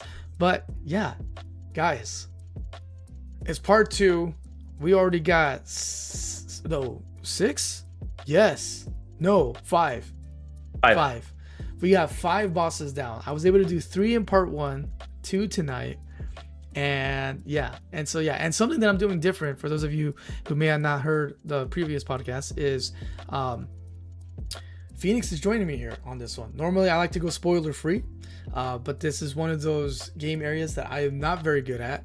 So when he offered, hey, what if I like become your guide, like your Miyagi to your Daniel-san. Daniel-san, you know, I would say, because I actually like Cobra Kai, the show. It's yeah. Miguel. No, wait, Miguel was the other guy. That was the Cobra Kai guy. Although he does come over to Daniel-san. Never mind. And it's all confusing there, but it's pretty cool. And actually, it's really cool. Sorry, super tangent. The kid who's playing Miguel in Cobra Kai is playing a very popular character in the One Piece live action movie, or show, I should say. So he's playing a very big popular character there. I don't think it's a secret for those who are already fans, but he's playing Ace, Portugas de Ace, Luffy's bro. How are they brothers? You'll have to watch to find out. Ha ha ha, if you don't already know. But yeah, so welcome everybody who in the chat room. You can go ahead and ask us any questions if you like while we're here together. It sounds like, if I'm correct, right, gentlemen, Phoenix and Chewy, you two have played Mega Man X. Yes, absolutely. Probably over 100 times. Oh wow, okay, so you really like this game. Yes. Nice. Oh, it's been like 15 years probably for me. 15 years? Has it really?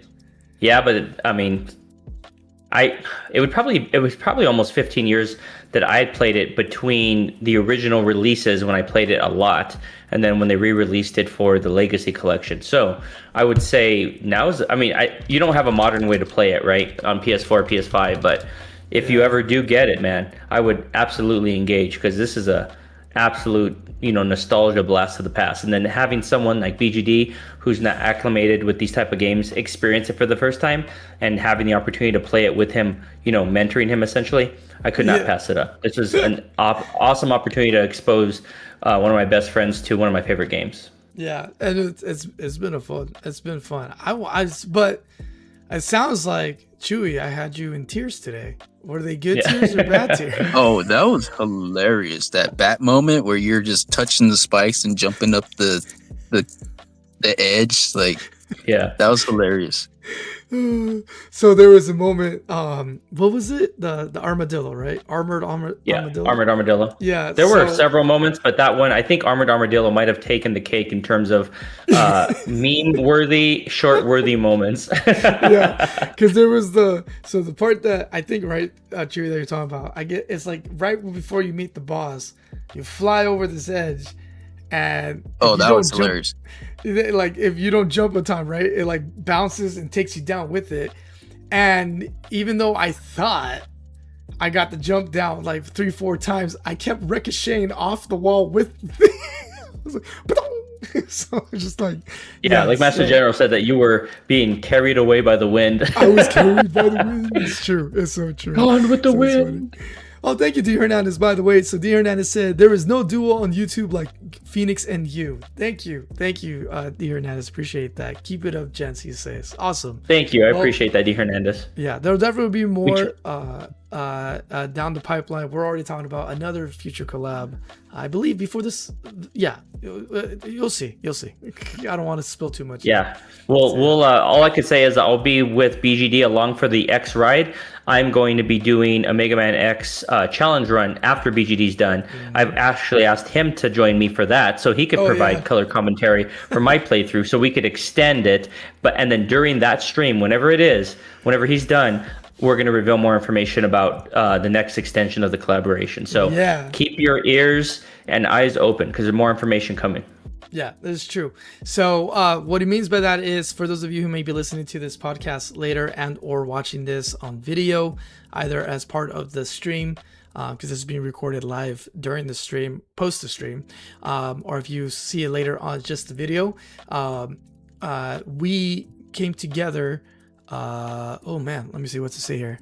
3 weeks ago. Well, 3 weeks ago on my channel. And there was 2 weeks prior, no, a week prior to that. So a month ago originally.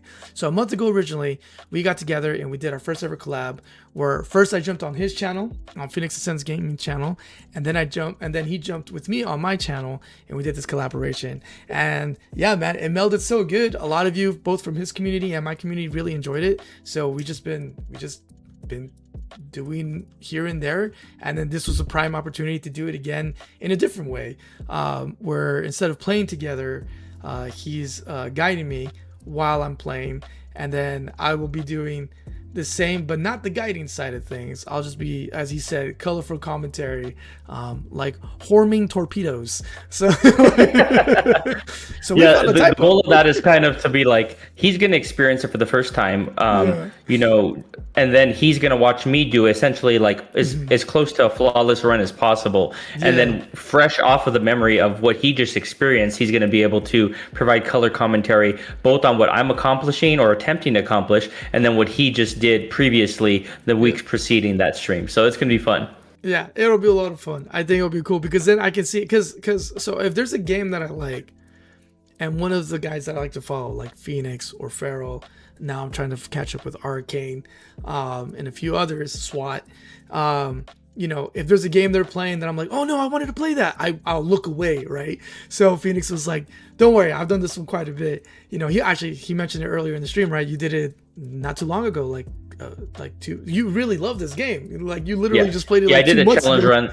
Yeah, I did a challenge run 2 months ago. What I did was, originally I was going to do an X-Buster only challenge, and another streamer that I used to talk with on a regular basis was going to do it as well. So instead of doing that and competing with that, I decided to change my challenge, and I did a no heart and a no sub-tank run. And now, because I love this game so much and I can't pass up another opportunity to hang out with BGD and you guys, I'm going to do another challenge, this time the original X-Buster challenge. Yeah, so that's going to be cool to watch, because then you'll see the newbie side, and I think that's kind of the joy, right? Well, I think that's kind of the joy, right? Because like some of you are like, cool, somebody has experienced it for the first time, like I did back in whenever the first time you experienced it, right? And then we get to see not a, I was gonna say speed run. It's not a speed run, but a challenge mode, right? Where like, because Phoenix is really good at that. That's go check out his channel. You'll see he does a lot of really cool things like that. There's also games where like he tries for the first time, like Stellar Nalguitas. What is Stellar Nalguitas? I'll tell you. It starts with some peaches. Some horming torpedoes were fired, plenty on that stream. Just kidding. But yeah, no, it's Stellar Blade. We just call it Stellar Nalguitas. For those of you who don't know, that's Honduran for peaches in the back, for the ladies. So he played that, and that was like his first time playthrough on that, and he had a lot of fun with that. I believe you're gonna do a what do you call it? A revisit, right? You're gonna replay it at some point? Yeah, absolutely. And then when Stellar Blade 2 comes out, because I know about a month ago or so during the collaboration, we actually watched some trailers for the new games that were revealed at Tokyo Game Show. I can't remember the name of the Summer Games Fest, and they actually announced Stellar Blade 2. So in preparation for that, we might just have to go back to get some more Stellar Nalguitas. What do you think? I think so. I'm down for fun angles. Some of those cutscenes, bro. Some of those cutscenes, you knew what they were up to. They're like, look here. It's like, oh no. So especially with the particular red outfit I had on. I don't recall what Chewy said. It was at the massage parlor outfit. That outfit afforded some very unique angles. We'll just say that. Go ahead and catch the replay if you want to know what I'm talking about. Yeah, Phoenix knows how to get the people to watch. Because one minute I was watching a game of a robot. Supposedly she's a machine, and she was like, "Look, I wear skin tight clothes." And I was like, "Okay, that's very Japanese-esque, I'm fine with that. And I swear to you, I blinked. And the following stream, she was massaging things, and I was like, "Yo, what just happened?" And it was like, of course I opened it right as I know I said this joke already to some people, but it was, I wish it was a joke, but it actually happened in real time. I opened it as I'm cooking, right, and it's on my phone on the counter as I'm like flipping some steaks or something. I forgot what I was cooking, and my middle boy is walking by, and he goes, "Papi, what is that?" And I was like, "What's what?" "Oh no, mijo!" And I was like, it's like, hey, look away. It was. Yeah, you just go. You'll see you'll see. It's not bad. It's eye candy for sure. But yeah, that was really funny. So yeah, but I didn't know until you told me after the fact, and we saw the trailer for Stellar Blade 2. That Stellar Blade 1 had already been out for like a few years, or 2 years, right? 2-3 years. Yeah, 2 years. 2 years. It went by quick because I remember I played that day one. I didn't stream it obviously because I've only had a channel for 7 months, but. Had I had a channel at the time, I definitely would have streamed that day one because I was really excited for it. But can't believe it's already been 2 years. Yeah, that's why I was surprised because I hadn't heard of it until I saw you playing it, and so I thought it was just brand new, like it came out this year or something, or like late last year or something. So when we saw the Summerfest, I was like, wow, they got a sequel out already. That's impressive. But it's been 2 years, so there you have it. Let's see. Master General Fleet Admiral says, I've played Mega Man X on the SNES, a collection game that came out in 2006, and I play it on my SNES emulator daily, almost every year starting in 2017. So it's been a long time for me and this game. Nice, Master General. Okay, so I think, Phoenix, you got a little competition there with Master General as to who's played it the most. So right. So there you have it. Master it's my favorite. It's my favorite. Yeah. It's actually my favorite action platformer ever. And I think Farrell agrees with me. If you watch Farrell Inferno, another streamer, one of my best friends, he did his top 10 video games of all time. And I believe Mega Man X was either number 6 or 7. And he said it was his favorite action platformer of all time. So him and I agree on that one. Nice. So yeah, all right, cool. We got Swatty up in the house here. Welcome back, Swat. He'll be joining us. Here's a friend from over the seas. He's all the way in India, man. He just started streaming himself, so go check him out as well. I'll be showing everybody stuff here at near the end as well. So, Mega Man X, super fun. I'm having a blast. I actually did my warm-ups. I know Chewy jokingly told me, get those thumbs ready. But I don't know if you guys noticed, but as we were talking, I was literally going like this and like this, and I'm like stretching my head, and I think it worked actually. I don't feel as tense here or here this time around. So, but yeah, that first. And you were able to adapt really well to even initially. If you watch the beginning of the stream, guys, he was actually going from having the R1 as the bumper as the dash, and then he started the game and he had circle as the dash, and then he switched it back. So he was like messing around with the controls, and he was still able to get a good handle on it. So props to you again, my friend. Thank you, Bob. All right. So actually, with that, did the poll close? No, it shouldn't. Oh, why does OBS? I still see it open. Yeah, I don't know why it does this thing where in the chop chat you can see it, but on the live chat you can't. That's kind of weird. You have to switch it. Yeah, you have to switch it back and forth. All right, so we put up, I threw up a poll, and I said, have you played Mega Man X? And 92% of you have played it. Only 8% of you have not. So pretty cool. So really huge fan base. I know Mega Man was popular. I didn't realize how popular. However, let me ask this. I specifically asked, have you played Mega Man X? Those of you who play Mega Man X, are you a fan of Mega Man X specifically, or Mega Man in general, and X is one of those like top 3 of like the whole franchise or something like that? We'll ask that question here. So let me type it in. No, I played Mega Man since the Nintendo, so it's like I followed it all the way through until I think the PlayStation one. Oh, okay. So you're a Mega Man fan, Chewy. Is that right? Yes, sir. Every single one we rented. I don't think I ever owned one, but we rented one every single time one came out. Played it all the way through. Nice. Yeah, man. Okay. So Chewy's a long time. He's a Mega Man fan, not just a Mega Man X fan. What about you, Phoenix? Is it like just one of the top 3 or top 5, or fan of the whole franchise?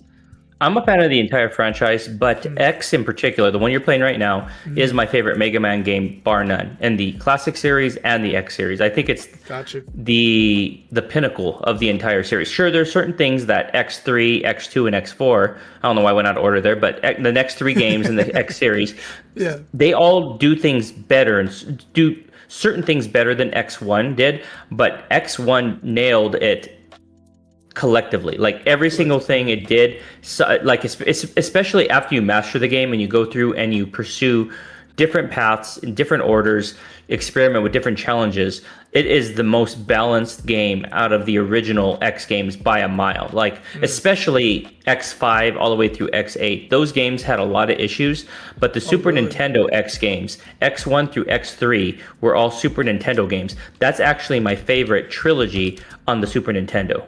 No competition for me. There are a lot of good games. I wouldn't say it's my favorite Super Nintendo game of all time. It's probably top 3. But in terms of a trilogy, it is my favorite trilogy on the Super Nintendo, and nothing comes close to it for me. Now, in terms of Mega Man Classic, I'm a big fan of the Classic series. I really like Mega Man 2 and 3, and then I also really like Mega Man 7 and 8. And Mega Man 7 was the jump that Chewie's talking about, where it went from 8-bit to 16-bit. So Mega Man 1 through 6 were on the NES. Mega Man 7 went to the Super Nintendo. It actually released alongside with Mega Man X. So Mega Man 7 released alongside with Mega Man X, and then Mega Man 8 was the jump to the PlayStation. That's where they abandoned the Nintendo consoles essentially, and then pivoted to PlayStation. And that's kind of where things kind of went downhill for me personally. Like I like Mega Man 8, but I really enjoyed the original classic 6 and then Mega Man 7 very much, and then the original trilogy of X. And X4 is good. That's on PlayStation as well, but I just have a special place in my heart for the original trilogy of X that were on Super Nintendo. They were on Super Nintendo. Okay.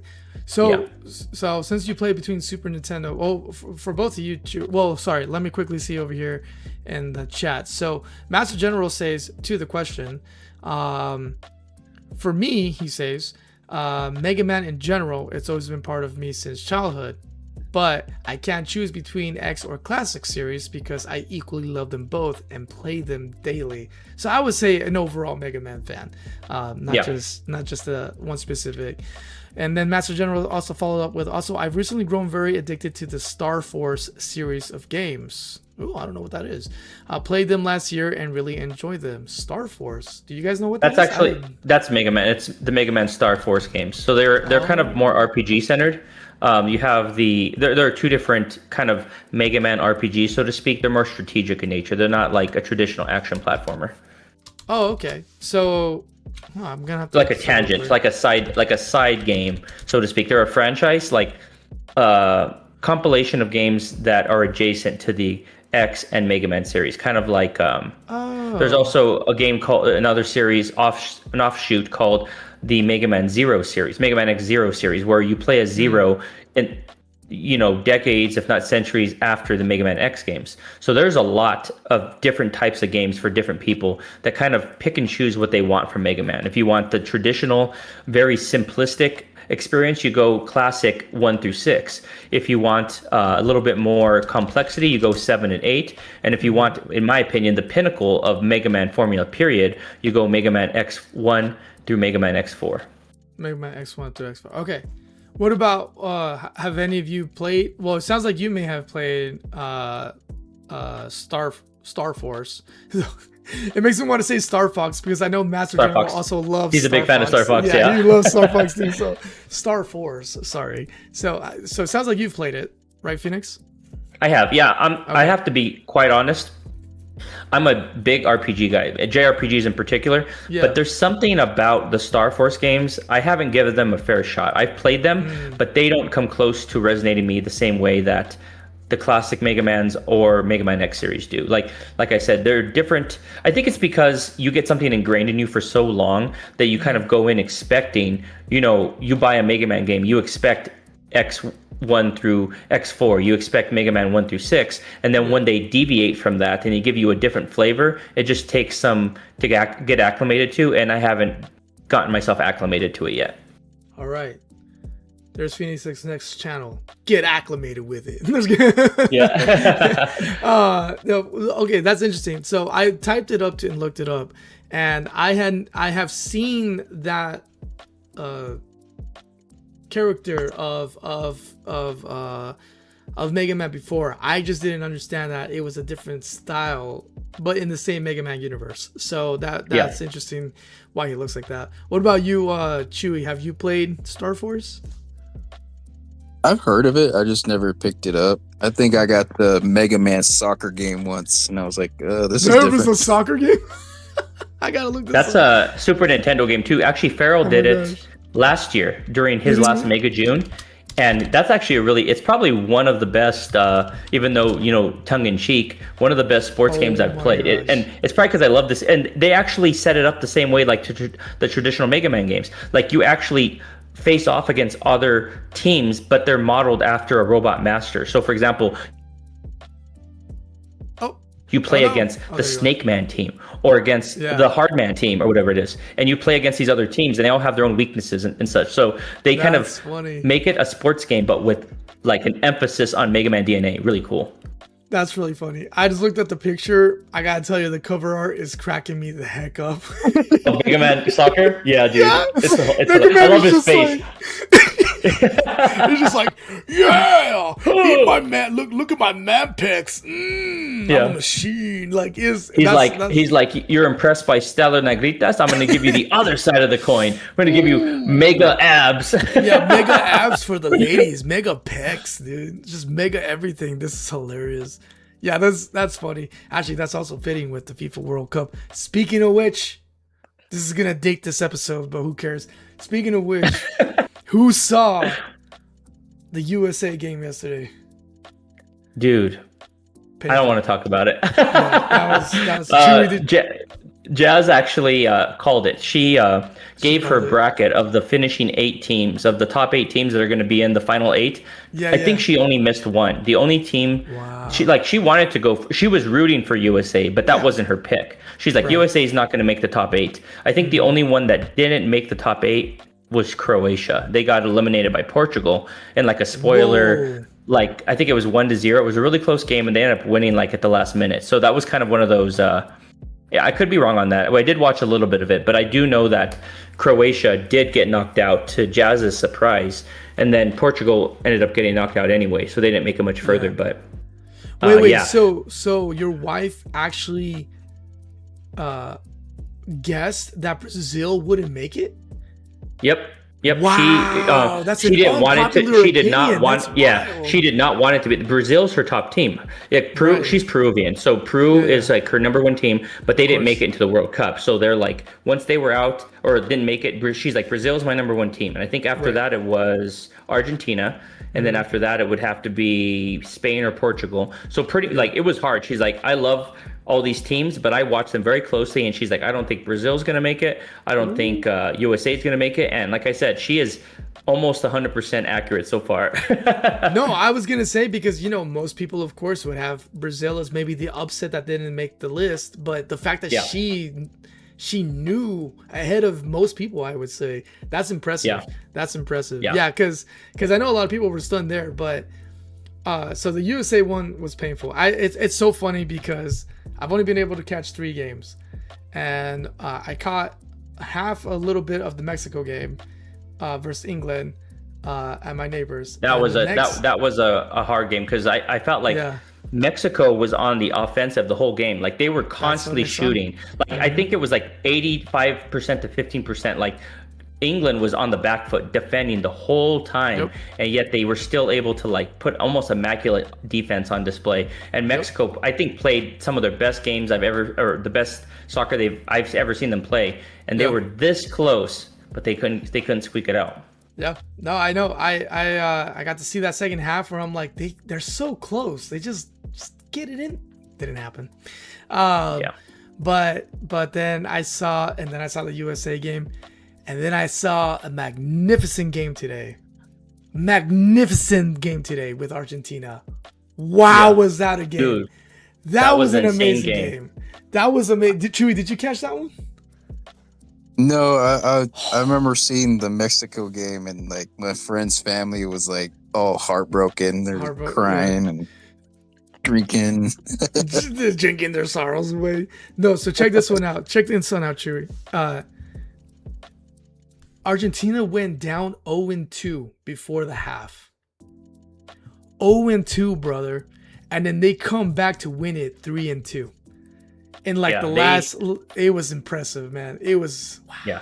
It was one of those things where like, it's usually debatable between who's the best player of all time. It's usually either Messi or Ronaldo. I personally, like, Ronaldo didn't do much in this World Cup. Like, it's been like Messi all the way. And he missed one of the penalty kicks or something like that. Yeah. And he missed it. And then they didn't score the whole first half. And Jazz kept telling me he's in his head, you know, once they score, it's going to be a different ball game. And I was like, no, it's too late. And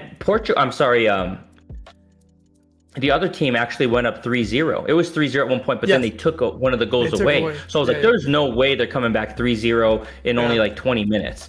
Well, they took away one of those goals, so it was 2-0. And then Messi, so one of the players scored. Am I still coming through? Yeah, you're here. Okay. One of the players on Argentina scored, and then Messi took over. Like, it was like, just like Jazz said, once they scored one time, their entire headspace changed, their entire mentality, their competitive spirit kicked into the 10th gear, and then they just took over in like the last 10 minutes. And that was wild. Like you said, they were able to go down from 3-0, later changed to 2-0, and then were able to score like 3 goals back to back. That was crazy. Well, no, sorry, not no. So the sequence was like this. It was 0-1, then 0-2. Then they took away the point because they said he was some offside thing. Yeah, then they immediately scored soon after that and went back officially 0-2. And then it looked like it was GG.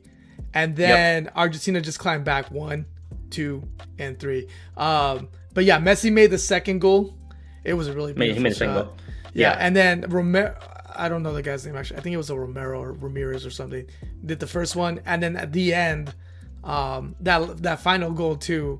Because once like you said, like Jazz said, once they locked them in, and especially once they got the lead, their defense was on. Their defense was so on, dude. Egypt couldn't do jack squiddly D. Like, they were so on, dude. You got to catch the highlights, Chewy. I felt bad for Egypt though, because they literally like perfected. Like, their first half was like shut Argentina down entirely. It was like shutting down like the '98 Bulls or like the Golden State Warriors in their prime. And then it looked like they were, they were in it to win it. And then the flip switched and Argentina took over. Yeah. No, yeah. 100%. I'm glad it did, because it was interesting to me. It felt kind of like with Mexico, where like they were always getting close, but they weren't scoring. And then finally they started scoring, and like your wife said, like it took off. It flipped the script like immediately as soon as they got that first goal in.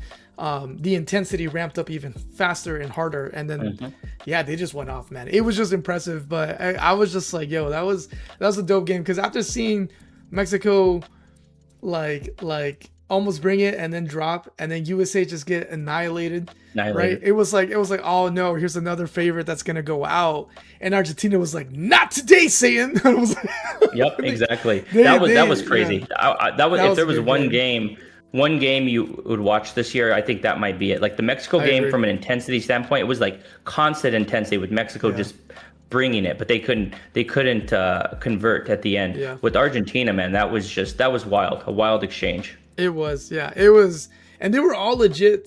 Well, so even when they went down initially, because I don't really know the sport that well, I was like, wow, they're already down 2-0. If that guy, if it was like whatever the penalty was that they took it back, they would have been 3-0 before the half, because it only took them like, I'm pretty sure, less than 5 minutes between when they took away the point for them to score it back legitimately and go up 2-0. That's right. So I was like, yo, Egypt is looking hot. And then Argentina said no.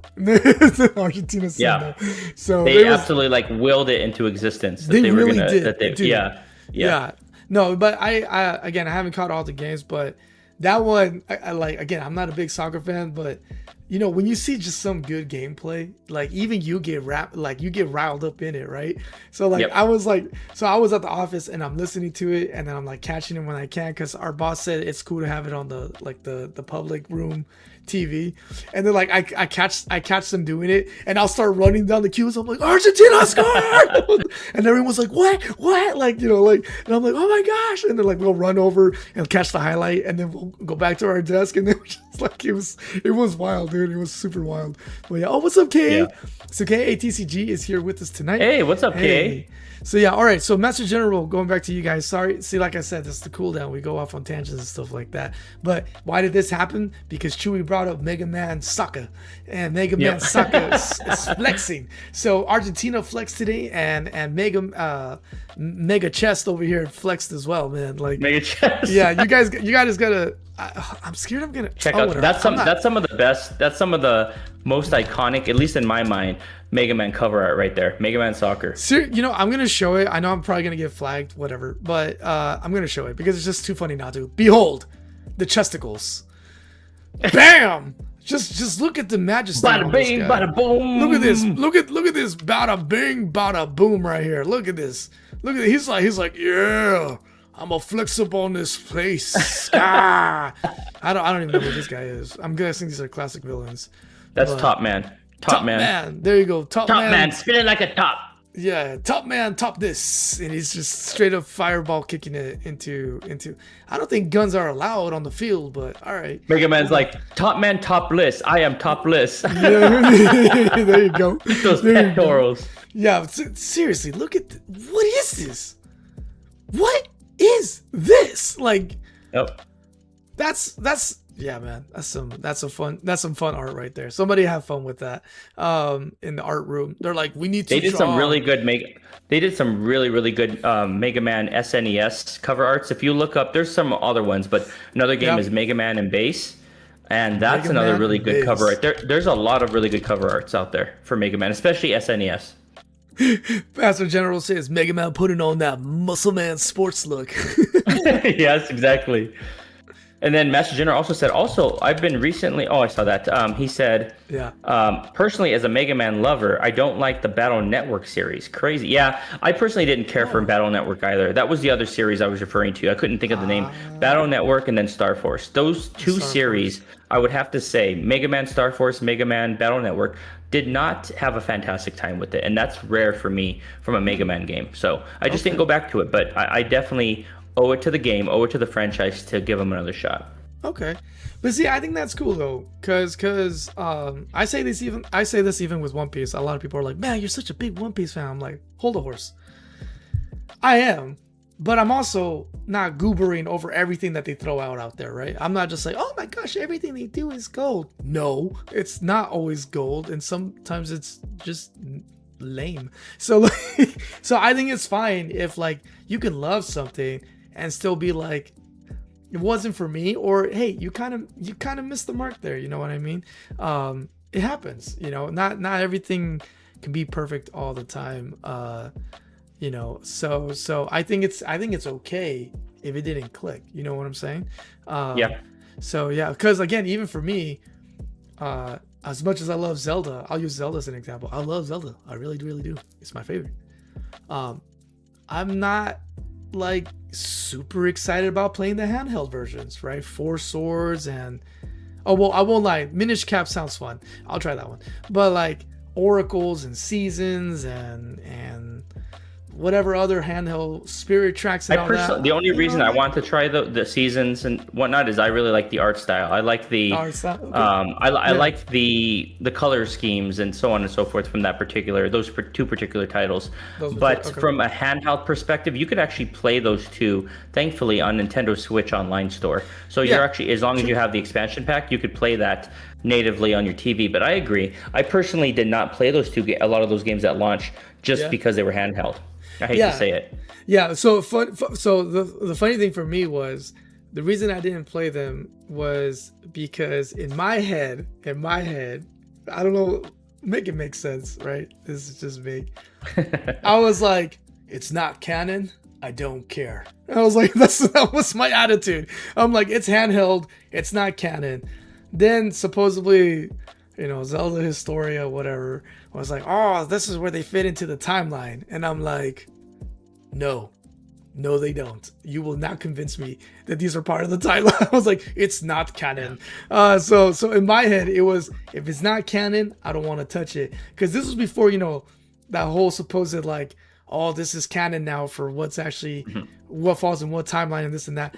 This is back in the day where like I'm theorizing with my cousin and my friends, and I'm like, I think it goes like this, and I think it fits like this somehow, and maybe it's a parallel universe, but maybe it's not, and blah blah blah blah blah. Right? So in my head, it was like I'm not touching it because unless it's on the console where I know they put their heart, I hear you, sweat and tears.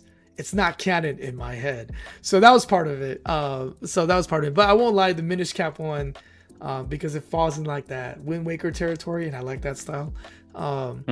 They capture my eyes, but I'm not like gung ho to try them out, So I'm like, what about like speaking of trying to think how to phrase this, the more modern Zeldas, but that have the essentially remakes of those original handheld, like Link's Awakening, or the more recent game Zelda Echoes of Wisdom, which is actually in that chibi style. But you actually play as Zelda in that one. Zelda. No, actually, those I've been interested in. Again, because it is on the console, and even the Link's Awakening was kind of like weren't they trying to do Link to the Past, like a remake, and then it ended up becoming this. Right? Yeah, I'm still of the camp and mindset that they're going to release a Link to the Past remake in probably the near future. I would say 2027. Cool. I wouldn't be surprised. I think they're going to let Ocarina of Time remake, have the spotlight right now. But when the cards are down and it doesn't appear like they have anything in the tank to release, I wouldn't be surprised if they pull that lever and release a Link to the Past remake in that same Link's Awakening and Echoes of Wisdom art style. I would personally like that. I wouldn't mind it. I'm happy I can see Farrell. He's one of our friends here who streams doing Wind Waker. I love and cherish that game right next to Ocarina of Time. So I want a non-Wii version where I can play it on the Switch, for the love of God, please. I don't know why Nintendo drags their feet so sometimes with some of this stuff. All right, so catching up with you guys in the chat. KATCG asked, are you ready for some One Piece trading card game news on the 11th? I'm ready for it today, K. So yes. He's ready for it 3 days ago. Yeah, I was 3 days ready. prior. I was yesterday, last night. I was ready, and they told us, actually they said that, there was hopes that they would say something at the Osaka, Japan regional. But there wasn't anything new, so we're fine. So we'll have to wait. I think hopefully on the 11th we'll hear some more. I think we will. Every time we get closer to something new, like releasing, they always reveal a little bit more. Let's see. KA says, Mega Man with a gun while playing sports reminds me of the movie called The Dictator. The Dictator wanted to run track against other athletes, but was shooting at anyone faster than him. That does seem wild. Is that the one with Sacha Baron Cohen? Is that the one with Sacha Baron Cohen? It might be. I think it is. It is Sacha Baron Cohen. That's right. Yeah, he just pops it out. I think I saw that in the trailer. That's funny. Master General goes, that's wild, TCG. Oh. Have you guys heard about this? KA says, speaking of Nintendo Switch, Nintendo will be pulling the original, the Lite, and the OLED off the shelves next year in the UK. We can probably assume they'll do the same in the US. Have you guys heard about I did not hear that. Is that recent news kind of alongside the whole PlayStation physical game debacle? Debacle's putting it kindly. Yeah. You're being kind with that. Not just kidding. Honestly, I personally don't mind if it's digital if we actually own it. Does that make sense? Because I heard they recently did something. I think I brought this up in the last podcast, where I forgot what kind of streaming service for movies there existed, but they were like, "Oh, this no longer is gonna exist," and people were like, "Okay, but what about my movies?" And they're like, "Yeah, no, that's gone too." And it's like, but I spent money on that. Like, I legally own it, right? And I don't know, there's some like legalese going on there that I don't know if they're actually going to get this stuff or not. But it's like, if that happened there, imagine over here, right? Just the fact that you leave room for doubt. It's like, you know, I don't know. We need to have something in legal writing that says, yeah, once you pay for it, you own it. It's up to you, of course, to download it from the cloud and own it in some physical form. So in case their servers ever go down, or I don't know, Sony, actually, did you know that's where the name comes from? In Japanese, they go Sony, like Sunny, Sonny, but they morphed it into Sunny. Yeah, so Sunny is their way of saying, hey, Sunny, you know, like that. It's Sony. So that's where I Wikipedia'd one night. I was very bored. But yeah, so imagine, like, you know, something happens to them. Like, obviously you want to, regardless, download it somewhere for yourself, right? In case their servers are down and you want to play offline. But if they do this thing where, like, nah, you can't do that. Nah, you really don't own it. You just own the license to it, whatever kind of thing. Then we got a problem. Because we're all able to enjoy these retro games. Well, sorry, I guess not me really, because I'm playing on the PlayStation 5. But I can enjoy my Ocarina of Time original cartridge game, or Chewy can enjoy his original games on his Super NES, right, Chewy? Super NES, PlayStation 2. Yeah, and PlayStation 2. I still got those physical copies, you know? Yeah, because we can always go back, unless they're really beat up or whatever, but I think a lot of us take care of our things. You can always go back. And even, especially if there's no, you know, internet, you can always go back to play. So, I don't know. That it's the fact that it's leaving me, like, uncomfortable is where I'm like, you know, but if they're willing to say things like, hey, guys, don't worry, you own it, you know, like verbally say it out loud, cool. But as far as I can tell, they're not doing that. No. So yeah, and they're kind of like retconning like everything PS3, you know, and that entire generation, you know, like if you own that, you're not going to have access to that entire catalog or whatever. Like, I haven't personally immersed myself in that discussion, but from what I've read and what I've casually observed, it doesn't appear like they're doing a very good job with that and preserving as intended. If that's ultimately what they're intending to communicate, they're not doing a good job of clarifying exactly what you own and what you don't. Yeah, I'm really bummed, honestly, because I actually like Sony as a company. I think recently they've been killing it with movies. You know, I personally like the PlayStation. You know, they got me to jump the boat when I was orphaned by Nintendo Wii. I hate you, Nintendo Wii. I was not a fan of. Sorry, guys. I was not a fan of Nintendo Wii. I felt so alone. Yeah, me for either. A whole. I didn't really enjoy the Wii either. Excuse me. I enjoyed the. I mean, there were certain games I liked. I liked Twilight Princess, Zelda Twilight Princess. I like Zelda. Yeah. Skyward Sword. I don't recall if Skyward Sword was Wii. I think it was. Like I said, that was kind of the dark ages for the Nintendo for me. Like, I played a lot of Nintendo growing up. That was my first console. Yeah, and then once the PS2 came out, Kingdom Hearts, Final Fantasy, those were, you know, games that had a story, very complex story with character development. Yeah. As I, you know, matured, those are the games I grew into. And now that I'm older, it's interesting. Now I'm kind of pivoting back to Nintendo games that kind of, not to say I don't appreciate the story or whatnot. Those are still my favorite games. Like JRPGs are my favorite genre. Mm-hmm. They have very robust stories, very intense and dramatic character development. But it's interesting that, like, specifically for my channel, I'm doing a lot of platforming games where I'm really good at them. But technically, like, those aren't the games I would generally be playing on my own spare time. I'm playing them because so many people love them. I love them too, and it's fun to revisit them. But there was like a period where, like, I didn't get anything from playing a Nintendo game. Like I agree with you. Like, you'd play like a really cool Mario game, but then the next week you kind of forget about it. It wasn't like leaving a lasting impression the way that a lot of PlayStation and Sony games were for me. That was just my experience during PlayStation 2 onward. Okay, see, this is interesting because I thought I was alone in this boat. I didn't jump the boat over until PlayStation 3. And you know what's this is the funny part. I had never once played a Metal Gear Solid game. And then I saw the Metal Gear's Sons of Patriots, something with Patriots, I can't remember at this point, on the PS3. The graphics, the story, the game style I ended up not liking so much. I thought it was kind of the stealth yeah, based it was a little snailish in my opinion. But since then I've never gone back, because then I fell in love with other PS games like God of War, Horizon Zero Dawn, Batman like I originally played Arkham on, if I remember correctly, on the GameCube. And yeah, then, you probably played.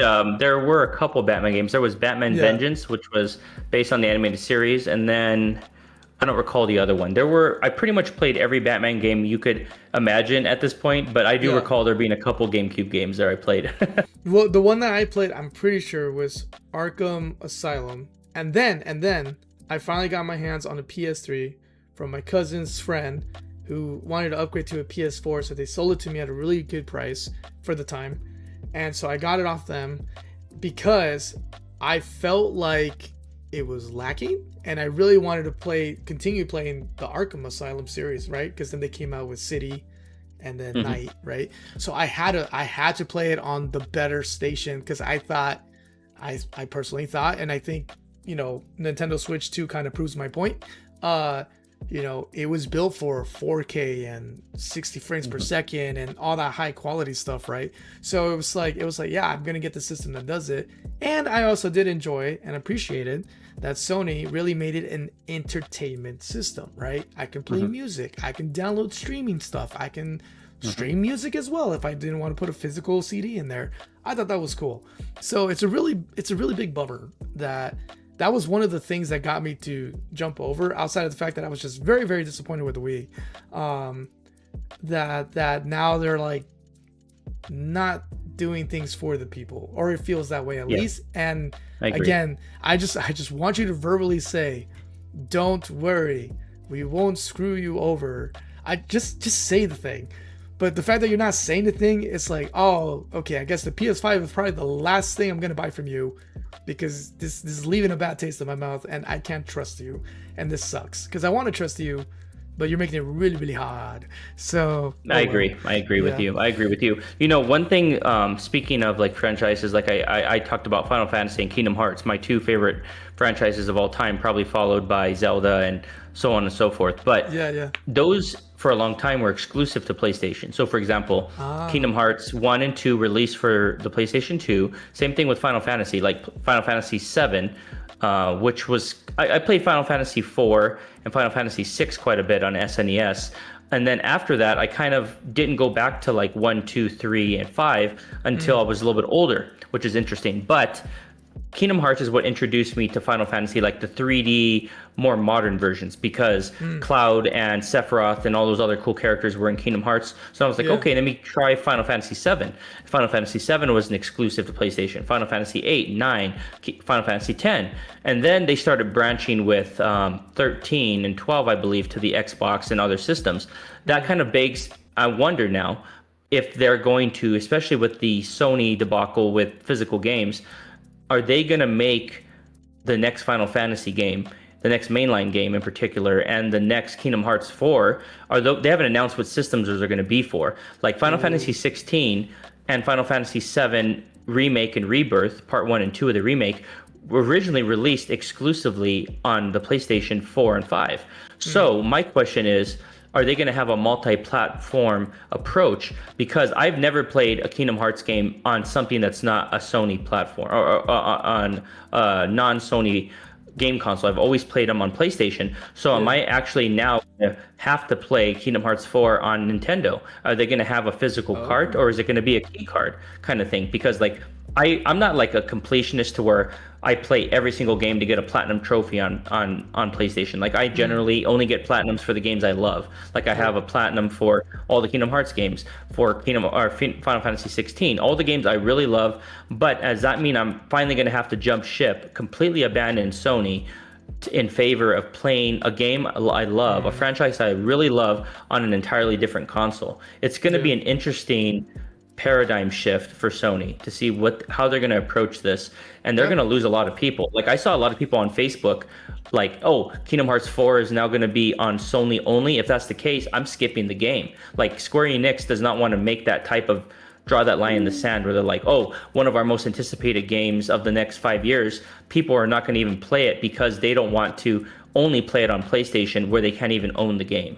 So it's going to be interesting how a lot of these third-party developers are going to approach that. They're going to have to make it multi-platform unless Microsoft and Nintendo adopt the same approach where they're only going to make it digital or game key cards.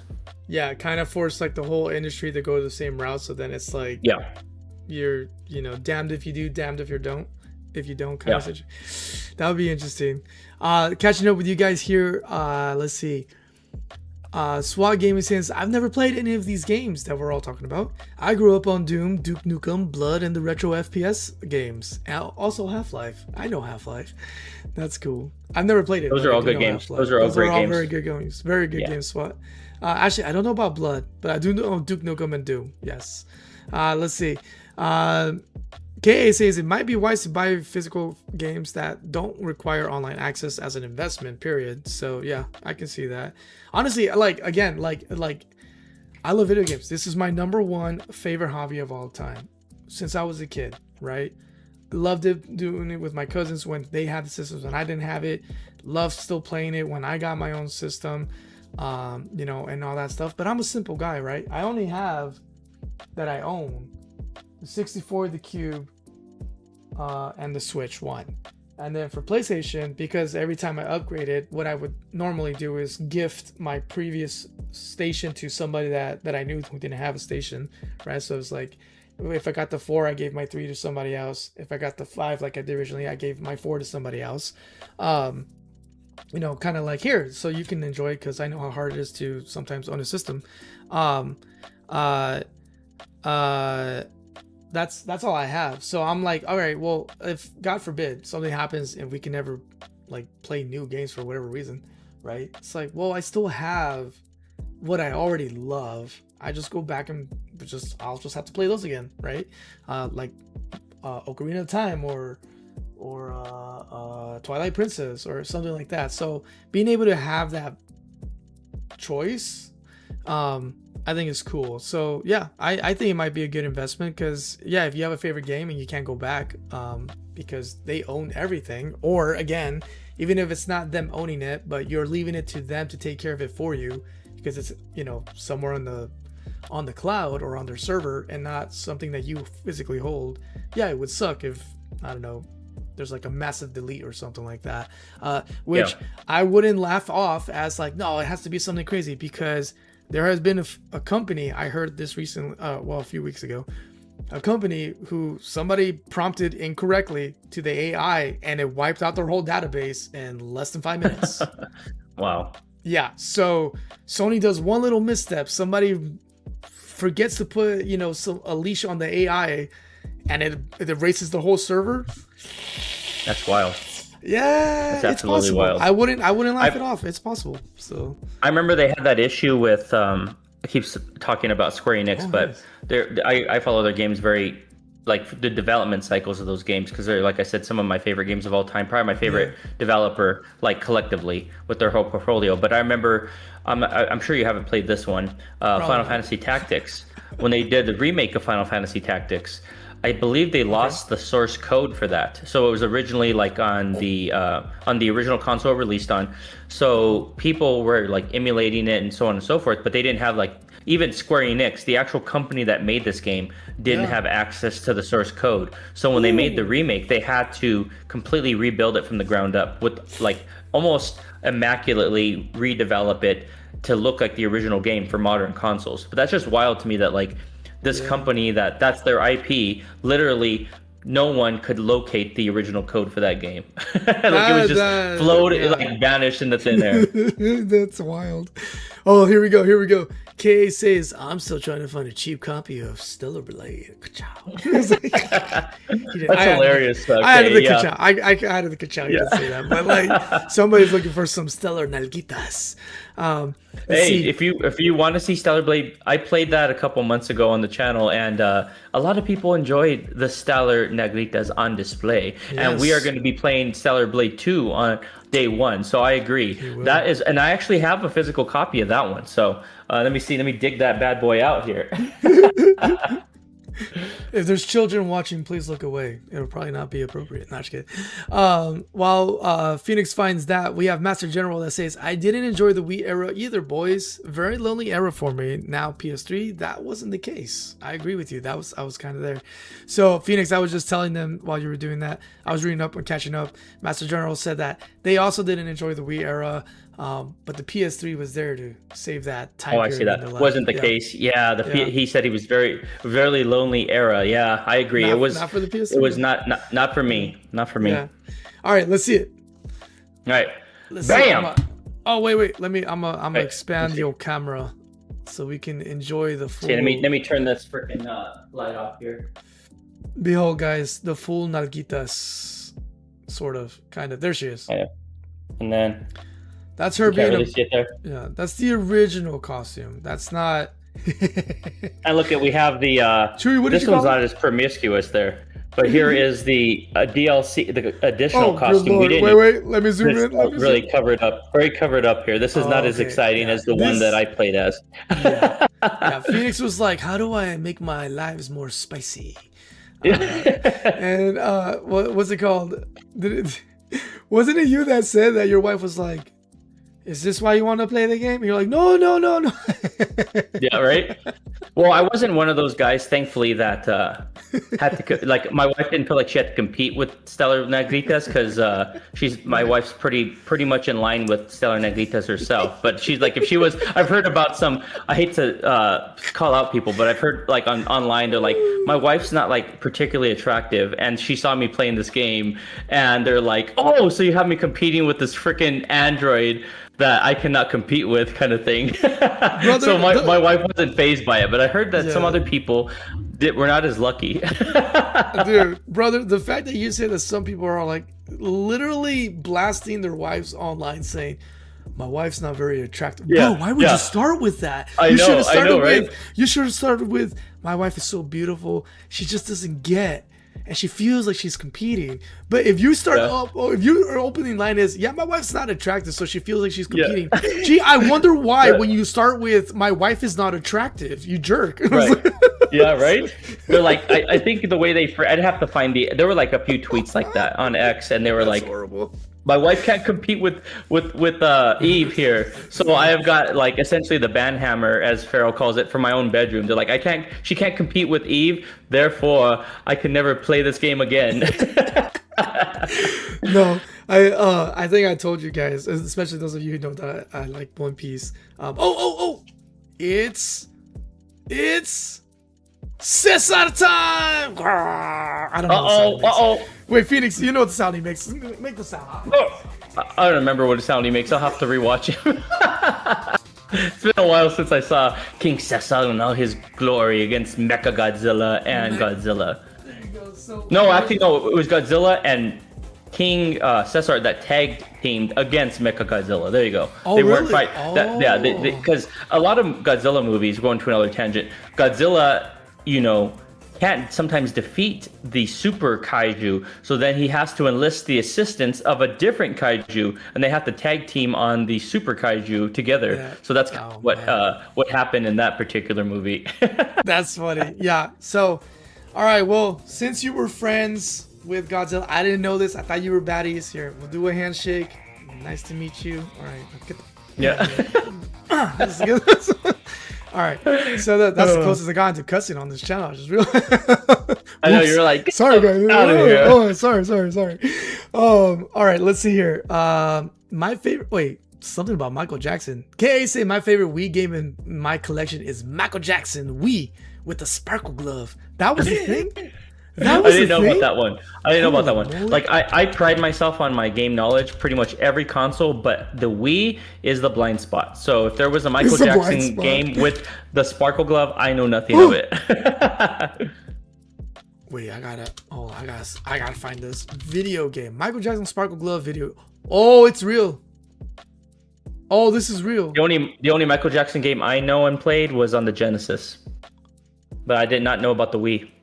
My brother is not that I thought he was lying. Bamboozled. This is Bamboozled. he's not joking. This is a real game. Play the ultimate dance game. Includes special edition glove. Quite literally is what it says. I'm gonna show this. I'll probably get flagged, but it's not like I'm monetizing right now. Behold. Michael Jackson, the experience. I doubt that this was on par with the Sega Genesis game, but it looks interesting. Brother, I gotta tell you, I remember seeing that game as a kid, and there was always something in me that wanted to play it. That's one of those games that I need to play. I need to play the Sega Genesis game of Michael Jackson. The Sega Genesis game is fantastic. I need to play it. I need to play it, man. I need to play it. And I have seen that Wii game. I have seen that Wii cover, but I did not know it came with the sparkled glove. That would have that would have sealed the deal for me. No, I'm a big Michael Jackson fan, but even that wouldn't have sold me on that game because the Wii was dead to me. Funny. I thought I was alone in this, so I'm glad I'm finding fellow compatriots, and that's not a word, compatriots. I can't talk right now. So yeah. Let's see. KA says my favorite franchises was Midnight Club, Def Jam, and Crash Bandicoot. Hey, you love Crash Bandicoot, right? I love Crash. Yeah. I played through all 1 through 4 a couple months ago. Those are fun games. Those are very very fun games. I know BG didn't get to catch all of them, but you told me that your initial brief exposure to Crash was playing Uncharted 4, right? Where you get the little segment where you play as a character playing Crash. Yeah. So actually, I did try a little bit Crash. I can't remember if it was at a friend's house or on display. You know how like the stores used to do the displays and you could play the games? I think it was one of those two, and I just remember sucking at it. Like it was just really weird timing for me, and I was like, also this was before I became a fan of PlayStation. So I was like, screw you, PlayStation, your buttons suck. And I walked away. Well, so that was my first exposure. If you're not good at platformers, then Crash is like one of the worst franchises to get into because I think most people consider Crash probably the most difficult 3D platforming series. It's definitely up there. Crash 4 in particular, Chewy could attest to this. Crash 4 is probably the most challenging game I've played on stream yet. That game was like, I know Crash 1 through 3 have a reputation, but Crash 4, which is the modern one, they took the difficulty like up 10 notches on that one. They just did it to make it, they made it hard for the sake of making it hard, just to piss people off. Well, it's funny you say that because I remember, like I told you, right? I'm like, oh, maybe it was just me. I was young and I didn't like platform games. So then I'm playing Uncharted 4. And there's a section in Uncharted 4 near the very end where you can play on the PlayStation 1 playing Crash Bandicoot 1 while in character. So you're playing the guy, playing the game within the game. You hear what I'm saying? This was wild. Yep. So like you're doing the thing, and I was like, oh yeah, and it was just as horrible as I remembered. So it was like jump, and he jumps like 2 frames later. I'm like, bro, and I'm like, Those were the original OG controls. They actually if you ever want to experience the Crash games, I would play the ones I played were essentially the remakes of the original 3. It's the Insane Trilogy. So 1 through 3 remade with current graphics, and they still preserve the controls. They're still pretty janky. Really? Not quite as janky as the originals. They kind of modernized it, but they wanted to preserve the original experience, I think. To some degree, at least. They did a terrific job because I gave it. I swear to you, I promise you. I shouldn't say I swear. I shouldn't even say I promise. I'm telling you, this actually happened. I sat there for an hour. I'm supposed to continue the story in Uncharted 4, and I sat there for an hour. And I'm like, can I at least beat the first level? No, I could not. It's so bad. That's where they kind of skill gauge you on that, huh? That's wild. I remember that because that's crazy that like Uncharted 4 is not a platform game, and they almost force you to be good at a platforming game to progress in its story. I don't remember that, but that's crazy. Yeah, it was like one of those moments in the story where you take a break and you can explore the room. So like you can I remember that. Grab a code. Yeah. And yeah, I just remember that, and I thought it was cool because you hear the original PlayStation, sound effect and all that. That was cool. Do you know why they actually did that though? Do you know why Uncharted featured that game? No. It's because they're both made by Naughty Dog, the same develop both of those games. So they're essentially like advertising for their OG franchise. Franchise. Yeah, Naughty Dog are made. I would say their three biggest franchises are 1, Crash Bandicoot, 2, Uncharted, 3, The Last of Us.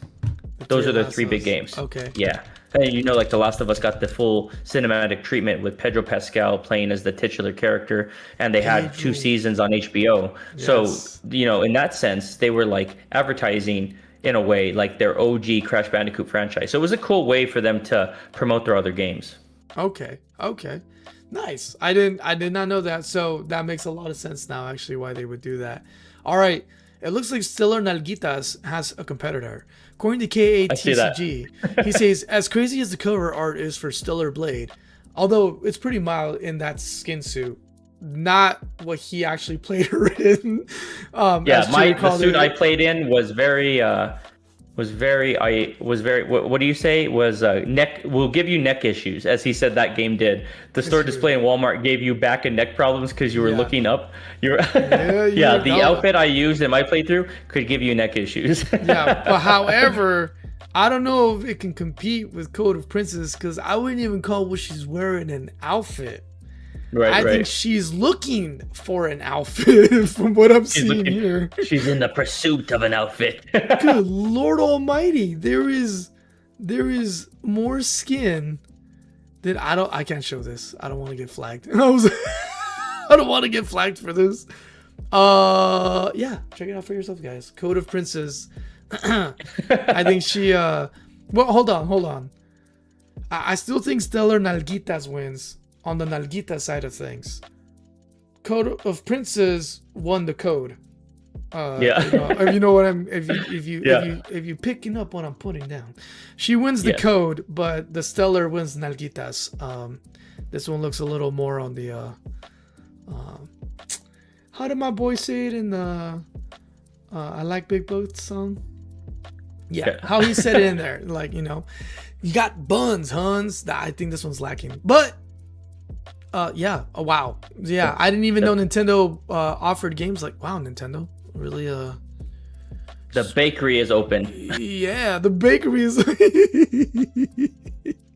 What kind of game is this? Oh, it looks like a JRPG style game. Yeah, that sounds about right. Yeah. Wow. Oh my gosh. Let's see. K says, oh yeah.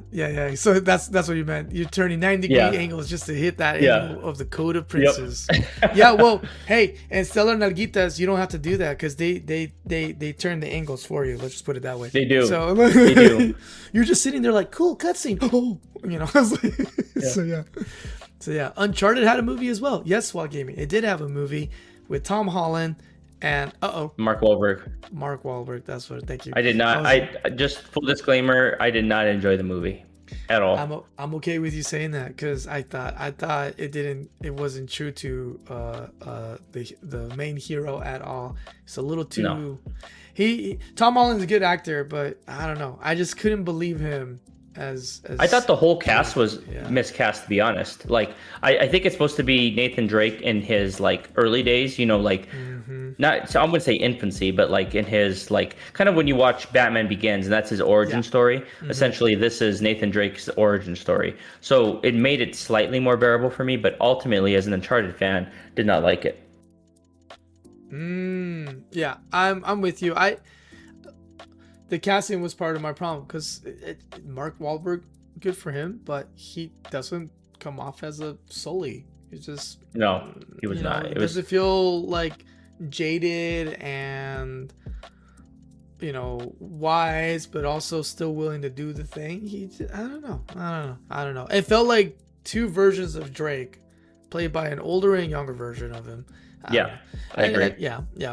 All right, let's see here.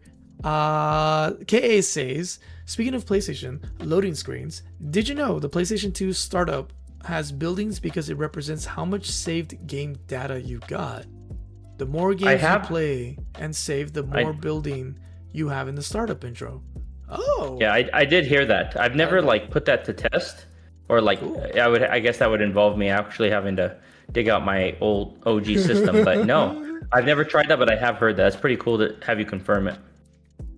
All right, and then I did throw a poll up here, and I think it's without a shadow of a doubt here.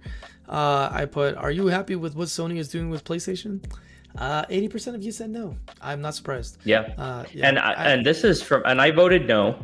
And this is from someone, like I said, that grew. PlayStation was pretty much formative for me, in terms of my favorite franchises were there. I was with them. Sure.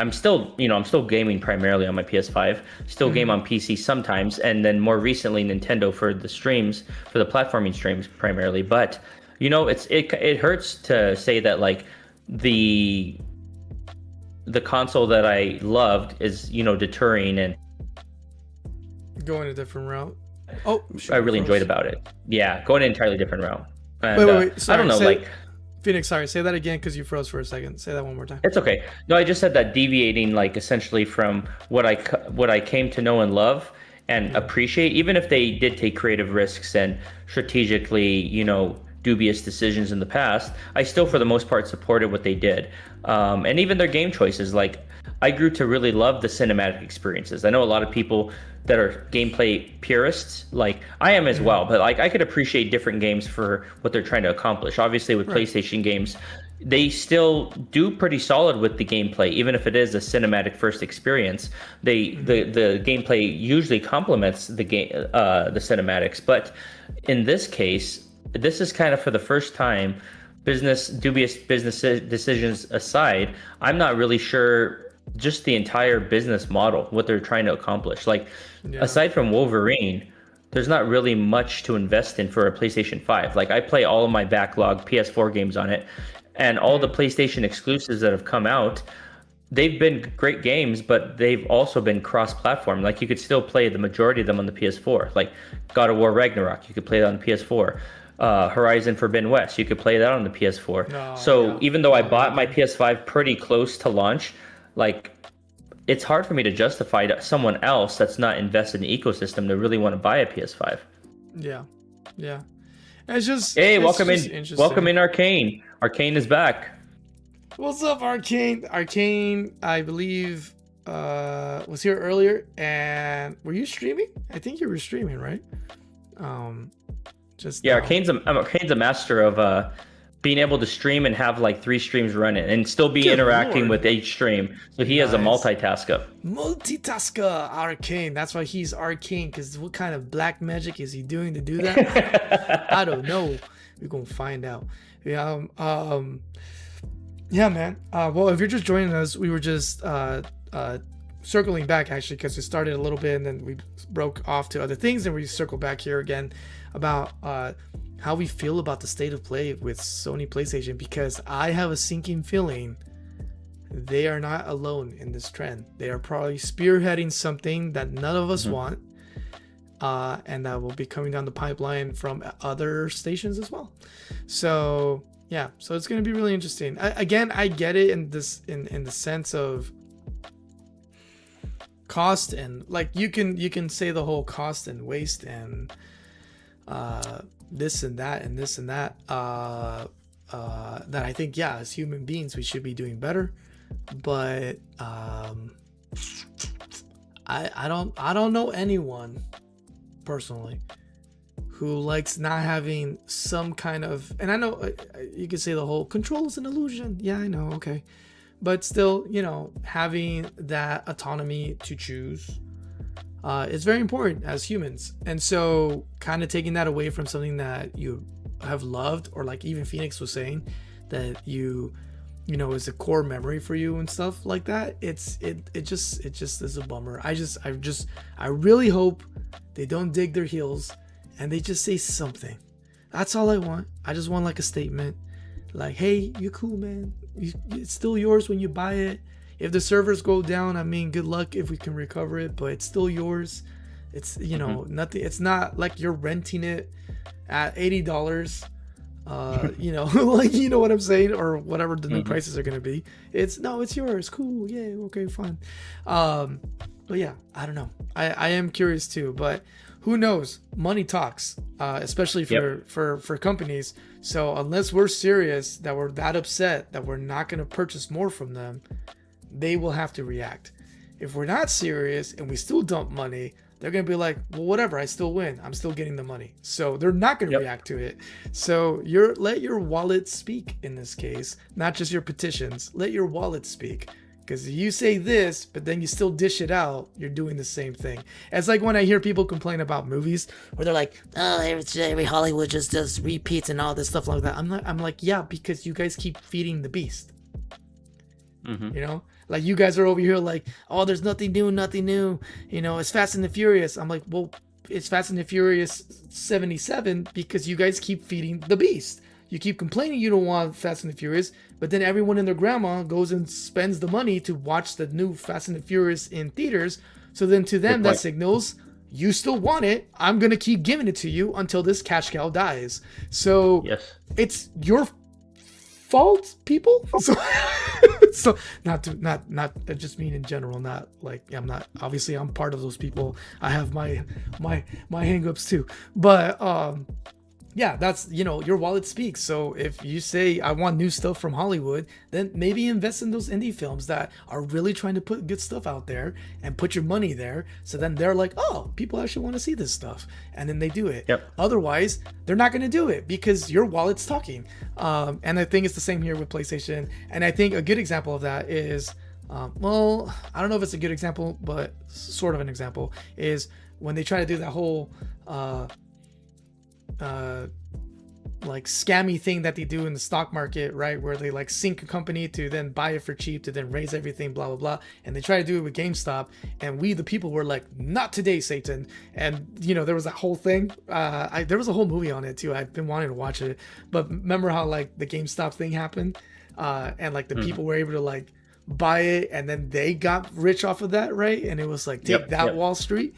It's kind of the same concept. It's yeah, but yeah, let your wallet speak, guys. Don't as an encouragement. I'm not judging anyone, obviously. You know, I care about all of you, and again, I'm a simple guy. I'll be happy if I'm just stuck with my N64 and my one video game.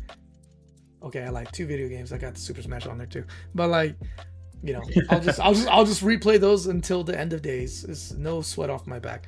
But it will be a bummer because part of the beauty of this is a lot of it is art, right? It's people expressing a cool idea in their head that they could have done it as a movie, and they could have done it as a book, and they could have done it as a show, but instead they're like, what if we make a movie or a game out of it instead?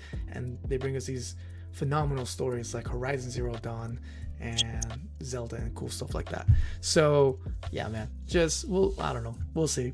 All right. Ooh, a lot of conversation going on here. Arcane blew up the conversation. He said, I was cleaned up and found this box. What box did you find? What's in the box? 7 the movie. Oh yeah, so he progressed and you're playing Final Fantasy X. He's playing Final Fantasy X. Nice. Yep. He was doing it as a Let's Play series, and then he pivoted and continued it in the stream format, which I think is a great idea. That's cool, man. All right, Message says we're all doing how about so he's catching up with Arcane. They said okay, cool. So Arcane is giving us some insight. He says, I've read it's not really about cost or cost saving, more about Sony having a tight grip on games that are playable on its system. So killing used games market and letting them keep the price of games to whatever they want, since all transactions would be on their e-store. It's a pretty overt anti-consumer move. I don't recall reading that they offered any real incentive or benefit to the players for this change, which I think is what we're all feeling. If we even intuitively, I think is what we're all feeling. But I don't know. I haven't really looked into sources. I've just read secondhand summaries. My initial thought was just I would not buy a PS6 since I don't really like the move. Interesting. Yeah. Kay says, I put the picture in your Discord and tagged you. Ooh, what did he share? Let's see. All right. my boy. Said the side of Holy PS4 and man. Xbox stuff, almost 70% of that is still brand new and sealed, said KA. Wow, check this out from Got KA. You can kind of see it. Oh, sorry, it's actually showing up that way. I don't want it to show. You can see I always have this open. Hold on. Let me. All right, because I have it. Because here, let me do it like this. Boom. There it is. KA shared his library of awesomeness. Holy moly, dude. Check that out. DS. That's very cool. Very cool. PS3, PS4, Xbox. Wow, you are a PlayStation 2. There's the Wii. Jet Moto on PlayStation. That looks like PlayStation 1. And then are those PS1 games up there on the top? I feel like they are. Could be wrong. I don't know. Very cool though. Nice, man. Nice, K. That's a dope. There we go. That is a dope looking. Here, let me go back here. Display you got there, man. All right. Very cool, man. Nice. The Mario Kart is still new, says K. Nice, K. That's really cool. Cool, guys. All right. Well, we went longer than I anticipated, but I think it was a very good conversation. Very, very fun. PS1 and Dreamcast. Oh my gosh. I forgot about the Dreamcast. Yeah, that's old school. Right, Chewy? Yeah, that's super old school. He took us back. Awesome looking, right? Very cool. Very, very cool. Yeah, no, so KA is a collector and player for reals. He's even got the Xbox. I could never get into Xbox. Forgive me. I know, judge me all you want. The only games that got me into Xbox were Mass Effect, the Mass Effect 1 through 3, which are some of the best RPGs, Western RPGs, not Japanese RPGs I loved. Yeah, and then the only other one was the Arkham series. I originally played Arkham Asylum, Arkham Knight, not Arkham Knight, Arkham City, and Arkham Origins on Xbox. And then beyond that, I didn't really play Xbox. And then Halo. Played a lot of Halo, and that's about it. Of course. Yeah, I gave Halo a shot. Again, I'm not an FPS guy, but I was like, hey, I'll give it a shot. Everybody's talking about it. I'll give it a shot. I actually gave it a shot. All three. Haha, look at that. I tried all three, and then I was like, no, I'm good. Sorry. I'm gonna try the remake coming out at the end of July. They're doing a. Oh, that's right. It's called Halo Campaign Evolved, I believe it's called, and it's essentially the first game entirely remade. So, and it's coming out for PlayStation, which is crazy. That's not going to be exclusive to Xbox anymore. Wait, are you sure? Because I heard what's her name, the new CEO, whatever. She's like, only things on Xbox from now. I don't know if that included campaign, but she's making it where it's the console war days again. Oh, okay. Well, that'd be interesting. I was actually going to bring that into the discussion because, I'm pretty sure because millions of people already pre-ordered the version on PS5. It'll be interesting to see how they would refund people that paid for it. But it'd be interesting because we're talking about like PlayStation making these interesting moves. And my question is it motivated, not exclusively, but in part because now they don't really have or didn't have recently Microsoft as a direct competitor anymore, given that in a lot of people's eyes, Microsoft conceded, a lot of their exclusive first party games are now going to PlayStation. It was more so just like a two-man battle between PlayStation and Nintendo, and Xbox was kind of sitting it out. But I have not read any of the recent news on Xbox. If they're trying to kind of take it back to the console war days, then maybe Sony does have a competitor again. Yeah, I mean, even if they do, it's good for business, but at the same time, I don't know. It's interesting. I wonder, because, at the end of the day, I think all the big pockets talk to each other once you get to a certain level of money making. I wonder if they did whatever rich people do and rolled the dice, and whoever pulled the small straw on this future thing that I have a feeling all of them are going to be doing this. Sony just pulled the short straw and said, all right, Sony, you're the first to introduce this, go. And Sony's going to do it, and there's going to be like, everybody's mad about it, and then it's going to become the normal across all the platforms. But to make it competitive, right? It's like only exclusive on and we're going back to those days. So then if you want to play that game, now you have to do the system, right? And then you have to conform to the digital version only, because everyone's just doing digital only.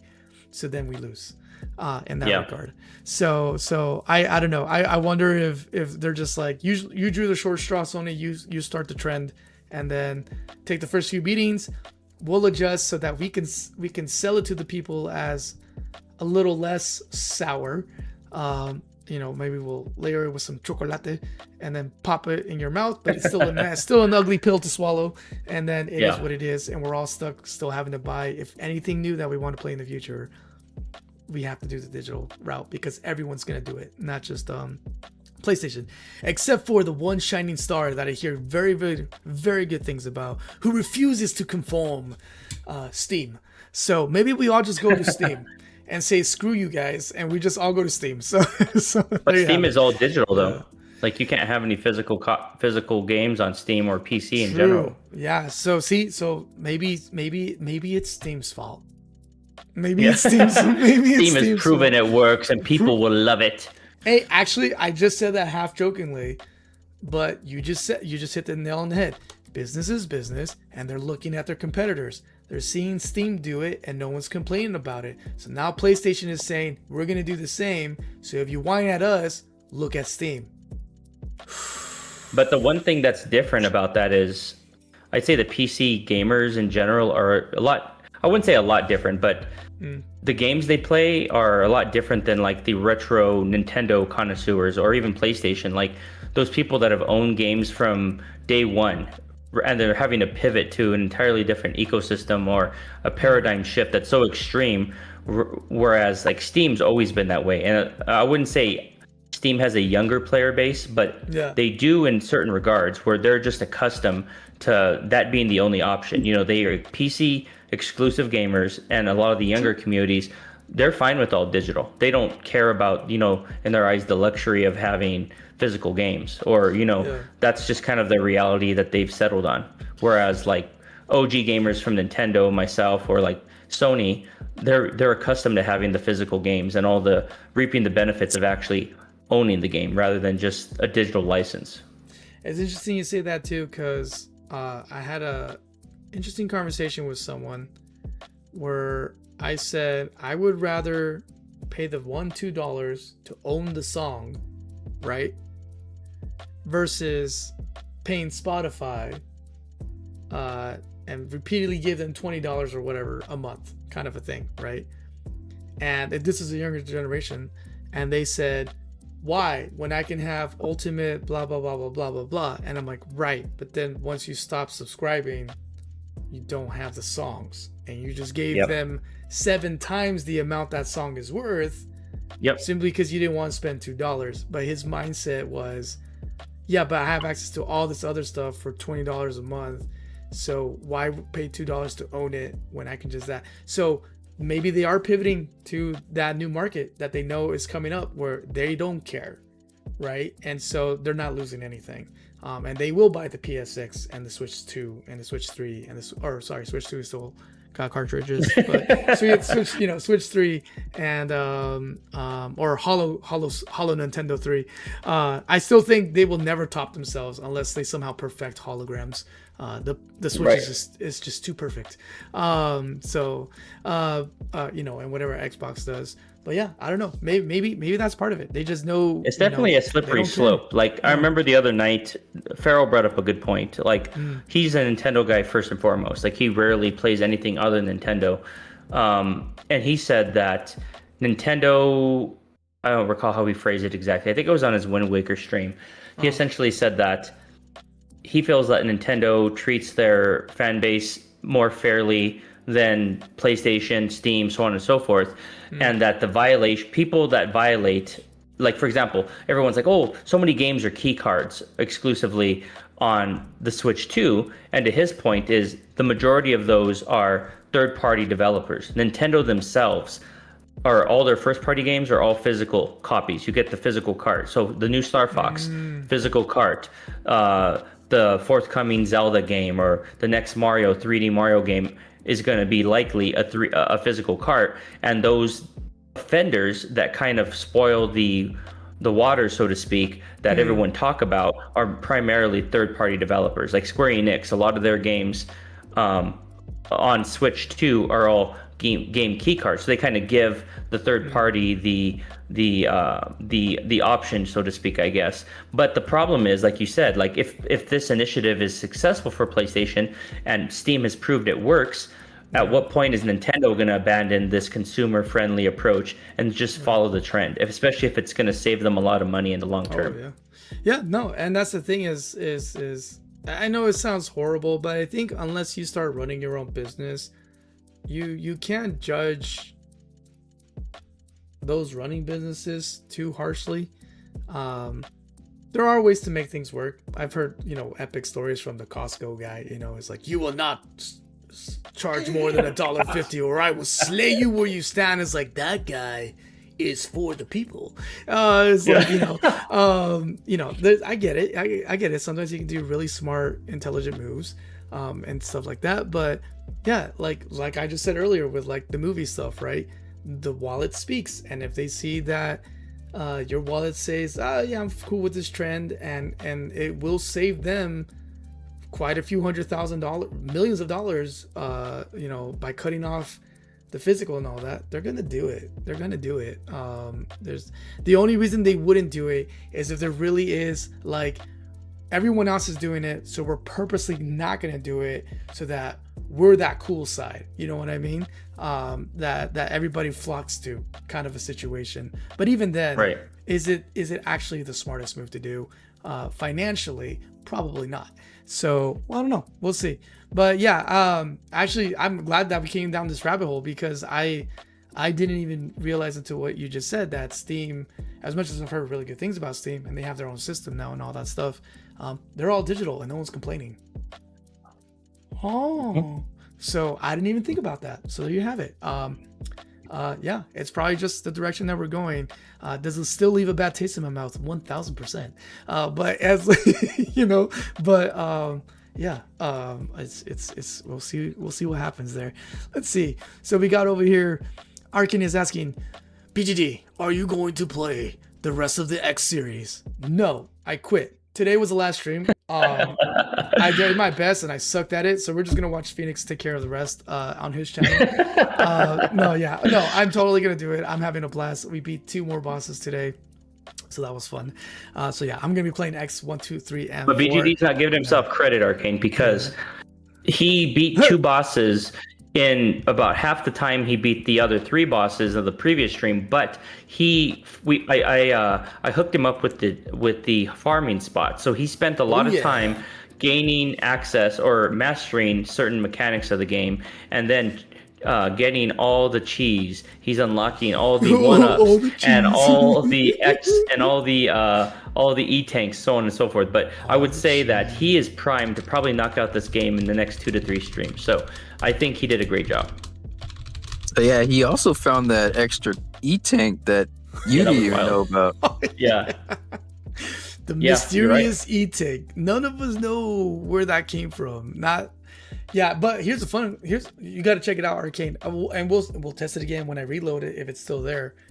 It only let me fill it up once. And then I was looking up. Right? It's because the original one, like the one that you did find, it was already filled, so that extra one that just imaginarily popped up is like registering that it's already filled for some reason. Interesting. So it is a glitch to happen. It's a glitch. Yes. Yeah, it's a glitch for sure. All right. See, Chewy is the master. He is the master of all things. Cool, Chewy. Thank you for that insight. Yeah, we were curious because I didn't do anything. I got hit by something and fell down a hole, and then when I reloaded, I paused the screen to check where I was on lives, I think, right? Because I was farming, and I had an extra energy bar immediately after I got the 3rd one. So yeah, there you have it. We had a glitch, and it had a teeny little bit of life in it. And then we used it, and then now when I was farming again, it wasn't loading, but it's still there. So like you see 3 of them filled up, but the 4th one's just chilling, and it's not allowed to fill. It's just just chilling. So really weird, but really fun. So we're gonna have to see how when you actually acquire the real fourth, the legit fourth E-Tank, how that's gonna impact it. What's gonna happen? I'm curious. Very curious. Because you were even like, is there a fifth? Like there's like a fifth slot that's just gonna open over something like that. That'd be crazy.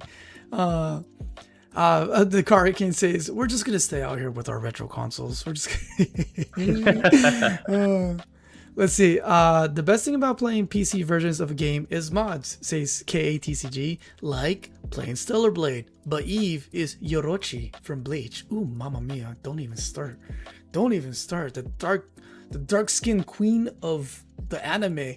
She although she kind of sucked at the end of the book, the manga. She didn't do much. my problem with mods and whatnot is I appreciate what they do, and it's mind blowing what you could accomplish, but I just don't have the time to really play around with my PC to that extent, especially with streaming full time, or not streaming full time, but streaming quite a bit, having a family, so on and so forth. I just personally have not had enough time to invest in it to really make it as beneficial as it could be, because I know the floodgates, once you open them, the possibilities are essentially endless, but I just personally have not had enough time to invest in it. I'm just that guy. I'm too shy because I'm scared I'm gonna break it. So I'm just like, I don't want to do that. That was my problem with upgrading. I told you that I was able to essentially run my channel on a laptop, like underpowered laptop that was not designed for streaming, still very successful with it. And then I was like, no. Before we did our collaboration, I upgraded, actually got a real PC and so on and so forth. But like the main reason was because like I didn't want to have to configure it or worry about all these other XYZ variables. Like that's the reason why primarily console game, like it's already pre-built, it's already loaded, you don't have to worry about all this other crap. So that's just me. I'm just not personally I don't have the finesse or the time to invest in it. No, I'm with you. I agree. I think, as techie as I can be when I need to be, I don't want to. I just don't want to. Just let me do the thing. I just want to play. I don't want to be thinking too much about it. Let's see. The question is, KATCG says, the question is, will the newer consoles have a disk drive option still, because websites like Limited Run Games said they will always make physical games for the new gen consoles. I don't even know who that is. Limited Run Games. Limited Run Games, they produce like I'll have to link it for you, but essentially they do like limited edition stuff. They do like homebrew where they're smaller games, like indie developers, and they like a lot of you can't really see it because I turned the lights off, but if I expand on my full room, I have specific merchandise from Limited Run or OSTs that they are able to distribute if they have the permission of the indie developer, so on and so forth. They do a lot more indie develop type of stuff or smaller scale things to really it's more like from a community standpoint. They do a lot for their smaller communities. Oh, okay. Well, that's awesome. It's really cool. It's really, really cool what they do. Like, for example, the game we're talking about, Marvel Cosmic Invasion, it released only digitally, but then Limited Run Games is able to produce like physical copies of it.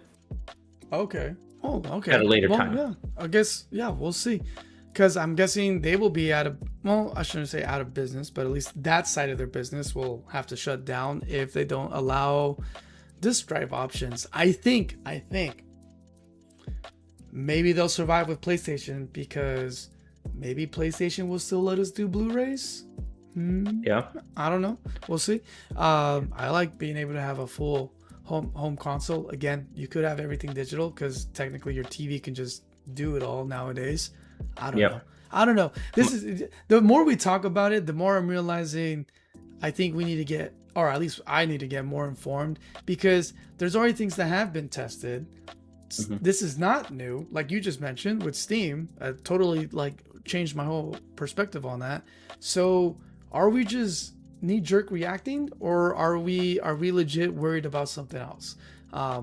Because again, if one company does it, unless one of them really unless there's like really ugly pushback, I think the rest of them are going to follow suit. I really do. I think Sony just somehow, I think the big wigs behind the entire thing like sat down in a room, doing God knows what with those millions of dollars, and they were like, all right, who pulls the short straw to try to do the Steam thing as one of the big wigs? And they don't have a problem with being the bad guy in the situation. Yeah, like they're don't. like yeah. If anything, how funny would it be if they use our own clips against us? They're like, see, these guys pointed out how Steam is doing it. Why aren't you complaining about them? It's like, oh no. It's like we threw fuel on the fire. Oh, so yeah, that'll be funny actually. My kind of fear is like what KATCG's point is, if they don't have the disk drives. I think that was the main narrative focal point of when I was referencing that post on Facebook earlier, where they said, Kingdom Hearts 4, I've been looking forward to this game for 7 years, but if it's only supported by PlayStation and they won't have a disc drive, I have to buy it digitally, I'm just not going to play the game. My fear with that is that's kind of my own personal issue, because that series and Final Fantasy are the two only series I'd probably only buy a PS6 for. Like, if it would suck for me. Like, I would literally be buying a console for 2 games, because I would not wait for it to come to PC or for the next game to go to be ported to a different system. Like, I'm hoping that's not the case. That's why I said I'm hoping that Square Enix in this particular instance, since it's the developer for both of those franchises, would give the multi-platform approach, where they're like, hey, kind of odd man out, and we know that console being an exclusive didn't pan out for us with the 2 most recent releases. We're going to make it a blanket approach where it's, you could purchase it day one on Steam, you could purchase it day one on Nintendo, on Microsoft systems. That's what I'm hoping, because I'm hoping that I don't have to purchase a system for 1 or 2 games. Yeah. Because then I would be pretty mad at myself. Yeah, no, I hear you, man. I hear you on that. Yeah, we'll have to wait and see. Arcane Cosmo saves.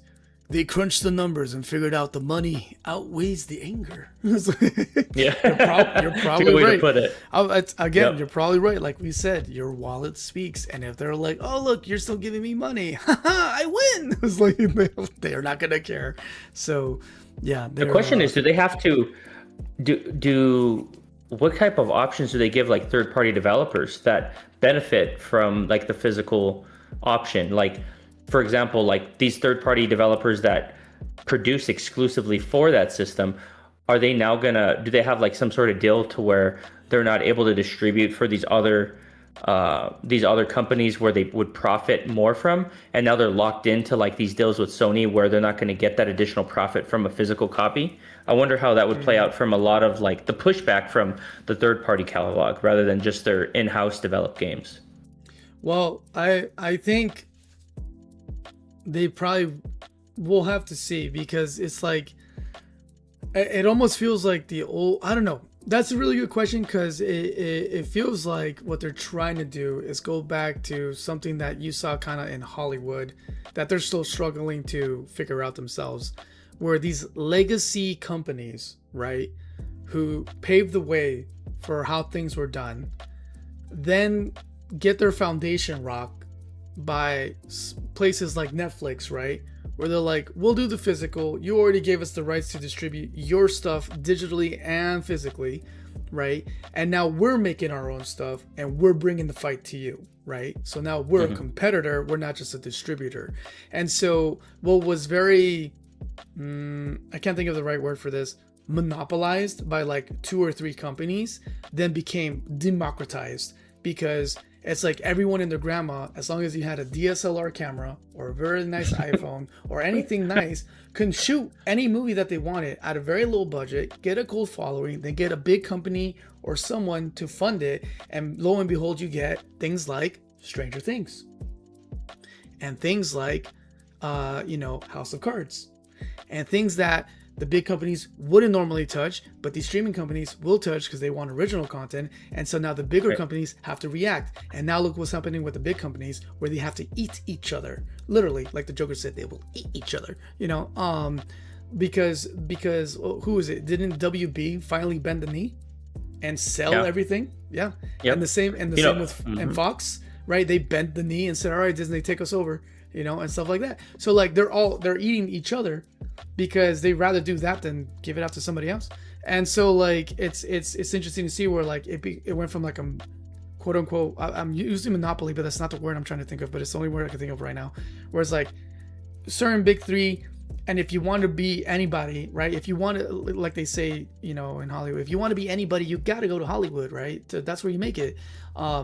It stopped becoming that after a while, right? Because it was like, no, you don't have to go to Hollywood to be the guy, right? You can make it happen in your state, and you could bring jobs to your state because you need a film crew, and you're not going to get from Hollywood who's going to, you know, bend you over and charge you an arm and a leg. You can just give the people the jobs here and pay a fair price, and everybody gets jobs, and it creates jobs, and you create a movie that everybody loves, right?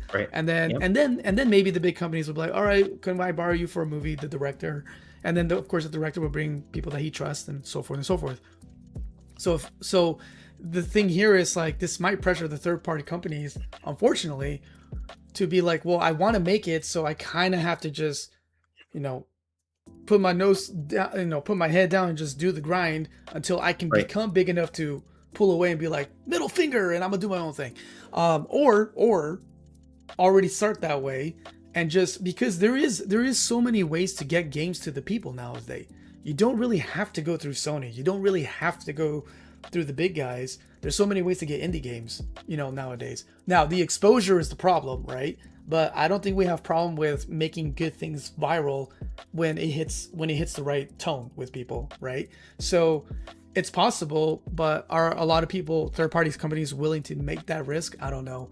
But I don't think they're trying to benefit the third party people. They definitely want to benefit their in-house stuff, I'm guessing, because you're already seeing with Xbox being like, we're going back to exclusive, screw you guys, you know. So I don't know. I don't think third-party companies are in their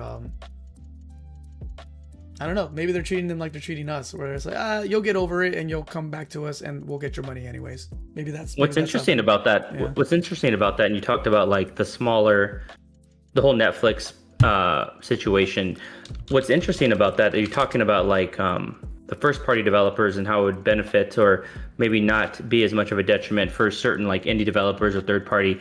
My question, what's interesting is I feel like this move, if anything, is going to hurt long term, like from a consumer standpoint, or rather the developer standpoint, more of the first party stuff, because it's not going to hurt third party or indies in particular, because a lot of indies games release digitally only. Like for example, it's rare that you even get a lot of these smaller indie games physically.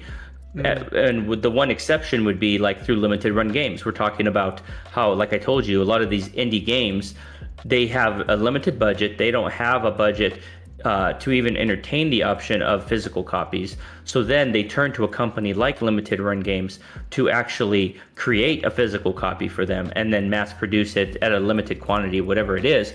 Yeah. So if anything, the third party and more so the indie developers games probably won't even be impacted by this digital move at all.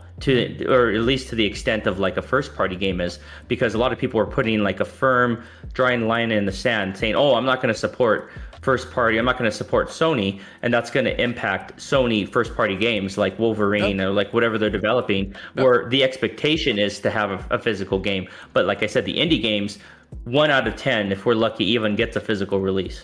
Okay, so maybe maybe again, due to things like the internet, social media, third parties are going to be fine. They can probably become their own, like they can become their own Netflix, where they bring another competitor, which again, good for business, to the table. And maybe multiple of them come together and create like their version of Netflix, whatever, right? To bring the fight, I keep saying the fight, to bring another option to the people, right? You know what I mean? Because that's what Netflix did. Now Netflix is doing stuff where they are kind of feeling like the legacy companies and doing stuff that none of us are happy with. But again, I don't know. We'll have to wait and see. Again, it still sounds like it comes down to how you spend the money, because if Sony sees, oh, okay, fine, I'm not going to spend on Wolverine, I'm going to go buy this indie game over here instead, then they're going to want to acquire those people, because they're like, hey, you're a hot topic, come work for us. But then those people, if they get the good lawyers, right, or are really good at negotiation can negotiate on their terms, because it's like you need me more than I need you. Now the third party company wins, right? In that regard, and maybe they're like, all right, yeah, I'll do it for you, but I'm also going to do something with Xbox and Nintendo, right? So now they get everybody and stuff like that. So I don't know, man. I don't know, but that's a really good point, though. It's interesting. It's interesting to see, but it is interesting to see how, and talking about it, there's more to it than meets the initial. Absolutely. And definitely. Yeah, you're right. It's funny that you brought up what you said, where like people are kind of already getting accustomed to this, and it does depend on the new generation. Like you said, the most Steam the generation playing Steam and stuff, they're like, okay, digital, so what? Like, okay, less clutter in my house, right? Whatever. Yeah. And from a streamer standpoint, like for example, I used to, and I'm making this is based on an observation from someone that primarily plays indie games. So that's where I have observed that for the most part, like I could count on my hand out of 50 indie games I have, how many I have a physical for. Now as a streamer, I actually prefer digital games for the convenience, for, in terms of space, whatnot in my area back here. And then just having this personally, that's just my personal convenience for the game. And for example, there's a game coming out on Friday I'm going to stream. Do I really want to maybe get my physical copy in time for me to stream it, or do I bet on the 100% certainty that I could just buy it digitally and it's ready for me to stream it day one? There are so many times where I've tried to order a game from Amazon or from Best Buy and it doesn't come the day of, but I'm not really going to be out anything because I don't have to stream it. But in this particular instance, if I committed to something, I want a for sure guarantee I'm going to be able to play it day one. So there's so many different competing interests, and I realize that the majority of people are not streamers that are playing, but those are different nuances, different variables that have to be considered. But it's interesting that you're saying that, because I did throw up a poll immediately after what you brought up to get me thinking about this. Because I asked first, are you happy with Sony's move? And it was a very high percentage that said no. And then I asked immediately after what you said, are you happy with Steam only being digital? And 83% of you said yes. So I think it'd be one thing. I think it's when you commit to something, if Steam had the option for physical and then it, down the line, transitioned and then took an option away. I think that's where a lot of the people that are taking a very strict stance, they're we want the option to at least have the option preserved of a physical copy, especially since that's what we grew up with.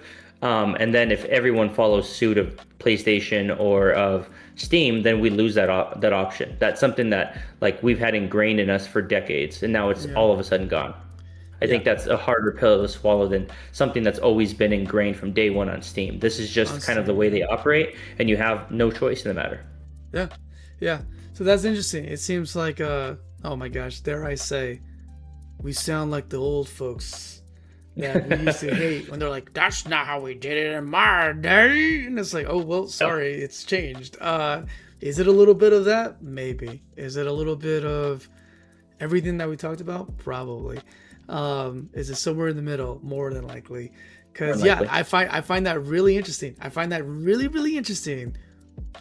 It was that high percentage roughly when, no, I don't like that Sony's doing it, but Steam doing it is okay. Even though it's Steam gets the pass. Yes, so it's technically the same thing. And I didn't think about that. I didn't think about that. Yeah, Steam is only digital. However, what happens to the day when the main honcho games are not allowed to be played on Steam anymore because they're just a middleman? And they don't own any. Dun dun dun. Then what happens? Dun dun dun. I don't know. We'll see. Oh, I don't think they'll do that, but you never know. Netflix hasn't done it yet, right? Netflix can very well do that. I mean, they kind of did it. Actually, hold on. They kind of did do it with something most recent. K-pop Demon Hunters. You can't buy it anywhere. You You can't stream Fantastic it anywhere. point. And they held on to that thing, and I'm still mad to this day because I'm like, I just want to buy it so I can watch it on repeat with my kids. I don't want to subscribe to you, but I have to subscribe to you. Is that the window? Is that the foothold? I don't know, guys. It's just a lot to think about. So. Hey, good morning, Carla Koala. Carla says morning, y'all. What's going on, Carla? We're getting ready to wrap up, but we had a great time tonight. We did about 2.5 hours of Mega Man X, and then we've been doing the cooldown for about 2 hours. Yeah, about 2 hours, hour and a half. Yeah, I said 30 minutes. I lied. I always seem to lie when I say when you and I get together, dude, it's never 30 minutes. Yeah, I'm noticing that. It is what it is. It's okay. Thankfully, I'm gonna suffer tomorrow or later today. It is what it is. But I was, but it was worth it because this is what I love. This is the part that I like is the communication with you guys. You know what I mean? Being able to actually. I felt bad for you the other night when we were talking, when you were talking very passionately about Star Wars, and I was trying to engage, but it was just in text format, right? I was just chatting you. I was like, no, I need to get on there. We need to have this. That would have probably doubled the length of the cooldown, but yeah. It probably would have. Yeah. No, I was.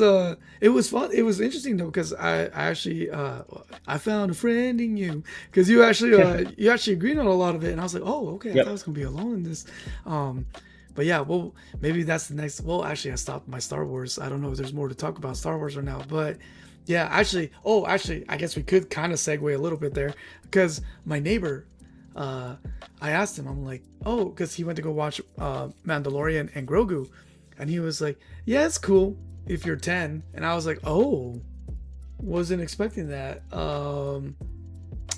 Okay then, so yeah, I guess. He thought it was really more aimed for kids. And not, I watched it. I liked it. I liked it, but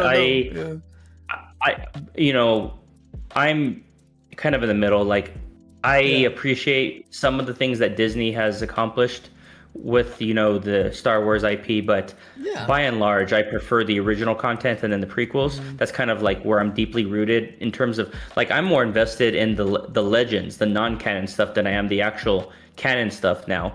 But I enjoyed it. I mean, it's not going to be among my top 10 instances or types of media that Star Wars has ever put out, but I thought it accomplished what it set out to do. I thought it was fine.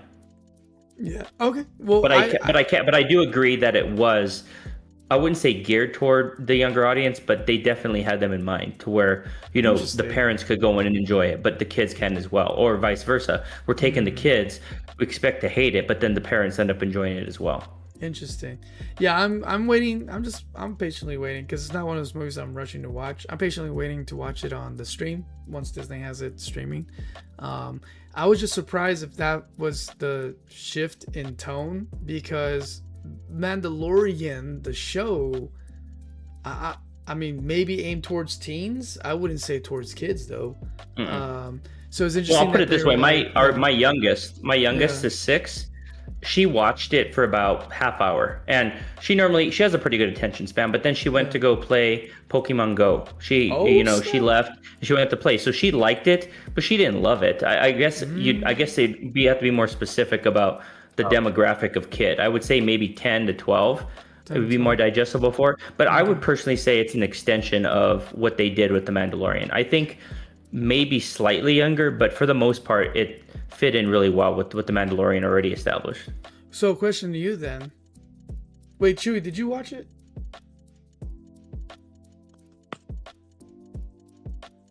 Say that again? Did you watch Mando and Grogu? No, because it was strictly Disney Plus, right? I don't know. I think it was in theaters. No, it's in theaters. The Mandalorian show is exclusively Disney Plus. Oh yeah. The show. I didn't see the show because it was Disney Plus. I don't go to the theaters that often. Shit, I haven't gone in 15 years. So. Oh shoot. See, Chewie is of the mindset how he's not impacted by the third party or the PlayStation type situation because he conforms to the original releases. He has the older consoles, and a good portion of the retro community, they're fine with just playing the original experiences. Yeah, no, I hear you on that.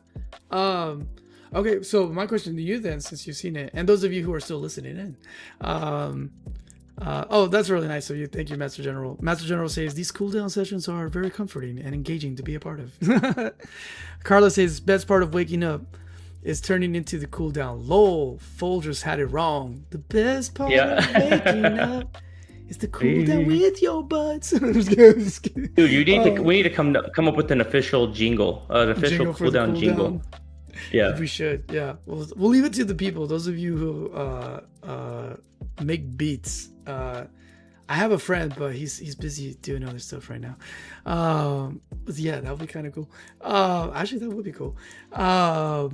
Yeah. Okay. So to those of you in the chat and you, Phoenix, since you watched it, did you feel like the movie could have just been another season or episode or a few episodes on the show? Do you really feel it was worthy of being on the big silver screen?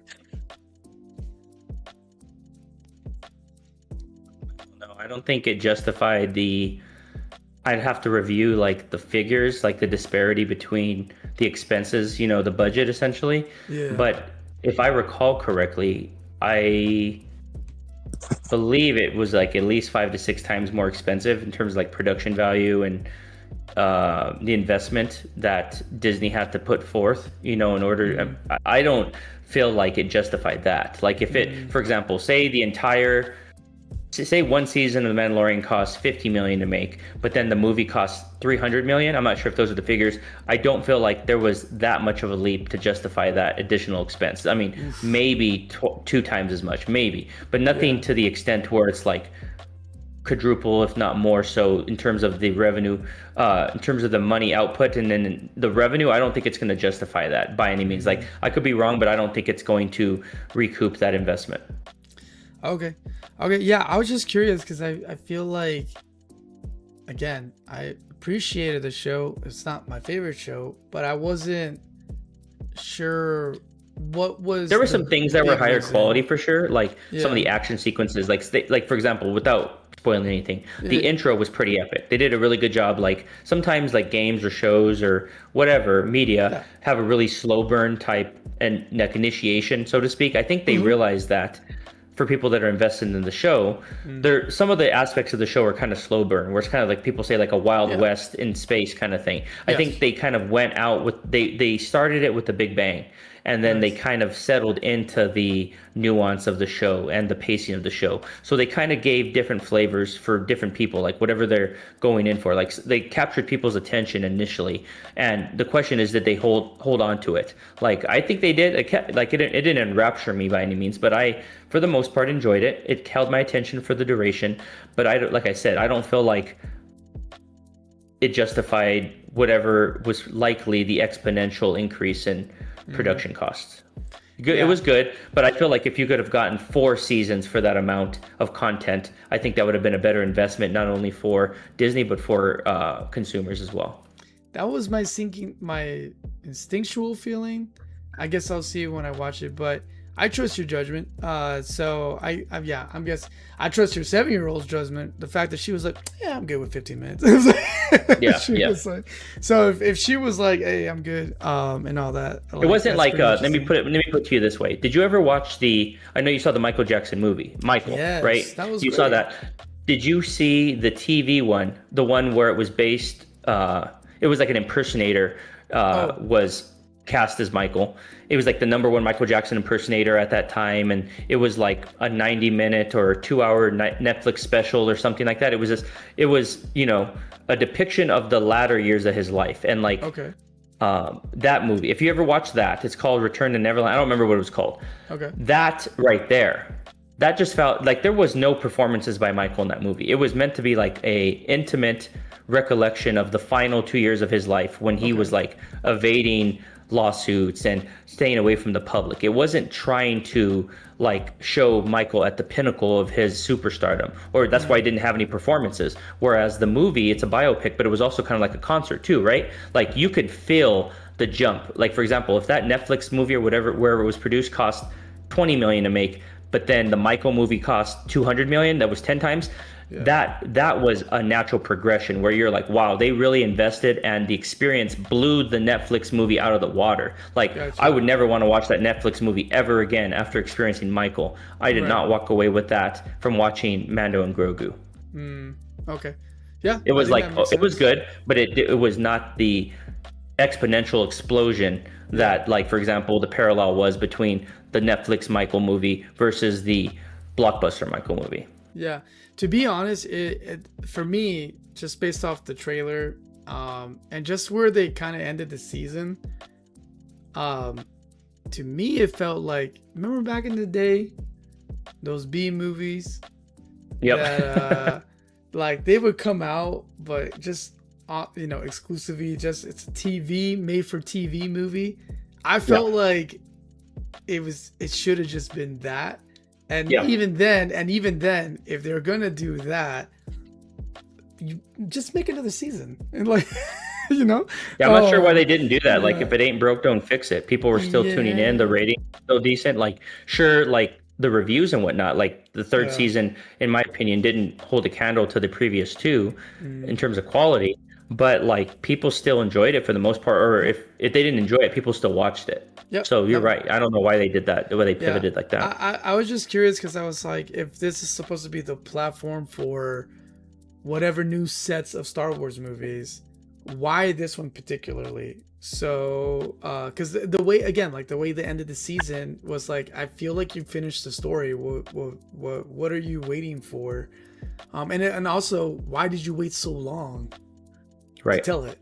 I agree with you there. I was just curious. All right. Well, I'll stream it then. I'll stream it anyways. I'm sure my kids would get a kick out of it. They're not big Star Wars fans. That's probably because of me. Sorry. But well, an impressive amount about the lore for not. I consider you a fan, but I guess that's because you like to be informed about things. You appreciate like the pinnacle of that particular genre or particular franchise, I would say. I do. Yeah, cuz like I shared in my that cooldown, I just see so much cool potential in it. And I love, so for example, on Disney Plus, one of my favorite things about all the Star Wars stuff right now, one of my favorite is Star Wars Visions. Yep. So cool, man. So cool. Because we already know that, George Lucas was very, very heavily influenced by Eastern philosophy and samurais. And so basically Jedis are samurais in space.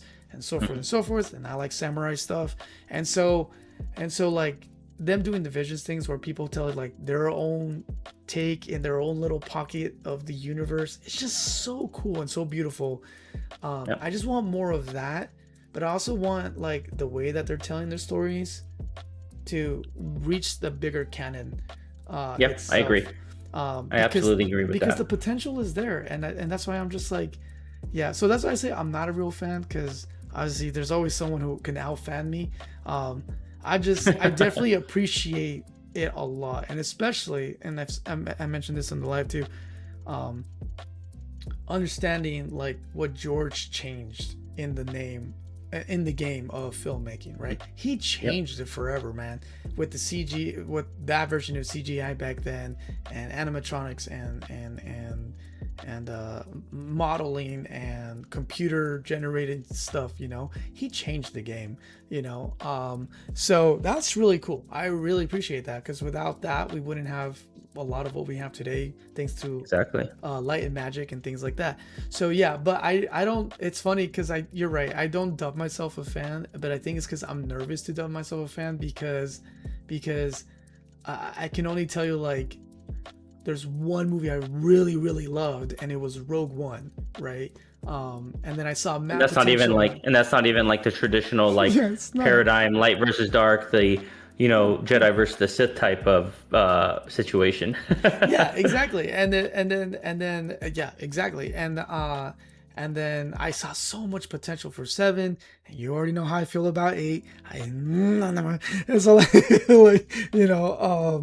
blew my mind originally, in addition to it being so different, Rogue One, what blew my mind when I originally saw it is that it literally ends right where episode 4 picks up, right where it starts. Yes. You know, like right when you see the ship being attacked in episode 4, 1977. Yes. That's exactly where Rogue One ends, when they're pursuing the ship. And that like blew my mind originally. I'm like, it almost gave me like goosebumps. I'm like, literally, like obviously George didn't formulate this in his mind back then, but like, of course.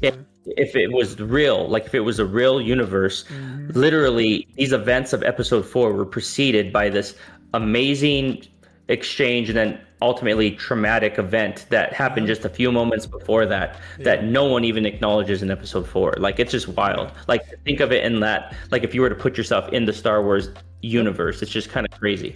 Yeah. No, I liked it because I used to have discussions with my cousins who I would say are actually real Star Wars fans. This is cool. KATCG says originally Lucas wanted a Japanese actor to play Obi-Wan Kenobi. I saw that. That's pretty cool. I did not realize that. I didn't know that. That would have been cool actually. But Ewan McGregor, he killed it. I like that guy. Where was I going with this? What I liked about Rogue One was there's a lot I liked about Rogue One, but I did like that interpretation from Gareth Edwards, the director, because it was really well done. But I used to have these discussions too, where like you just said, right, like no one's talking about it, and I'm like if you think about it, with how you see how even today people are quick to just listen to a soundbite and just say, yeah, that's it, that's the truth, and I'm just going to follow that without actually getting informed or anything like that. I know, because I've been victim of that too. I think most of us, right, because hindsight is 2020, I really think most of us would have been pro Empire. Just being honest with you, because we would have been like, yeah, peace to the galaxy, order, serve the military and get awesome pensions and blah blah blah blah blah blah blah. And so it was cool to see here. That's a good point. And it was cool to see here that even in Rogue One they explored, like, again, what I want more of in Star Wars. They explored like all good sci-fi, which explores philosophy and human nature. They explored that these guys that you think are good guys are not always doing good things. But in the end of the day, you're going to call them heroes. Maybe. Because what does Andor do? He shoots a handicap. Just to get away, dude. After he got the information that he needed.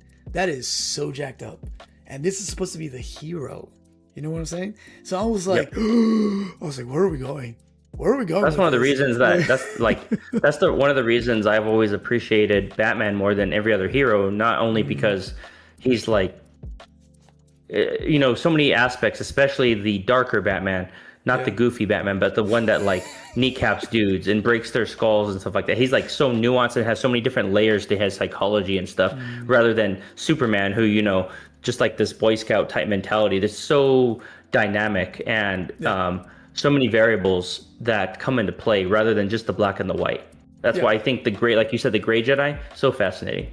Yeah. That's why I think I was a little at the end of Coder 2, because I was like, oh, Kreia, you're just dark side, whatever. I don't, you don't like it because you're not in control and you want to be controlled. That sounds very Sith, blah. It's like, cool. You sounded cool at first, but I think if we can have a spiritual representative to carry on the mantle of like a show or a mini series, maybe even a movie of like Jolie. I think I agree. That'd be fantastic. Beautiful, man. And maybe like a mini series where it's like each 2.5 hour or 2 hour mini movie, right? It's only 3 parts, right? But it's only strict for movies, and each part is one stage in his life, right? When he was young, that middle part, and then when he's older, where I agree. maybe they do that cool thing, right? Like you just said with Gareth Edwards, where it's right before they meet Revan, right? When you play Revan.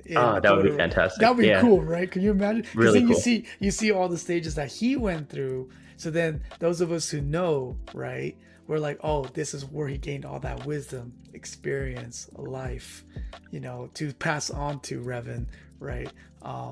That'll be really cool. So I thought his character was super deep and super cool, super hilarious too. But yeah, I thought was more a true representative of someone in the middle, versus Kreia, where she sounded like she was kind of doing both sides, and then she was just I don't know. At the end for me, she I agree with you there. very, I 100% agree with you. I was pretty underwhelmed with that too. Like I could tell, like I was hyped for that finale, and like you did the job to like hype people up with the thumbnail and everything, and then the game just like the game did not live up to your hype. Yeah, it did. The it ending. did. Yeah, I was like, oh man, this is part of my feelings with Star Wars. It's just it's too right and wrong. And again, I believe, you know this, we're men of faith. I believe in absolute truth. I believe in right and wrong. But this is a story where we're supposed to explore things for fun, okay? Or just because we can, right? Like Rogue One did, right? And I was like, and then Episode 7 was literally putting it on a silver platter. Like, hey, look, there's this guy Finn, and he kind of can touch into the Force, but we're gonna focus a little bit more on Rey right now because we need to set up this whole thing over here. But Rey, she's not really coming off as just all goody tissue, because she literally was about to slay the man, and literal fate was like, split the ground. Each of you go to your corner, go to your rooms, and take a break. And it was like, you know what I mean? And I'm like, that's the Force, right? The Force forcing its will into the situation. And so I'm like, come on, man! Like she was going to kill the guy. The movie was going to be over, and it was, you know, and she did it. So I was like, she's not tied down by the dogma of the Jedi, and this is a good thing. Let's explore this, and then we didn't. So I was sad. Yeah, I thought the latter trilogies, I can't even think of the name now. I just felt, I wouldn't say betrayed, but misinformed, because I expected, like you saw that Luke, Han, and Leia were going to be in it. I thought it was going to be at least bring them together like the good old days, in the at least them Leia and Falcon for a moment, like some sort of semblance of the original, like almost like they duped people into like, oh, we have Mark Hamill, we have Carrie Fisher, we have Harrison Ford 3 decades later in the same film. Of course they're going to be together. Of course they're going to, you know, reinvigorate those feelings of old. But no, like you get Luke, who's like a freaking weirdo across the galaxy. Everyone is like, I understand, like in the decades of Star Wars, it's natural for people to grow apart. But like in terms of like thematic impact and whatnot, like I just felt so let down. Like, where is that moment? Yeah. Squandered. And if you think about it, oh god, you're gonna make me mad again about episode 8. Episode 8. So we didn't even get completed, fleshed out stories because remember the flashback that Rey has, right? She saw the scene where Luke fights Vader, and that's the spot where he tells him, "I'm your father," right? And then it transitions to her like falling through the tunnel, and then it falls to her rolling on the ground, and she sees some samurai-esque looking dude about to shank her or somebody, and then they get shanked by the Knights of Ren, and it's this whole scene of the Knights of Ren slaying, I don't know what. I guess we're supposed to think Luke's Padawans or whatever from the first temple he had when he was trying to do the thing. That's what I assumed. And then we didn't get that fleshed out at all, like in any shape or form. So I feel like I know. I'm guessing literally that episode 8 just I don't know. I feel like the guy hated what 7 did, and so he just tried to make his own reboot within a reboot. And I was like, bro, the pieces were there. You could have built off it. And I will forever be angry at him because he robbed us. He robbed us of not just Poe Dameron having his actual moment and Rey becoming some form of actual true balance in the Force, right? Not even gray, just some form of actual balance in the Force, because she wasn't tied to the dogma of the Jedi. She definitely was never going to turn Sith. She had a really good strong core of who she was in that regard, right? But she was going to be in the middle and be able to use both Force abilities on both sides, from lightning to healing to the one time we saw Jedi speed run with episode 1, which I never understood why they got rid of that, right? Which is retarded in my opinion. You know, we You're saw talking about Obi-Wan and Qui-Gon when they did the speed run? Yeah, like they tried to shoot him, and remember, and they go, and I was like, why don't you guys always do this? I don't, you know, like, whatever. So it was one of the episode 1 had so many one-offs. Had Metachlorians, probably for the better, like we talked about, that never resurfaced again. But so many things episode 1 did that never resurfaced. No, honestly, it's so funny to me because, like, again, like we were talking about, like, canons and stuff like that, where everyone's cool with Luke Skywalker going Super Saiyan, right? Essentially in Star Wars at some point. But Rey does a little bit of what people say Mary Sue, and they get mad at her. I'm like, dude, J.J. Abrams literally laid it out for you that she's not a Mary Sue, but okay, fine, we'll give you that. But I will always be upset that literally we could have had almost like a pseudo or Organa twin thing with Finn and Rey. Where so in the original extended universe, Leia and Han have twins, right? And the girl is, I think she's the one that's really good with mechanic stuff, and then the boy is like his dad, really good with talking to like nature and animals just naturally and blah blah blah blah. And then at some point, the brother goes cuckoo, and then she kind of has to kill him, and then he becomes the new baddie and blah blah blah because he gets seduced and blah blah blah.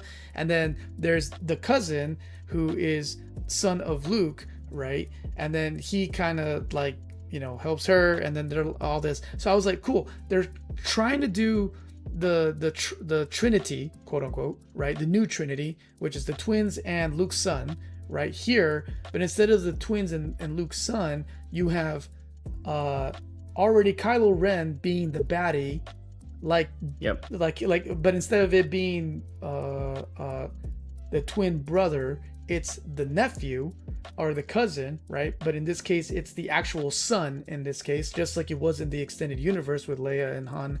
And then Rey and Finn kind of being like the opposite end. And then they nerfed Finn. And we never got to see him come to full fruition as a Jedi in any shape or form. Absolutely. I have massive issues with that myself. Yeah, I'm like, guys. But yeah, let's see. Okay, hey, welcome in, Savage. Oh, what's up, Savage? Savage says Fate. Savage like, King. Don't make me turn this car around. Yeah. Let's see. Hey, welcome in, Savage. What up, my friend? We try. We haven't slept yet. No, we haven't. I know. I don't know what we're doing. Carla said that she loves how animated we are this early in the morning. I'm like, this early in the morning? We haven't even went to bed yet. No, we have not gone to sleep. What is sleep? Sleep is for the weak. We haven't. Let's see. Doing good. Made it to the end of Final Fantasy 9. Only the last 2 fights left. Let's go, Savage. Nice, man. Dang, you're doing fantastic. Yes. Gonna play. Oh yeah, I'm sure there will be a remake on that. There have been like rumors of a Final Fantasy 9 remake for a long time. So, and then he also rumors of a 15. I have heard that as well. Remastering Final Fantasy 15. Yeah, I was like, we just did 16. How are they doing a remaster? Oh, or not a remake. Remaster makes more sense for. Problem with 15. That is, when you talk about Final Fantasy games, is they're taking longer and longer to develop and release. Like Final Fantasy 15 sounds like, it just came out last year, the year before. Yeah. It came out almost 10 years ago at this point. They're taking like 5 to 10 years. I shouldn't say 5 to 10, 5 to 8 years to release a Final Fantasy game now because of talking about resources and budgets. When you look at the original Final Fantasy, like 1 through 6 or even 7 through 10, those games were coming out like, if not annually, every other year. Now, because of the overwhelming demand to make things cinematic and, multi-million-dollar budgets or over hundreds of millions of dollar budgets, then the ask comes and the result is we release a game every 5 to 7 years rather than every year to every other year. So yeah, Final Fantasy 15 getting a remaster, I'd actually welcome that because it's almost been 10 years since the original game came out. That's crazy. And 16's been out for 3 years too. So 3 years. All right. Well, it seems to be the thing right now. It's just remastering or remaking the originals or the semi-newer ones. So we'll have to wait and see. All right. But I think we should call it because you need to be on for your wifey, who's not feeling. Yeah, I think Yeah, I'm pretty sure yeah. she's going to work tomorrow. Oh wow. So Okay. yeah, absolutely. I think she's going to work tomorrow, but if she's not, I'm gonna be on duty again. So I'm home Dude. tomorrow. So we'll see if I'm able to sleep in. Probably not. My kiddos are on summer break, so they're probably gonna wake me up bright and early. Oh yes, So I believe yeah, it. yeah. I But believe it. Jazz and I we're trying to figure out what It outfit is. she's gonna pick for her next Halloween outfit. So check out the Discord where I posted her two Yeah. most recent outfits on miscellaneous, and I'm trying to convince her for a Mortal Kombat outfit. So I think I Mortal was gonna. Kombat fits the theme. Yeah, I think it fits the theme, especially since she also just did the streams for it too. The Yeah. movie came out this year, and then that I thought that was a Mortal Kombat outfit, but you said it was just a ninja outfit. So Yeah, I yeah. think you One of guys them's were a ready. ninja outfit, and the other one is she also did a Tinkerbell one. I couldn't find the picture to post it, but she did like a Tinkerbell one with like blonde hair rather than the red. So she did one Ninja Gaiden, and then the other one is Deadpool, female Deadpool. And then I was Female like, no, Deadpool. you need to lock in. We need to commit to a Mortal Kombat outfit. Do Mortal Kombat, or I'm just putting it out there.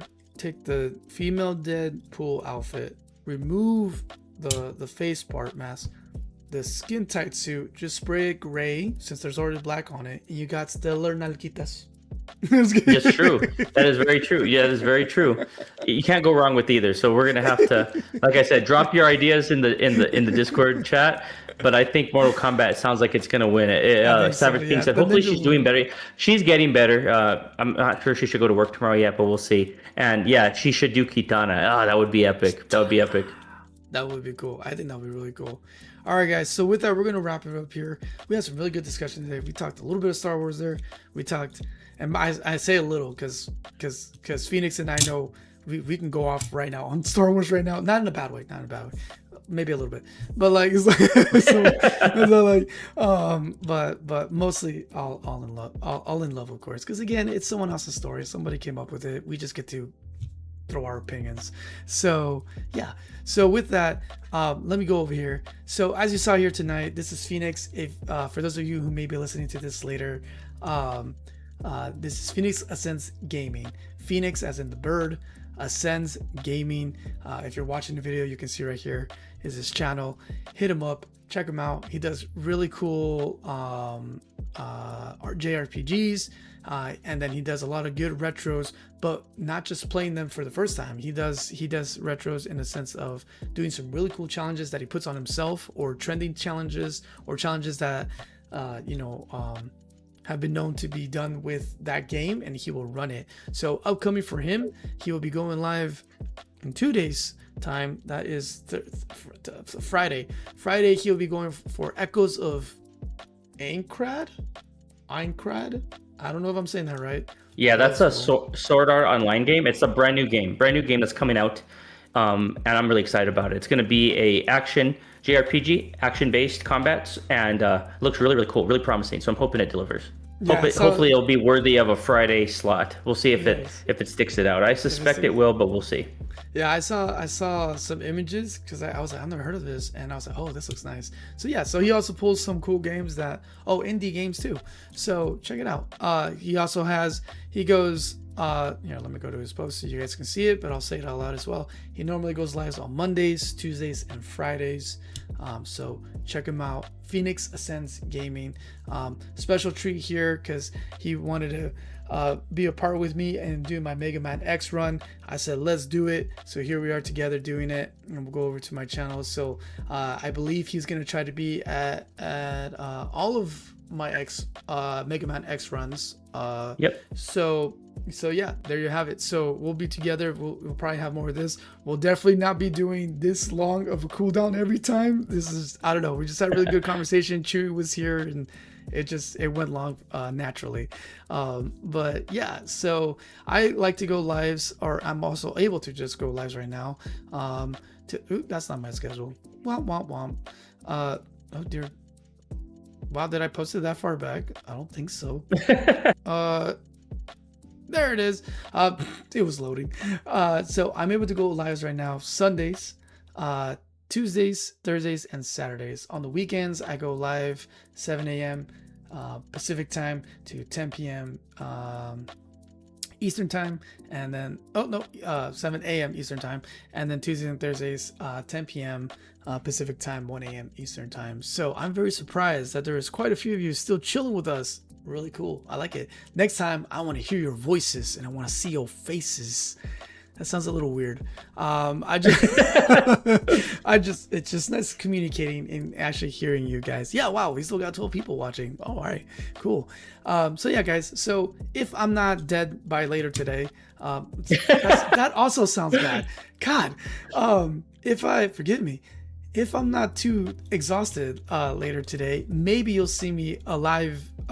Good Lord, what is coming out of my mouth? Maybe you'll see me awake on the 9th, which is tomorrow at this point, 10 p.m. for some Doom Eternal. And then we'll wrap up the week with some card games, some One Piece card games, and then we'll kick off the week with Secrets of Evermore. Dang it, I said plural. Feral is going to yell at me from across the screen. Singular, Secret of Evermore. Yippee! That's been actually a really fun game. Oh no, why did I click on that? Go away. Oh, sorry, I clicked on my own video there. Oh, hey, that's random red shot of a thumbnail there. Yeah, so there you have it, guys. It's been fun. This was a good one. This was a really good one.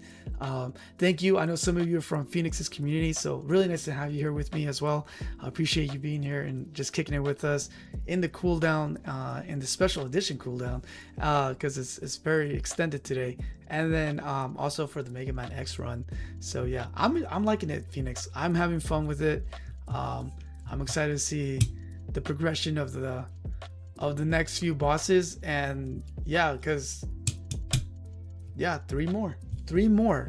Yeah, that's just the beginning of then the end game, as Master General put it. Right. I don't want to spoil anything, but there is some pretty extensive end game when you get to like the enemy's fortress. I'll just put it that way, where you're in for a few surprises. You're in for a few fun surprises. It's essentially test everything you've learned at this point.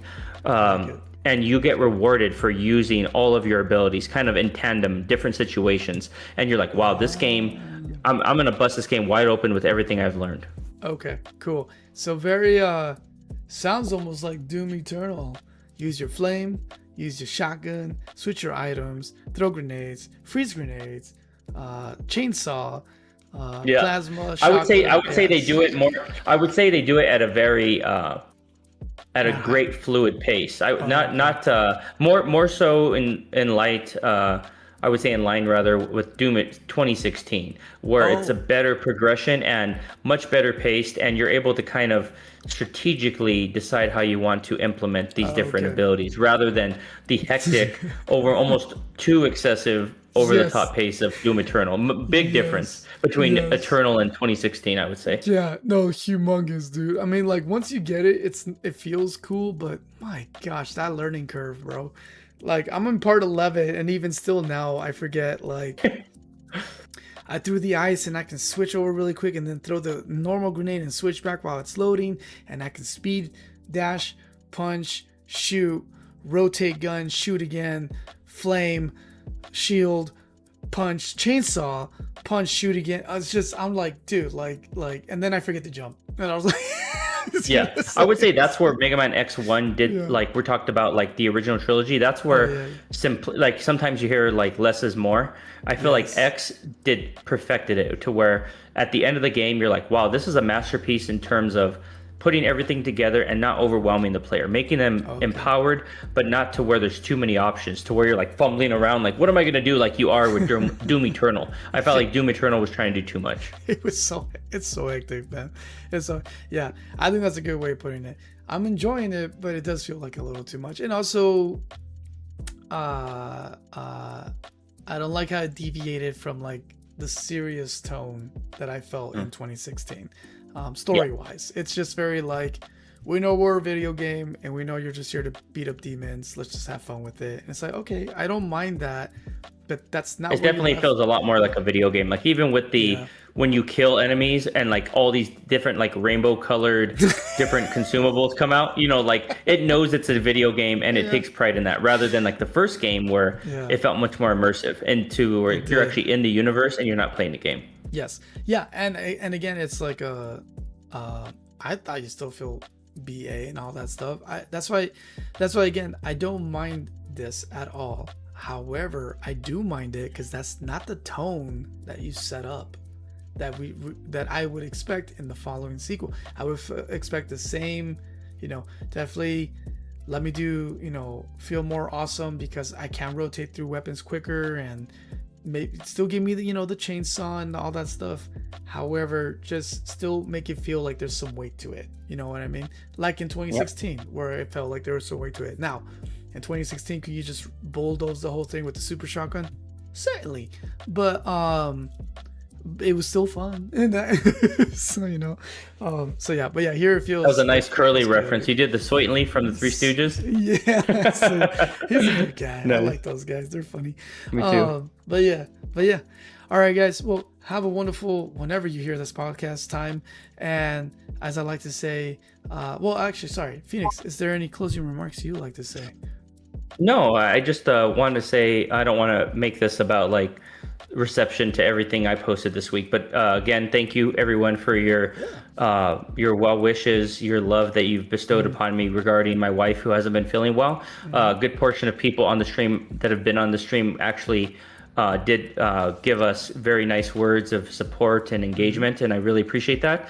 Thank you very much for tuning in and always being such an amazing community. BGD and I share a lot of the same community, so when I speak to BGD's community, I speak to a big portion of my community. So thank you so much for being here to experience Mega Man X1 for the first time.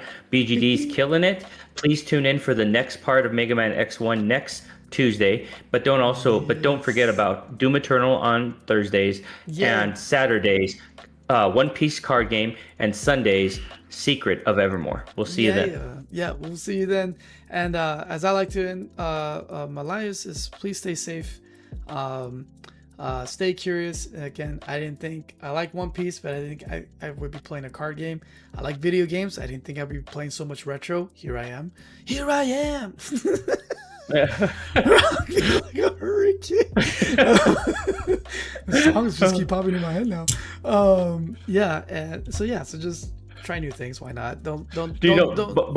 Before you end here, since you dropped the song line, a song that you completely caught me off guard with, I think it was during a Doom Eternal one, was What Do You Want From Me by Adam Lambert. You're like, what do you want from me? And you start singing that. Dude, I was blasting that the whole next day. And Jazz is like, what the hell are you listening to? And I was like, because she likes Adam Lambert. And she's like, is that Adam Lambert like 20 years ago? I was like, heck yes. And it came from Doom Eternal. Oh my gosh. Oh yeah.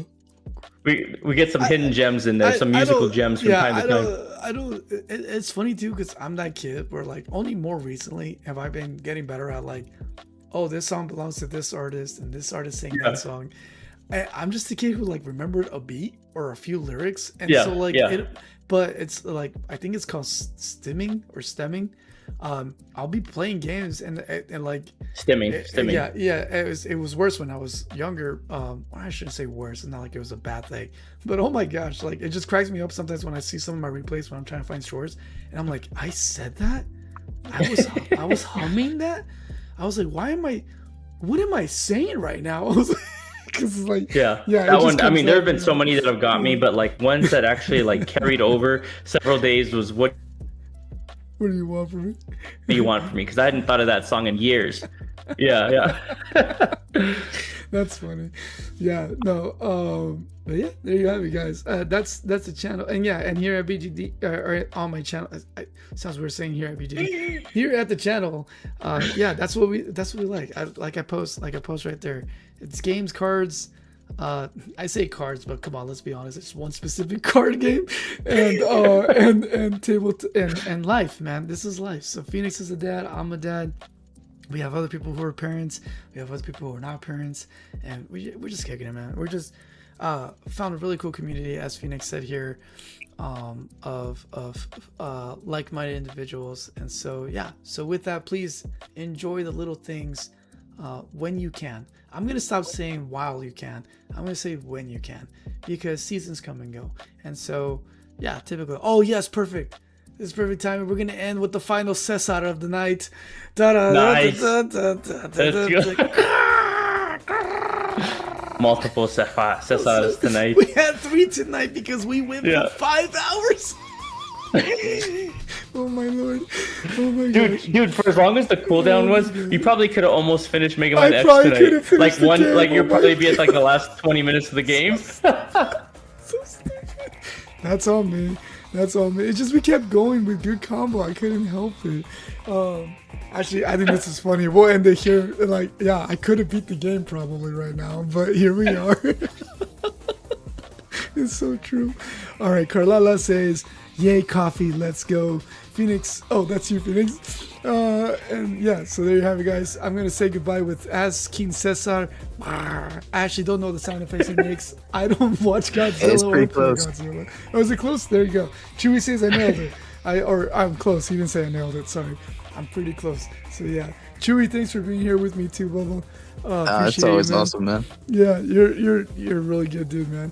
And yeah, we'll not me. We'll all hopefully see each other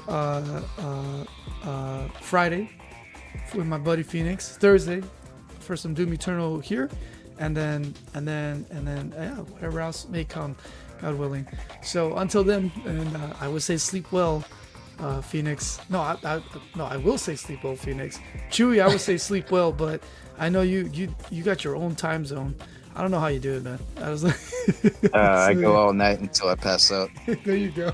And then, oh, what's up, Mark? Mark Rodriguez from left field goes, "Good night and great stream." Oh, thanks, Mark. We appreciate you. Yeah, it's always thanks, fun. Mark. I appreciate it, dude. Yeah, it's always fun with the crew. Yeah, but yeah, we totally could have beat the game probably. Oh my gosh. I'm just gonna... There you go, King Cesar. All right, everybody, have a good night.